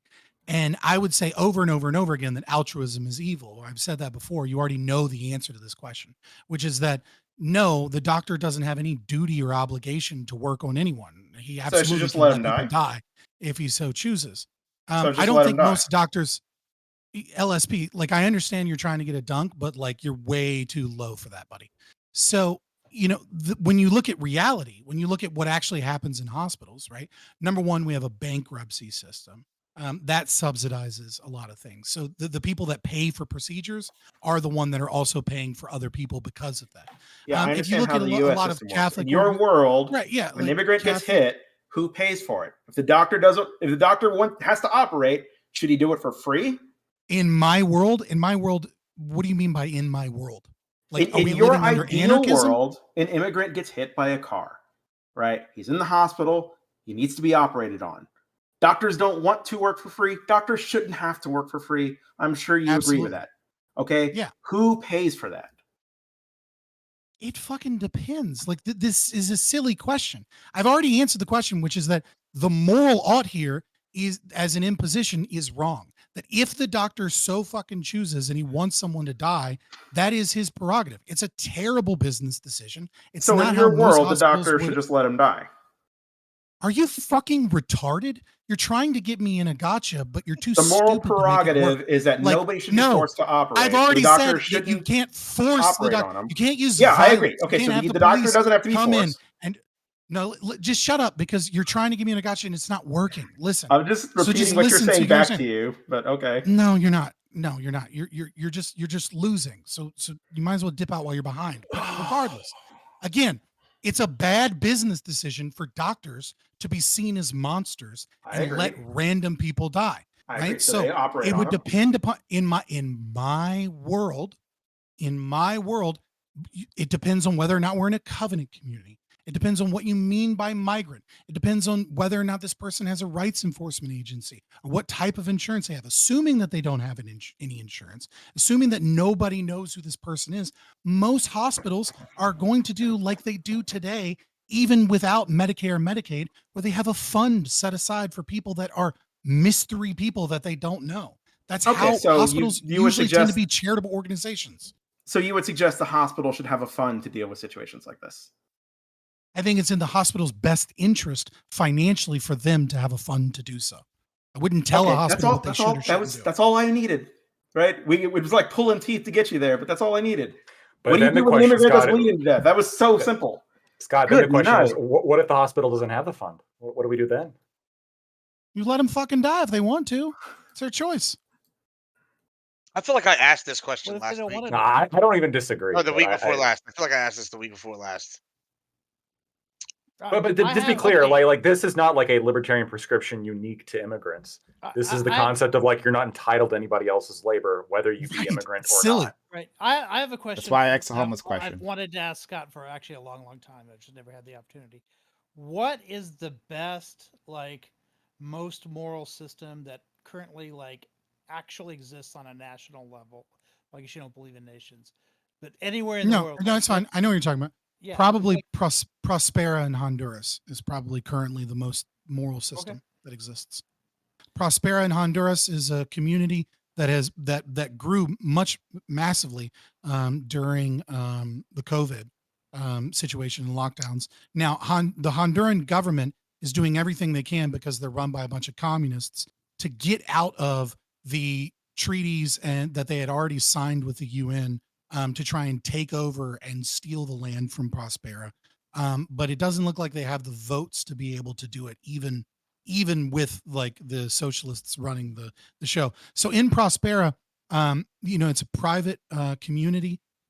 When you go there, you accept as an insurance policy the legal the laws that you so choose under a voluntary system. So you have a choice of multiple different insurance companies and multiple different legal systems that you prefer. And the ones that come with more risk obviously cost less money, and the ones that come with less risk cost more money. And it's been really good. It's absolutely helped the community around there, and you're seeing freedom spring up. True freedom, voluntarist freedom for the first time in a long and probably ever, honestly. I don't know if anything has been quite matched it. I get a lot of people, a lot of libertarians that ask that question too, will tell me Singapore, but I'll check out Prospera. Singapore is really good economically. It's really, really good for economic freedom, but Singapore is borderline fucking fascist when it comes to its criminal stuff. Right? Like if you steal something, like they'll chop off a fucking hand in Singapore, right? Like they don't fucking play. And so the extreme risk keeps people in line, but it doesn't match restitution. So to me, that doesn't look like freedom. That looks like terror, and then what very close to free market capitalism. Okay, thanks for the answer. So what am I gonna say? Fuck. Also, I put the data in. Yeah. That's what I was going to say. All right. Okay. So Scott, I'm not trying to start a fight. I swear. It's just that the Center for Immigration Studies is like started by like white supremacists, Now, hold on. Again, I'm not trying to start a fight because I don't know that this information is wrong. Like, if you're gonna ask me like to disprove it, I can't disprove it. I can only point to the massive data that like I've looked at, the Lactoid has looked at, right? That says otherwise. Now, maybe like this group is on the right track, is seeing something that others haven't, and they're like breaking the case open. But I would be skeptical of this data. But again, I don't know that is incorrect. But I'm gonna read the whole thing. So I mean, like if you read it, the justification is there, right? Like, so I mean, you could if you discount this data, that's fine, right? Like I don't know why you would discount this. I mean, you believe that this source is Of course so biased as to, you know why. If it was a cultural Marxist, you'd have question marks about like their data, right? Like that doesn't mean that you would say that you were wrong, but you'd have question marks about it, right? No, I have question marks about interpretation of data, and I have question marks depending upon the way studies are done in terms of methodology. When looking at raw data is raw data. I very rarely am going to question even Marxists in academia because the data kind of speaks for itself. What's different is how is the data read. Sometimes you can have manipulation of data, sure, but getting most journals and most nonprofits, it's pretty rare these days that you have like big studies with like p hacking and stuff, right? Like it does happen, but more often than not, it's not necessarily that the data is cooked, it's the methodology or the interpretation or like the things that are important that are left out, right? Like, we didn't account for socioeconomic status. Well, fucking why? Right? Like why would you not? That kind of thing. So I mean, like if you read the data and read how other people are interpreting the data, right? And then read why they're saying it's problematic, it's exactly what I described to you, which is that Texas is the only place that and where they're, and this is one of those organizations, right? Where they're going through and they're trying to find whether or not someone's illegal, because it is not a comparison between illegal immigrant and everybody that isn't an illegal immigrant. It's a comparison to confirmed illegal immigrant and then everyone that could be an illegal immigrant or not be an illegal immigrant. We don't know. And that's the problem, is you're comparing apples to but what oranges. if these other, and again, I don't know, so I'm just like making hypotheticals. I haven't read this and I don't have those other studies on hand. But what if they understood that if you want the enemy that they're pissed off against, then like there's like it's Cato, right? Like Cato is the one. If you want like the other side, the Koch brothers libertarians that are like open borders libertarians, like they will tell you why they think this is all wrong, and then there's a back and forth between these two people. Yeah. I don't know. It might be possible that those other studies account for this, but again, I don't know. I'll have to look at this. I have this in my open in my browser. I'll take a look. And if I want to always have it's not a long read. Yeah, a better view of reality. So we'll take a look.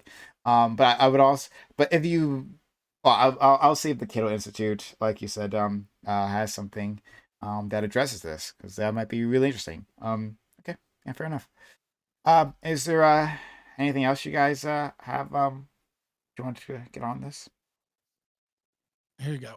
Here is so now you have all three. Okay, thank you. You have the original. Well, the first one is the final response from CIS. Then you have the original data. Then you have Cato Institute's response to their data. Oh, okay. Oh, that's very helpful of you. Thank you so much. I'll take a look.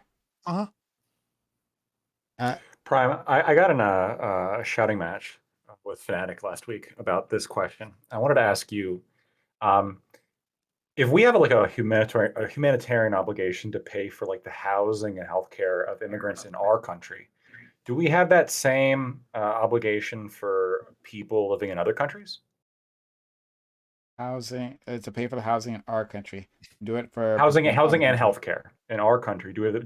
Why don't we have that same obligation for people? I'm gonna get out of here. This has been fun. Till next time, Papa. Have a good one, Gibbs, man. Thank you so much for coming through. You were fantastic. Appreciate it, y'all. Fun. I guess my initial answer would be no. That collective. Okay. I guess this is tough because then that like indicts all of foreign policy. But like,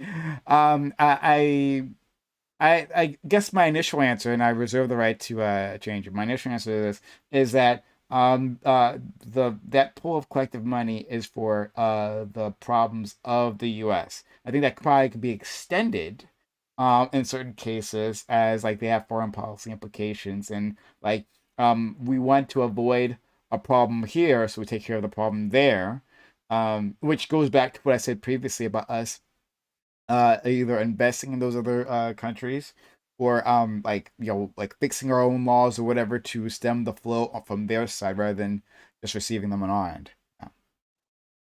Okay, so the United States has an obligation to spend money to fix its own problems.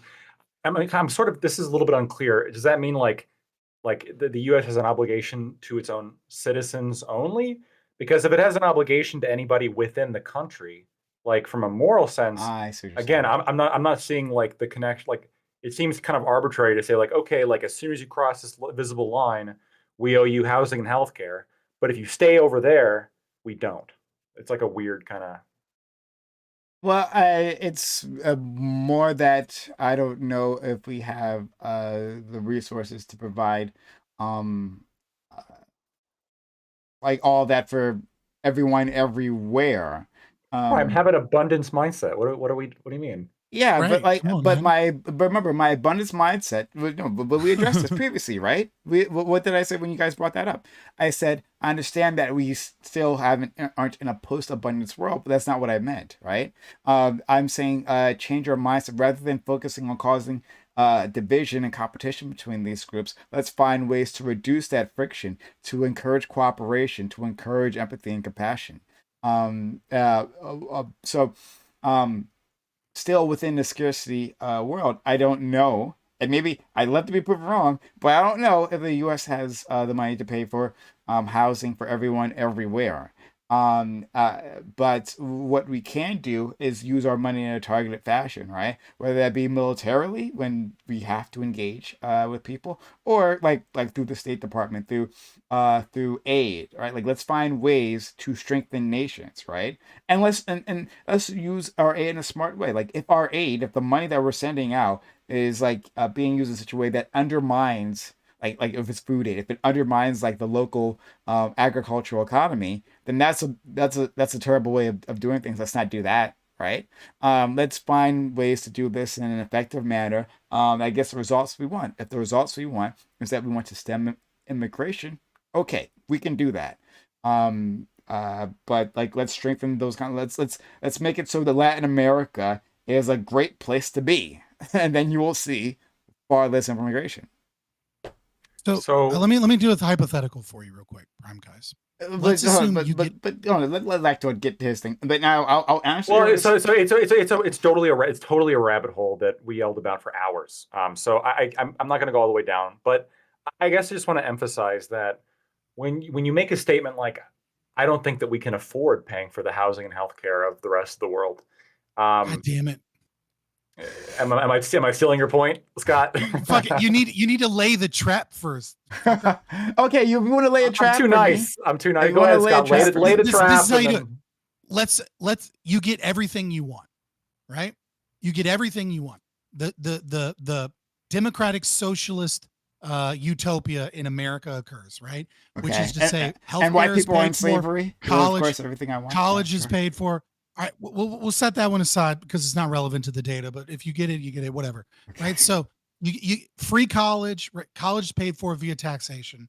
Healthcare is paid for via taxation. We have a very high tax rate, right? But we have this constant investment in the community, et cetera, et cetera, et cetera. So the better that we do, is it not true that this would incentivize more people to come?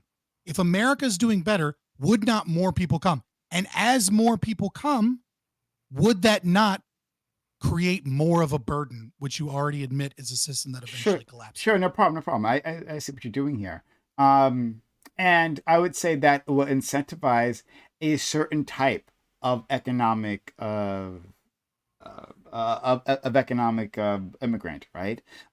But the thing that people always miss in this conversation is that the vast majority of people want to stay in their own country. They are born in their nation. They have pride in their nation. They love their communities. They want to Yeah, see but their. I just described America's the Tim Sock utopia. I know. And it's way fucking better than I hear you. I hear you. But that doesn't. But people don't operate in that way. Like, look, if I don't think that like currently that America is number one in terms of its ability to take care of its people, like to having that social welfare that I'm talking about, right? I think there are other places that are have superior setups, but I don't travel there, right? Because I'm loyal to this country. I want to see this country get better. Other people want to improve their own country. Like there's this idea that the rest, like the nations, will just like empty their populations into the U.S. and we'll have some sort of infinite cycle of growth, right? There will definitely be an increase. I grant you. There will be an increase of a certain type of individual who wants to take advantage of the services, and I welcome them. But it is not some sort of infinite growth where everyone just like abandons Peru for the States. I wouldn't say. But you recognize because of all the things I just said. Because of literally everything that I just said. Yeah, the people that want to stay were never going to leave anyways, but the people who are going to leave that are going to come are going to leave. So that's what I'm saying. They have no incentive to stay where they're at. They're going to come, and if America's better, there are only more are going to come. But then, what is stopping people in third world countries from coming here? Sorry, 1 second, Scott. But then again, why are they coming? Like that part's important. Why are they coming? Better life. It's a better life. A better life. Okay, what's the worst part of their life in their country? Like what? Like sorry, like what's like the lower depends part on where of you life. Yeah, it depends. Okay, but give us ideas as financially. Financially, okay. What does that look like? Explain. What does financially mean to you here? They don't make enough money in their country, so they go to a different country to make money. Sure, they don't make enough. Okay, yeah, let's work at that. They don't make enough country, so they go to another country. Now, is that because their economy is unstable? Is that because like of U.S. sanctions? This is just one example, right? But if it's because of U.S. sanctions on their economy that has lowered the value of their currency, and now they can't make enough to feed their family. Is that the reason? Because if it's the reason, then we can maybe remove sanctions, have a better way of dealing with that particular nation that can encourage their own growth and keep their people there. Is that the reason? Because we can deal with that, right? Other places just pay more, and their currency is stronger than their current currency. It doesn't. In your scenario, America is like this fucking Superman that can fix all the world's problems. I didn't say that. Have an immigration policy. So like I didn't say helps that. everybody. A lot of Lebanese people leave and go to Africa and go work and make money in Africa because they make more money in certain countries in Africa, and then just they might love their country, but they're leaving. And even then, right? Those people like they send remittances back to their own nations because they want to help the people there. So many people actually want to stay. Give them the conditions to stay. Not all of them will. But if you give them the conditions to stay, but I think by and large, people will stay. If people aren't fleeing for their lives or fleeing to feed their children, then most of them will want to stay in their own places to have their own culture rather than coming to the U.S. and dealing with the horror show that is to be an immigrant here in the U.S. Well, a lot of people like the American dream and think they'll come here and be like, makes sense.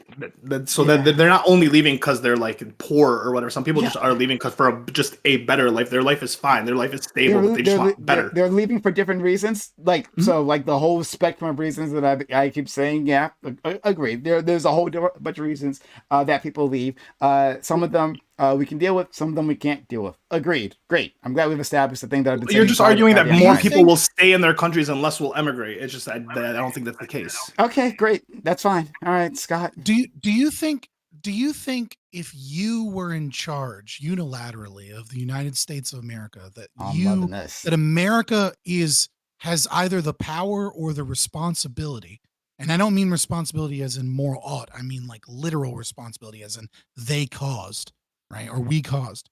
Do you believe if you had unilateral power over the United States government that you could solve a majority of global issues in the world? Okay, so I have unitary power. All Yeah, yeah. Like libertarians, you're all the happy libertarians philosopher are in king re-education dictator of camps. Yeah. U.S. Uh-huh. So Memes aside, I'm being serious. yeah, yeah, sure, fair enough. I'm sorry.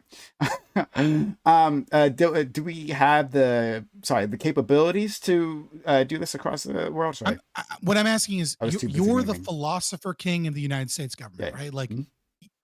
Congress just does what you want them to do. The executive branch just does what you Sure, want sure, them sure. to do. Every form of government, Mhm. it operates similarly to it works now, with the Uh-huh. exception that you have like unilateral power to change anything. Sure. And you're in charge of the United States government.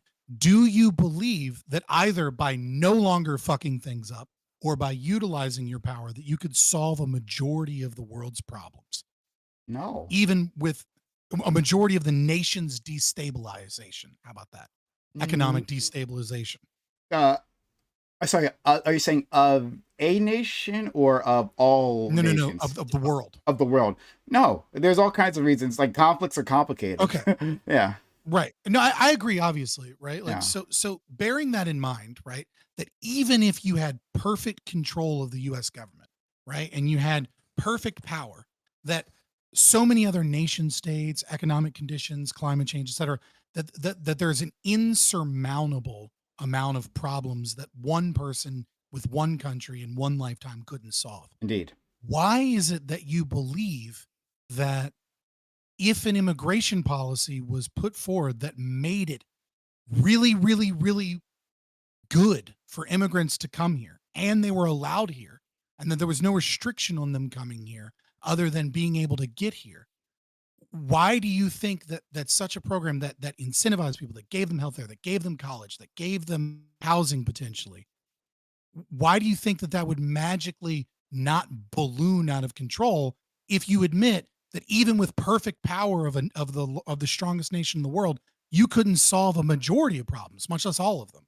Multiple things here, right? One, Mhm. I've never said that within our the way our world works currently, right, or even in the near future, and like the future that I would want, right, that there would be no limits on immigration. I never said that. We can do things to discourage immigration. You want Okay, so border? you would deny immigrants that come to the border. You would say, nope, not enough room for you.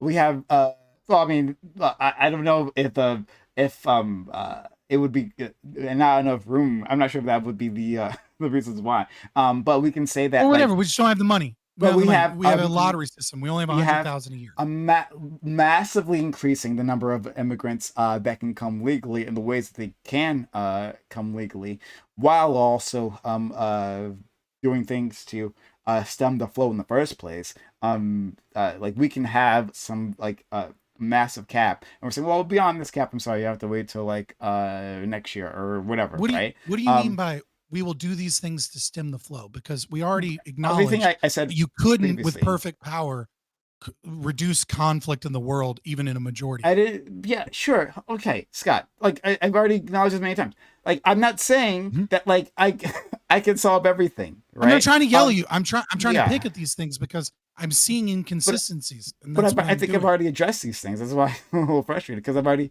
said this before, right? Like that there are parts of these there are portions of this huge problem that we can address and portions that we can't address.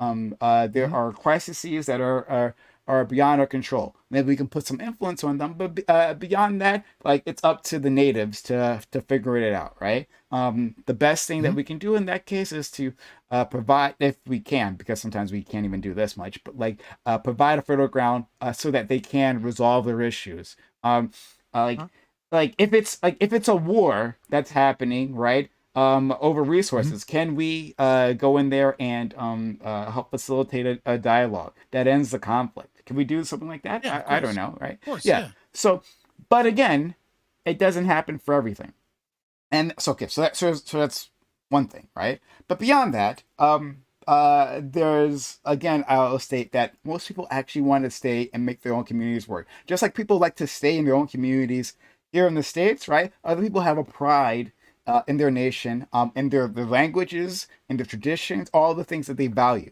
So that's another thing. And then another piece of that is that Yeah, I don't even think if 7 billion people are going to show up at our doorstep, right? great, Like, then good. I'm obviously. glad we agree on this. Yeah, but like But then like maybe 1 million is unmanageable right now, right?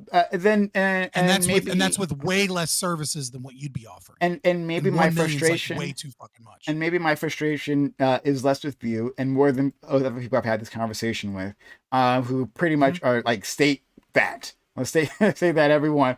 Well, no, I'm saying like 10 million. Sure. 10 million would break the U.S. Like it would destroy. If 10 million came and they had free college, free housing, free healthcare, and subsidized public schools and roads and all these things, 10 million is enough to destroy the U.S. economy. Yeah. And create a crisis so strong that a fascist dictator might take over just to stabilize it. Yeah. So I don't believe that, but that's okay. The other thing is that there are other so not only do people want to stay in their nation, right? Like in terms of immigration flows, they have reasons to go to different places, right? Like if they have family in Canada, they're gonna want to go to Canada.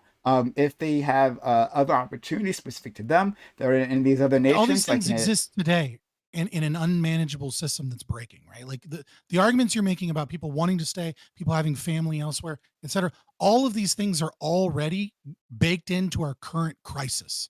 And our current crisis is one where we're trying to turn away millions and where we're offering far less services than what your presumed solution would offer. We also aren't doing any of the things because like the package that I'm talking about is an expansive one.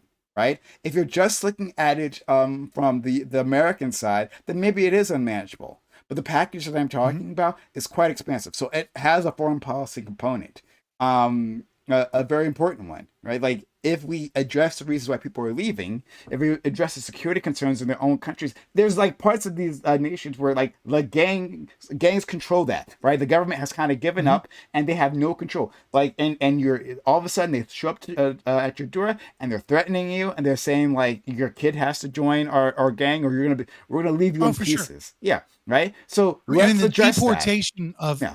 Well, I mean, America basically created MS-13, right? Like MS-13 exists because America created. Like, there's all kinds of crazy stuff. Indeed, but the problem is that you already admitted that even with absolute power, you couldn't solve even a small majority of these problems. So yeah, sure, you could solve some problems. It would reduce some immigration, but you admit even with absolute power that like the world is still going to be full of conflict and problems and people fleeing that conflict, looking for a better world.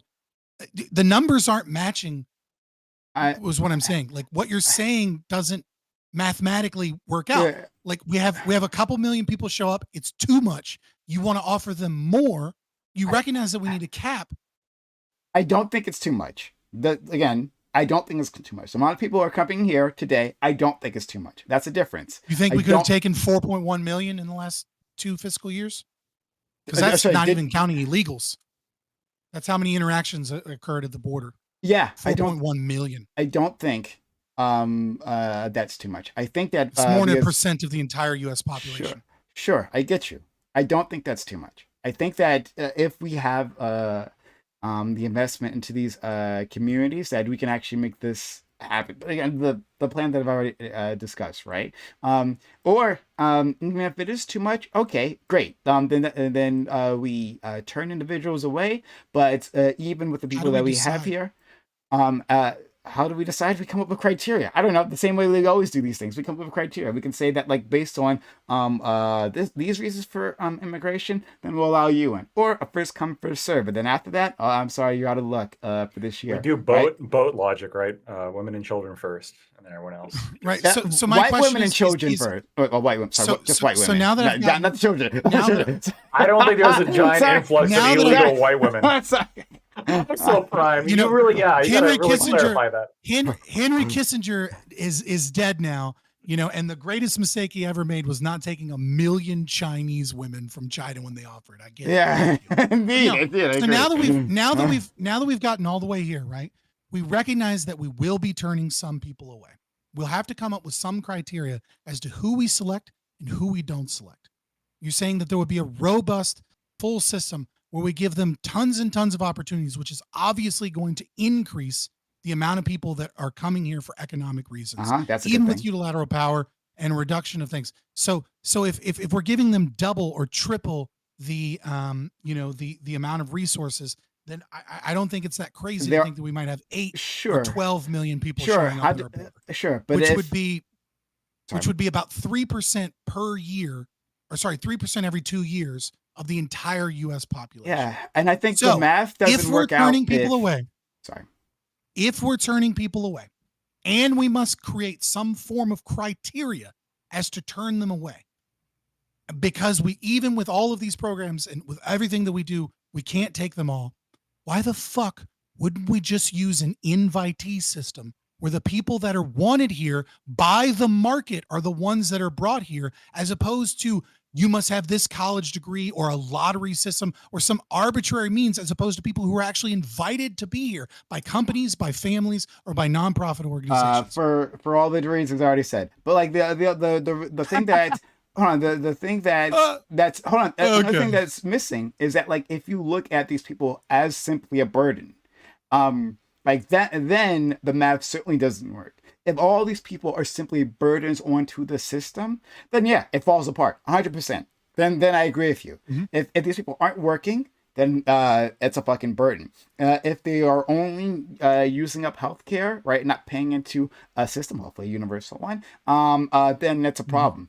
Like the point is to get them working, right, within the jobs that are here, and also to create their own jobs. I want to create an environment that's friendly to create a business in, and to employ individuals. And guess what? Immigrants really like creating their own businesses. It's a thing. It's a little bit of a pattern from them, that they create economic activity. If you don't believe that, if by and large you feel like these people are negative, then 100%, then everything that I'm saying is wrong. If that's your principal standpoint here, then nothing I say works, right? Then ignore it all.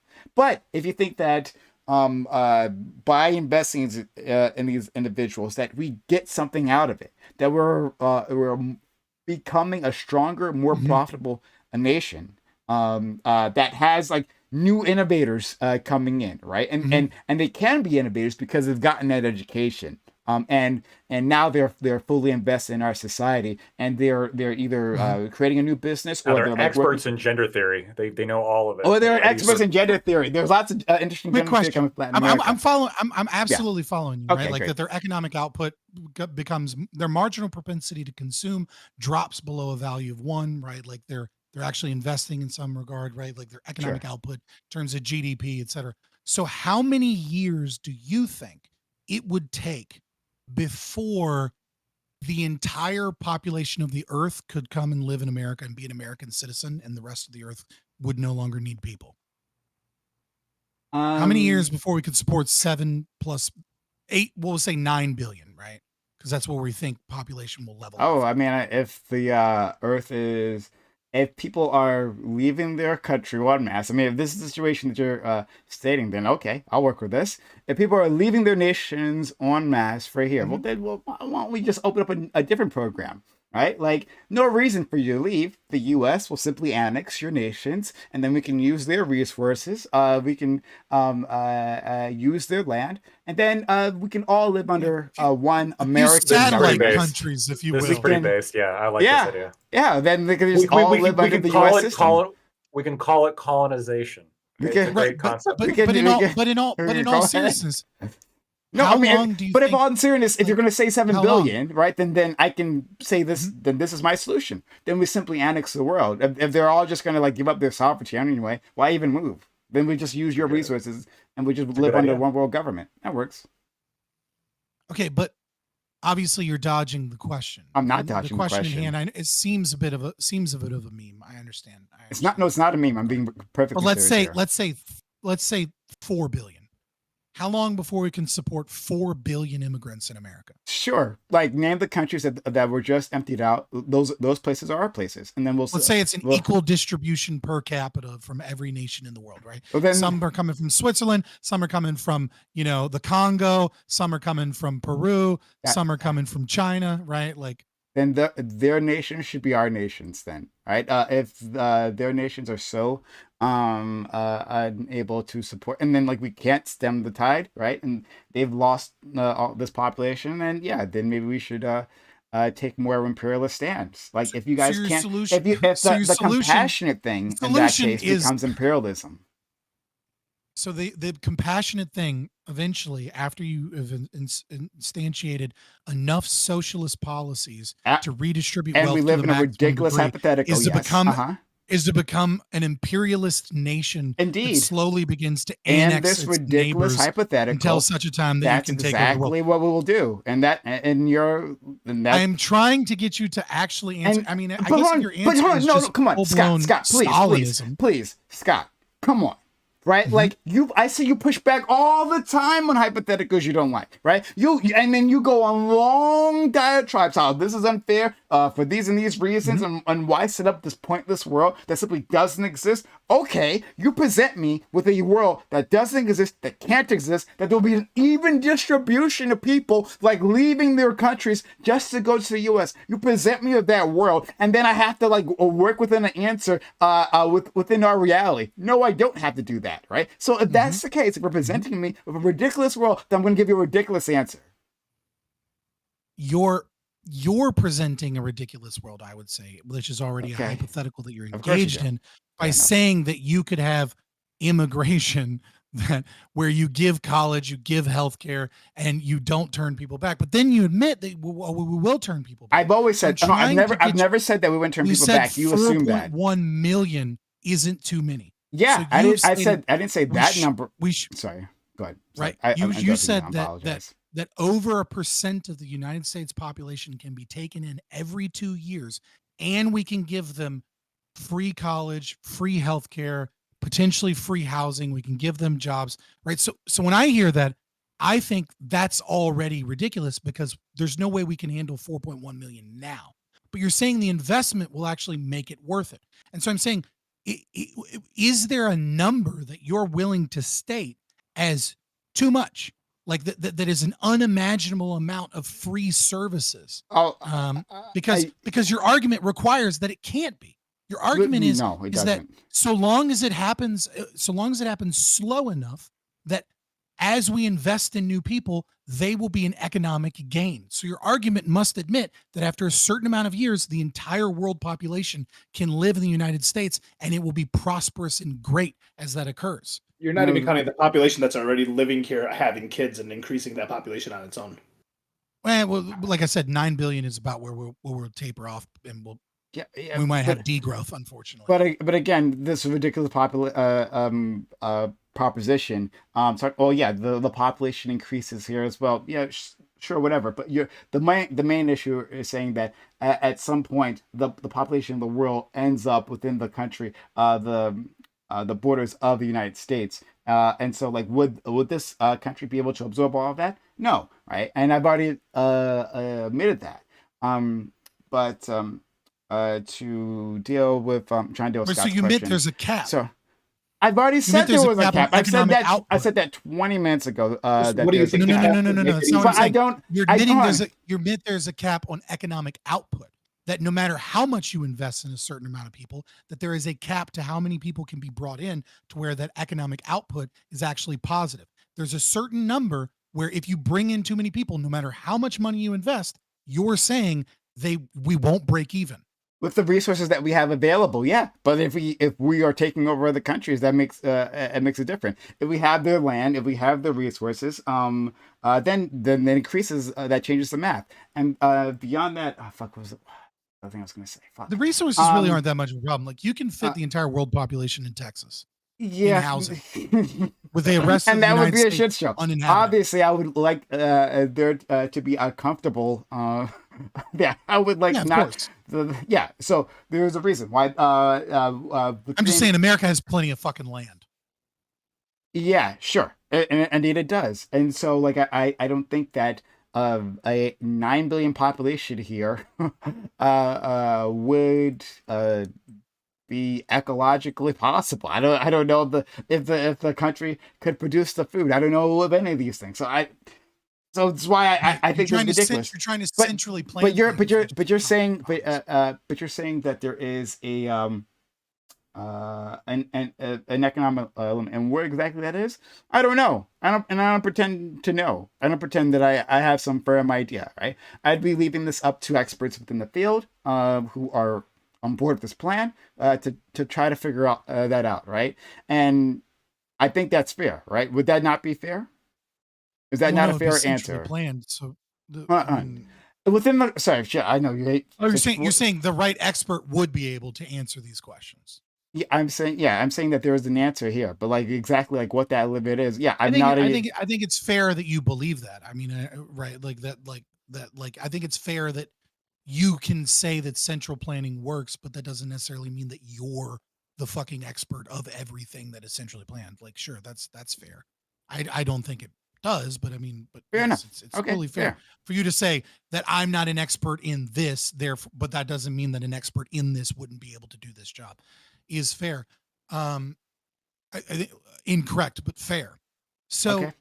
the problem is that, and I know I'm circling down this rabbit hole over and over and over again, and it's annoying, and I understand that, and I'm sorry. The problem is that It's okay. I love you.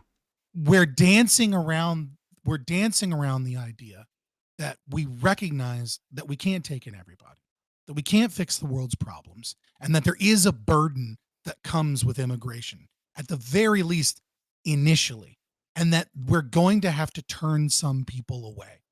And my solution that I gave, right, is to not pay for people and instead to invite people.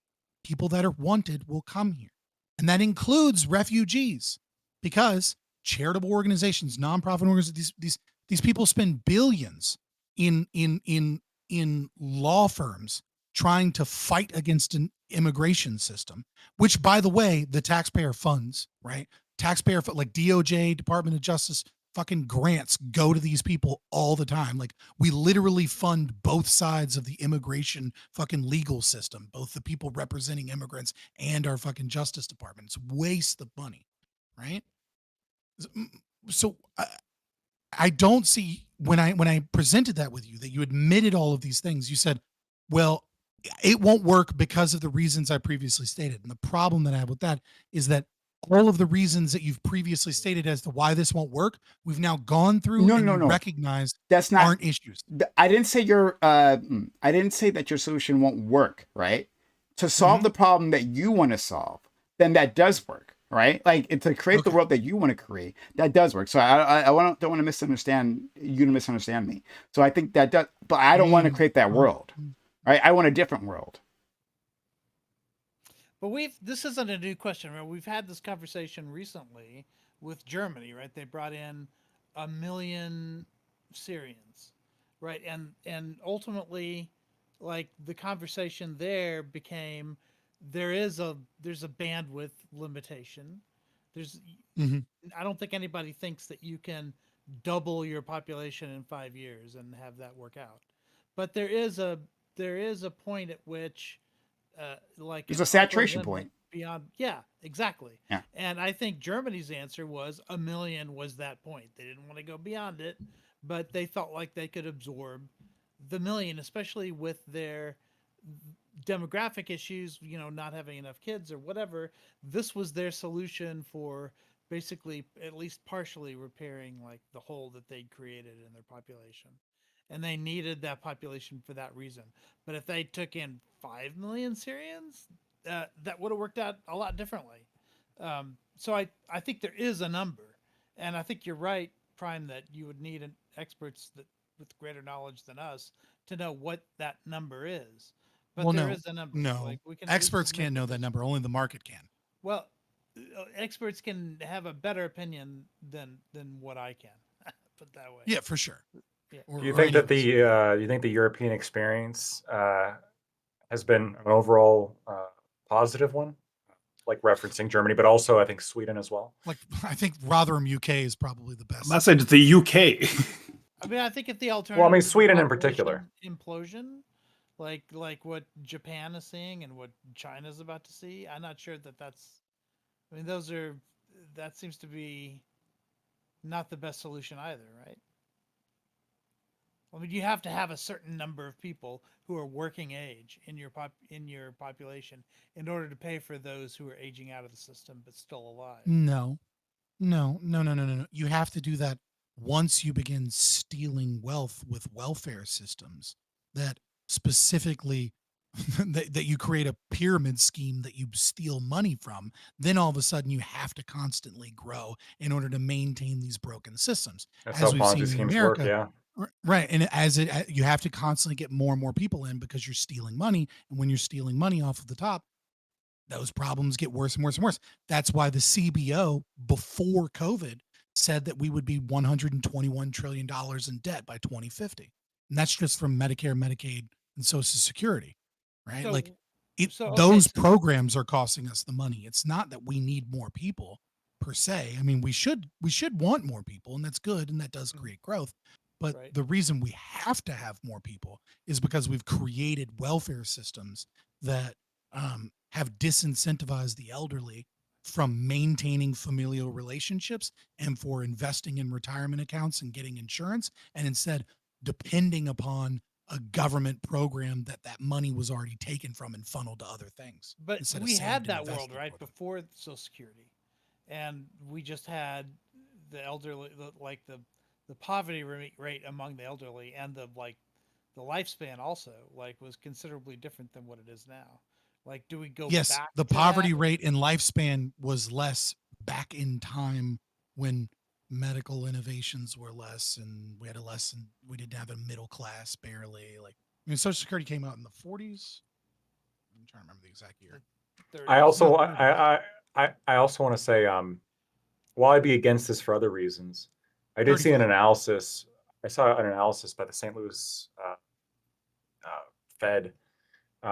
There's been a couple analysis on this where mandating that people set aside, basically mandating a 401k with the money that you'd otherwise put in Social Security leads to a greater net amount for retirement. Astronomically higher. I think for 97 to 98% of Americans will get more money if they put their money in the stock market instead of putting it in Social Security, the same amount. I mean, obviously you can't predict how the market will be in the future, but yes, which is a problem. Well, hold on, but even for bonds that pay out a predictable interest rate, it's going to be above 50% of Americans make more money in Social Security, and that's assuming that you live to see Social Security, which is another kind of pernicious element about the program. Yeah. So yes, some people just die and then they don't. Then they're fucked. You're betting that you're going to live long. And you're betting that when you enter, it's time to cash out, then it'll be in favorable conditions. That's the problem, right? What do you mean? That we don't have, I don't know. Cash out of what? I was just confused by what you mean by cash out. I didn't. Oh, out of Social Security or 401k? Yeah, 401k. You're saying about cashing out when the market's down, but again. 97, based on average market returns, 97% make more money on the average, not the highs or the lows. Also, would it be a little bit lower than 97 if you got hit the absolute lowest? It's potential, but I don't know if it's below 50%, and I also don't think it's fair to base it off a market low. You could also base it off a market high. But no. I can. No, this is basic financials. As you get older, you diversify towards safer and safer things. So when you're young, you put a lot of money in the market, and then because you get higher interest, and then as you get older, you switch to things like bonds. You switch to things like water rights or things that are just never going to go down. And all of those give a better return than Social Security. Well, Social Security as a Ponzi scheme is just it's a poor financial investment vehicle. This is a different conversation. I have some questions about that, but if someone else wants to answer, it's fine. Write it on your notebook for a different fucking. And then you're gonna yell about this. Next time some news about Social Security comes out or something, be like, I do wonder We lived what through if this you, during the Bush administration, right? Like he had that proposal. He wanted to divert some Social Security money towards things like 401ks or whatever. And politically, it just failed because like a stock market The crash elderly. happened right as he was proposing that. Yeah, but it's And also so the it made elderly. people think, yeah, like well, anybody The who's elderly paid just into it, lose their shit if you do Yeah. anything to Social Right. and Security. anybody who's paid into a Ponzi scheme at the end is going to be strongly invested in its because of how a Ponzi scheme operates, right? Like the only way you're getting any money back is if you're able to extract some money from the new people entering the scheme. That's why they're so pernicious, and that's why they last so long. I do wonder though, Yeah, I mean, without the these kind of solution Ponzi to it, schemes, the solution to it is not to increase retirement age or anything like that. The solution is just to put a bill out where you, I mean, even if it's mandated 401k, obviously I disagree with that, but that'd be better than just Social get rid of it. Security. But right, but even if that's the compromise I have to take to get us further and further away from welfare systems, I'll do that. But what I would say is the actual solution is really simple. It's just people turning 16 that are entering the job market, those people stop paying, right? And you just have to, and it's like, look, we're going to continue making Social Security payments one way or the other, It will only run to the out. people that have paid in, and Yeah, it will run out, and it will be a problem. But you'll have to you have to cut off somewhere, because I for mean, sure. economically speaking, like we are nowhere near as well off as the boomers were. Like the boomers came into an insanely good economy where you could own a home, you could own all kinds of things. I've seen this is a common thing. I've seen a lot of stats that go against this. This might have to be a separate debate. I've seen a lot of indications that overall median income have gone up for basically every single quintile of the U.S. economy since the 80s and before. That yes, there's specific metrics you can look at. Like home affordability is something that a lot of people look at, but like food affordability, for example, has gotten significantly better. And other things that Americans spend a lot of money on, and obviously also just access to other like materials like phones and Right. and electronics and stuff. That's also an expansion that we're not like taking into account. it was the lost generation. My headphones are about to die, and I don't feel like switching out to new headphones. It was the so lost I'm gonna generation hop that out really of made here, out boys. because they didn't have to pay in. They just immediately started That's true. collecting. That is true. Lost generation fuckers. Yeah. I do I mean, they wonder went if through the we depression, so if we removed the Social Security and like other forms of like old age Ponzi schemes, do you think that would actually affect the population growth rate in terms of are people going to have more kids? I'm skeptical of that. I'm not sure. I mean, I would say that they would have more kids. So my you're understanding. incentivized to do so. Yeah. So But I gotta hop out of here because my have headphones a are good gonna one, die. friend. It was really nice talking catch you later, to you. Scott. All right, brother. Peace. Yeah. So my understanding is that before the plan before Social Security was just to have kids and to have them take care of you. And in nations that don't have any sort of welfare state or Ponzi scheme, social Ponzi scheme, sorry, there, that the goal just becomes like increasing the amount of kids. That's why, and I'm trying to put this out there, that it makes sense. Like you sometimes see this it's kind of like this kind of paternalistic like documentaries about people in third world countries, and people go there and like tell them, okay guys, you know what you should do, you're poor, so you should have less kids, right? And like explaining this thing to them, but they're like, well, first of all, like I don't know how many of my kids are going to survive like childhood, right? Like we don't have medicine here. It's also fucking over China right now. Yeah. But it's like I don't know how many kids are mine are going to survive like childhood to begin with. So like that's the thing. And then I do need their help to do whatever it is I'm doing to survive. So that's a thing. And then when I'm in old age, I need someone to take care of me. So I need someone to last like 20, 30, 40 years, right? Go through all of the turmoil of my economic situation, of our economic situation in that nation, and then take care of me at the end. So yeah, I'm gonna need a few chances at this. That's why I do this. You just described Arab communities. That's all we do. No one's really focused on the Social Security. Just to have a few kids, make sure they're doctors, and when I'm 80, I'll be fine. it's a form of population control. I don't know. Lacto and I can argue about like maybe better solutions to it, but it's a form of population control that people have that safety net. Like I'm not thinking of not having Makes kids, right? sense. But like I think I'll probably be hopefully I'll be fine at the end by retirement age, right? And that I'll be able to take care of myself. If not, that changes the calculus. Then I gotta get Risky some business. some white lady pregnant, you know. Like specifically? I mean, maybe. Prime is really into white women. I was about to say, snow bunnies are your thing, huh? No. I love all women, but the meme is too funny for me. I love it. It makes white people uncomfortable. It's my favorite thing to do. But yeah, so I mean, you agree with what I said, Lecter, right? To the extent that you agreed with me that it's a social Ponzi scheme and that it reduces the birth rate and we got to be like concerned about it. Yeah, 100%. I agree with all that stuff. Yeah. Okay. I didn't know you were so base, Prime. I wasn't aware of this. You haven't been paying attention. I've always been colonization. Yeah, supporting American imperialism, colonization, removing Social Security, marrying and having kids with white women. I'm pretty concerned about the birth rate. I mean, like, Prime, this is. Are you sure this is like not too base for Twitch? I'm not. There's like the diagnosis of the problem here, maybe. Friend, you cut out. Oh no! Aiko, you cut out. Yeah. Wait, can you still? Can you? Now we can hear. First, you got like really loud, and then you got like you couldn't hear you at all. Yeah, So. I'm gonna get a new adapter. I'm shopping Amazon as we speak. So no, I'm just saying, like I get the problem, right? Is that anytime you create a system that prolongs life and especially like causes people to live longer than is reasonable for them to be a working age, then you're making it more expensive, like just for society more broadly. So I see that like I think that's an accurate like diagnosis of the problem.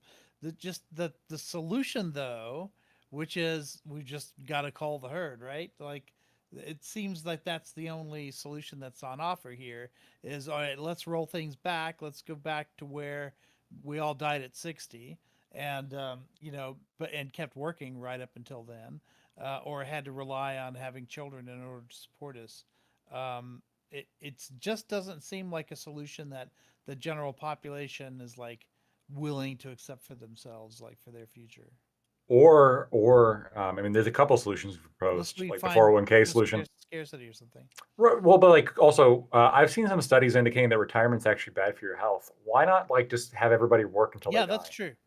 That's true. Yeah, like, and then if you get like old enough, like people who get like really old, like eventually they're going to be more limited in the jobs they can do. Although there like is Walmart greeter or whatever thing too. It could just be there is people are retiring because they're getting sick.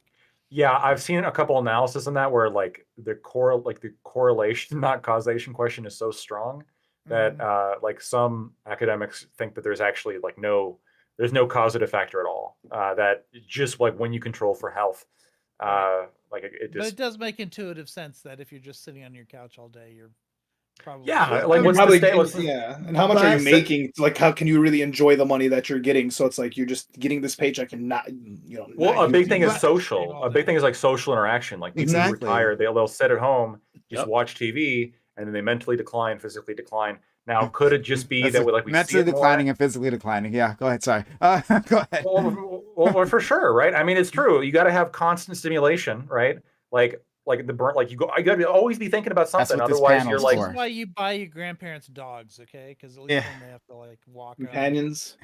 But then the only problem there is purpose, right? All we're circling around is purpose. Yes. I think there's lots of things. I mean, among even people who are more affirmed, I think we could like unleash their power. Like, what if we just like this was another investment into our community, right? Like, what if we tried to integrate people into our society who have become old and infirm, right? So we saw Aiko here. I plan on dying in the classroom. I do not want to retire. Yeah. So people other than Aiko, fine. I was gonna make an old joke about Aiko, but now he's like undermined it. But I don't want to retire, but I want to be part time at the end. That's for sure. I don't want to work full time at the end. Well, 40 hours when you're 60, 70.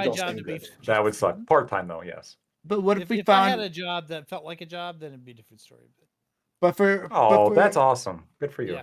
but for those who don't have like what Aiko has or what Lactor has, like a law career that like he could definitely work on even when he's like like putting around, like like he could still work on like cases like pro bono or something, right? But Yeah. Playing golf with rich people, yeah. I mean, there's all sorts of things I could do.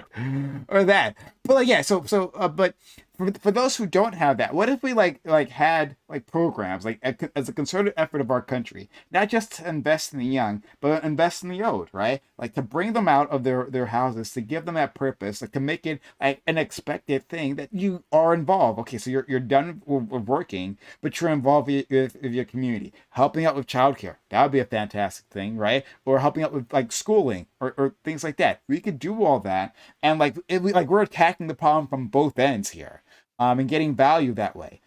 Keeping people alive, having them happier, healthier lives at the end, but also contributing to the economy, so they're not a complete drain, pariahs, as Lactoid would like to say. Well, in Fukushima, for example, with the radioactivity, they sent old people out to clean up the mess because like the exposure wasn't like the half-life or whatever, like the actual expectation of cancer was longer than they had to live on average. And this is a good idea, actually. I'm thinking like on like risky state programs, like we should have more nuclear reactors and like the radioactive cleanup. Like we could task that for like very clear reasons. Space, I think, would be a good place for the old, right? I mean, why are we risking young lives? Hold on, that's not such a joke. Like it does turn out. Studies show that when you get to a certain age, you would live in space, whereas on Earth you would die. Like there's something life extending about it in those later years. I have no idea that's true, Is it the but I'm going to use cold? it. Yeah.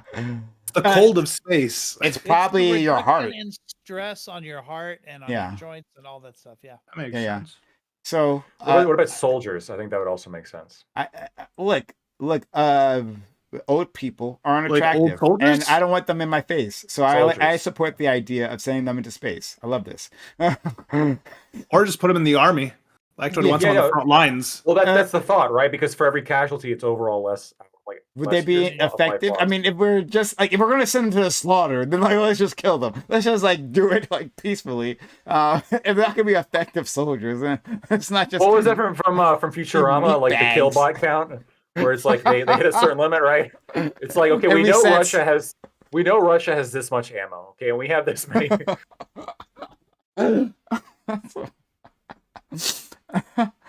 Another way of doing this civic duty, like I was saying before. Okay, all right, it's like if like their bayonets are only so long, so we put enough bodies in their bayonets here. Oh, it's all full. Okay.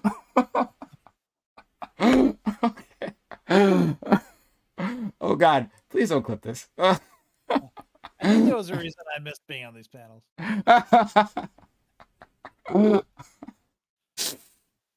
I get to advocate for my own death. But I don't know. But like, I think it's a really good idea, and I mean, not what Lactoid said, not that. But, no, wait. I'm going to end the clip right when you just say, "I think it's a very good idea," and then include everything before it, and then we're going to leave this out. We're going to leave this part. One other thing about that space thing that you would have to. It depends on when like the inflection point is, like when people start to live longer, because like we'd have to get them to space. Now at this point we're still relying on like rocket propulsion, right? That's pretty tough on the body. A lot of them not going to make the transition. I'm just going to say that, right? Like maybe around their 50, I don't know, maybe they can survive 60, I don't know, right? Whatever it is, but like there's a point in which they're just going to die on the way up, so we need to get them up before then. G-force is going to smush them. Yeah, exactly. But I like the idea of like creating a community, right? That's like people need purpose, right? They need something to keep them going, right? Whether even if it's like being involved in their church, that's a thing that's effective, right? It's also it's gonna be friends, family, and just general community. That's usually what it is. If you don't build that, unless you encourage people to build friends, family, and community throughout their lives, right? If you have a family to take care of, or you're just like if you have kids within your community or something, right? Like if you're at the rec center, right? That's what you do. You're at the rec center and you're like spitting out wisdom to these kids while they're playing basketball. If that's the thing you do, then that's what it's giving you purpose. So What? like, why don't we create the conditions so people can do that more efficiently, right? To funnel people up so they're not lost. Because like it's actually really tragic, really fucking tragic when people are like alone and like lonely and no one like interacts with them when they have like plenty they can offer. Let's unleash that. I feel like bitter old people tend to live longer than happy old people. They're just holding on. They're just holding on. Living despite people. Yeah, that's a purpose, I guess. Yeah. Stink meaner from the Boondocks. You know, the guy just doesn't die. There has been said pessimists live longer than optimists. That is true. That can't statistically be true, though. Like, true. Look it up. Look it up. Happiness, but happiness is good for overall health.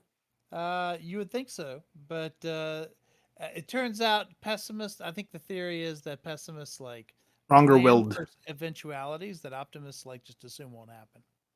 Oh, so like they're less disappointed and stressed when the negative outcome occurs, perhaps. Yeah, maybe or they're more prepared. Like they've they don't. Yeah, like they're the prepper, right, in the zombie apocalypse. Right. I'm a little bit of a prepper. Okay. All right. Yeah. So, do you guys want to talk about anything else? I mean, if we're chilling here, we can. Only one thing, because I sent a picture to Lactoid not too long ago about President. Is it Milei? Is that how you pronounce his name? I think Malay. Yeah. Milei and Zelensky. Just about embracing in a big bear hug, and you did a thumbs up on it, but like I've forgotten your position on Ukraine, but like, are you supportive of that relationship, or what's your view on that? I'm very supportive of Malay. I think he's fantastic for not only American interests. But do you support his support of Ukraine? Ukraine's a very difficult situation. I do support his support of Ukraine. I think Ukraine is not nearly as simple as people say of like, oh, Russia just invaded. I think there's a lot more context behind that. But overall, I think geopolitically, the best result of this is like Ukraine getting everything back. The best thing he could do for Ukraine. Pulling out of BRICS was incredible. He already cut like how many fucking government agencies? Like he hit the ground running, right? He said he was going to do shit, and in a bizarre twist of events, like he said he's not a politician. I believe him now because he actually did the shit that he promised he would do. Significantly better than Trump did. Significantly better. This guy is an actual doer, like in terms of getting shit done. Incredible there's no question that he did. Like I'm at least looking forward to. Like I think we disagree ideologically, although I did not like the far left candidate there either. I mean, it was a lose-lose as far as I was concerned. But I do think at least we're going to get a lot of really good data on there, right? Like when you shut down government and like just get rid of everything, like what's the end result? Like what happens? There's going to be some shock therapy here. Finding out what happens, yeah. Yeah, there's going to be a little bit of shock therapy, but people dying. Go ahead, yeah. I'm confident that the overall situation is going to improve. I think Chile what's is the time frame do you think example. Needs to happen before like the benefits start? I'm going to hold you to it. This is very difficult to predict, right? So for Chile, it took like I think a couple decades for things to like really start taking off in the sort of exponential way. Didn't do this. Like Chile did they did economic shock therapy. Like Pinochet did a fuck ton of shit for with the economy, and it caused like quite a bit of ruckus initially, but overall it set that country up for like a much better economic situation going forward. Okay, so you think it's equivalent, the two? I think in terms of culture, geography, they're literally like right next to each other. I don't think you could probably find two countries support each other more. In terms of like how much each was able to do to like dismantle government. I think they're I don't know if there's the 1-to-1 comparison. I think there's a lot of similarities you can point to. I think in the long run, I absolutely am confident that this is going to have overall beneficial effect. I mean, it's rare that you get like an opportunity for an A/B experiment like this. Yeah. And I'm curious though, like Aiko, let's say you see what I'm predicting, where it's like, okay, there's a little bit of like, because I mean, obviously there's going to be shock, right? When you make the drastic changes. Let's say there is shock for like the next, like, I don't know, 5-7 years, and then you start seeing like a rebound, and then like you look at the graphs and the rebound is like much better off than they were before. Are you going to be a believer? Are you going to like start realizing? Well, I'm already look. I mean, I wouldn't be shocked if there were some, because like, you know, I'm not a socialist. So I think that I think a better scenario would have been if somebody had come in and like made it truly a liberal democracy. But that's not in the cards, right? It's just there's basically two extreme alternatives here. So which extreme alternative is like going to have worse results? Like, I don't know. I'm not sure. But I'll put it this way: like, if the left had won there, I wouldn't have been any happier. Like, because I know what South American like socialist dictatorships like look like. Do you think if the left wing candidate won, I mean, do you agree that it's more likely than not that, like, you would guess that the stagnation that Argentina has been experiencing for some time now, that would probably just continue, potentially get worse. Inflation would get worse. It would continue, but what amazes me is that South America never gets to try liberal democracy. Like, I don't. So I think people give Milei too much shit. I mean, like, if you actually look at his like proposals and everything, I mean, he's not anti-democratic. Like, dude won Maybe like a very fair election by a huge margin. A system that was so steeped in corruption. Like, maybe that's the case. In which case, after certain number of years of belt tightening, like, he'll like relax a bit. I don't know. If that's the case, I mean, okay, I have my doubts. I'm just pretty cynical when it comes to South America, just broadly. Right. I mean, Milei won a like free and fair election by a considerable margin. Like, he absolutely has like a mandate by the people now at this point for doing the shit that he wants to do, which makes it awesome because like everything he does is just that much more legitimate. How long lasting is it, right? Because we know, like, let's say even if you're right about like what the final outcome is, we know that the short term pain is going to be like tremendous. And like Prime said, like, people are going to die, and you know, I don't know how much people absorb that kind of news, you know, before. I mean, it's questionable whether his popularity is survived to even now. Just quickly, hey, I've raised the Twitch audience off, but by YouTube audience, guys, if you haven't done so already, subscribe to the channel. We'd love to have you. So consider subscribing to this place, be a part of the community. We really appreciate it. And yeah, thanks for coming through. We'll be back next week. We'll be back also on Thursday. We might be back on Wednesday for something special, but I don't know. So consider supporting this community. Yeah, I'll see you later. Bye. Bye. The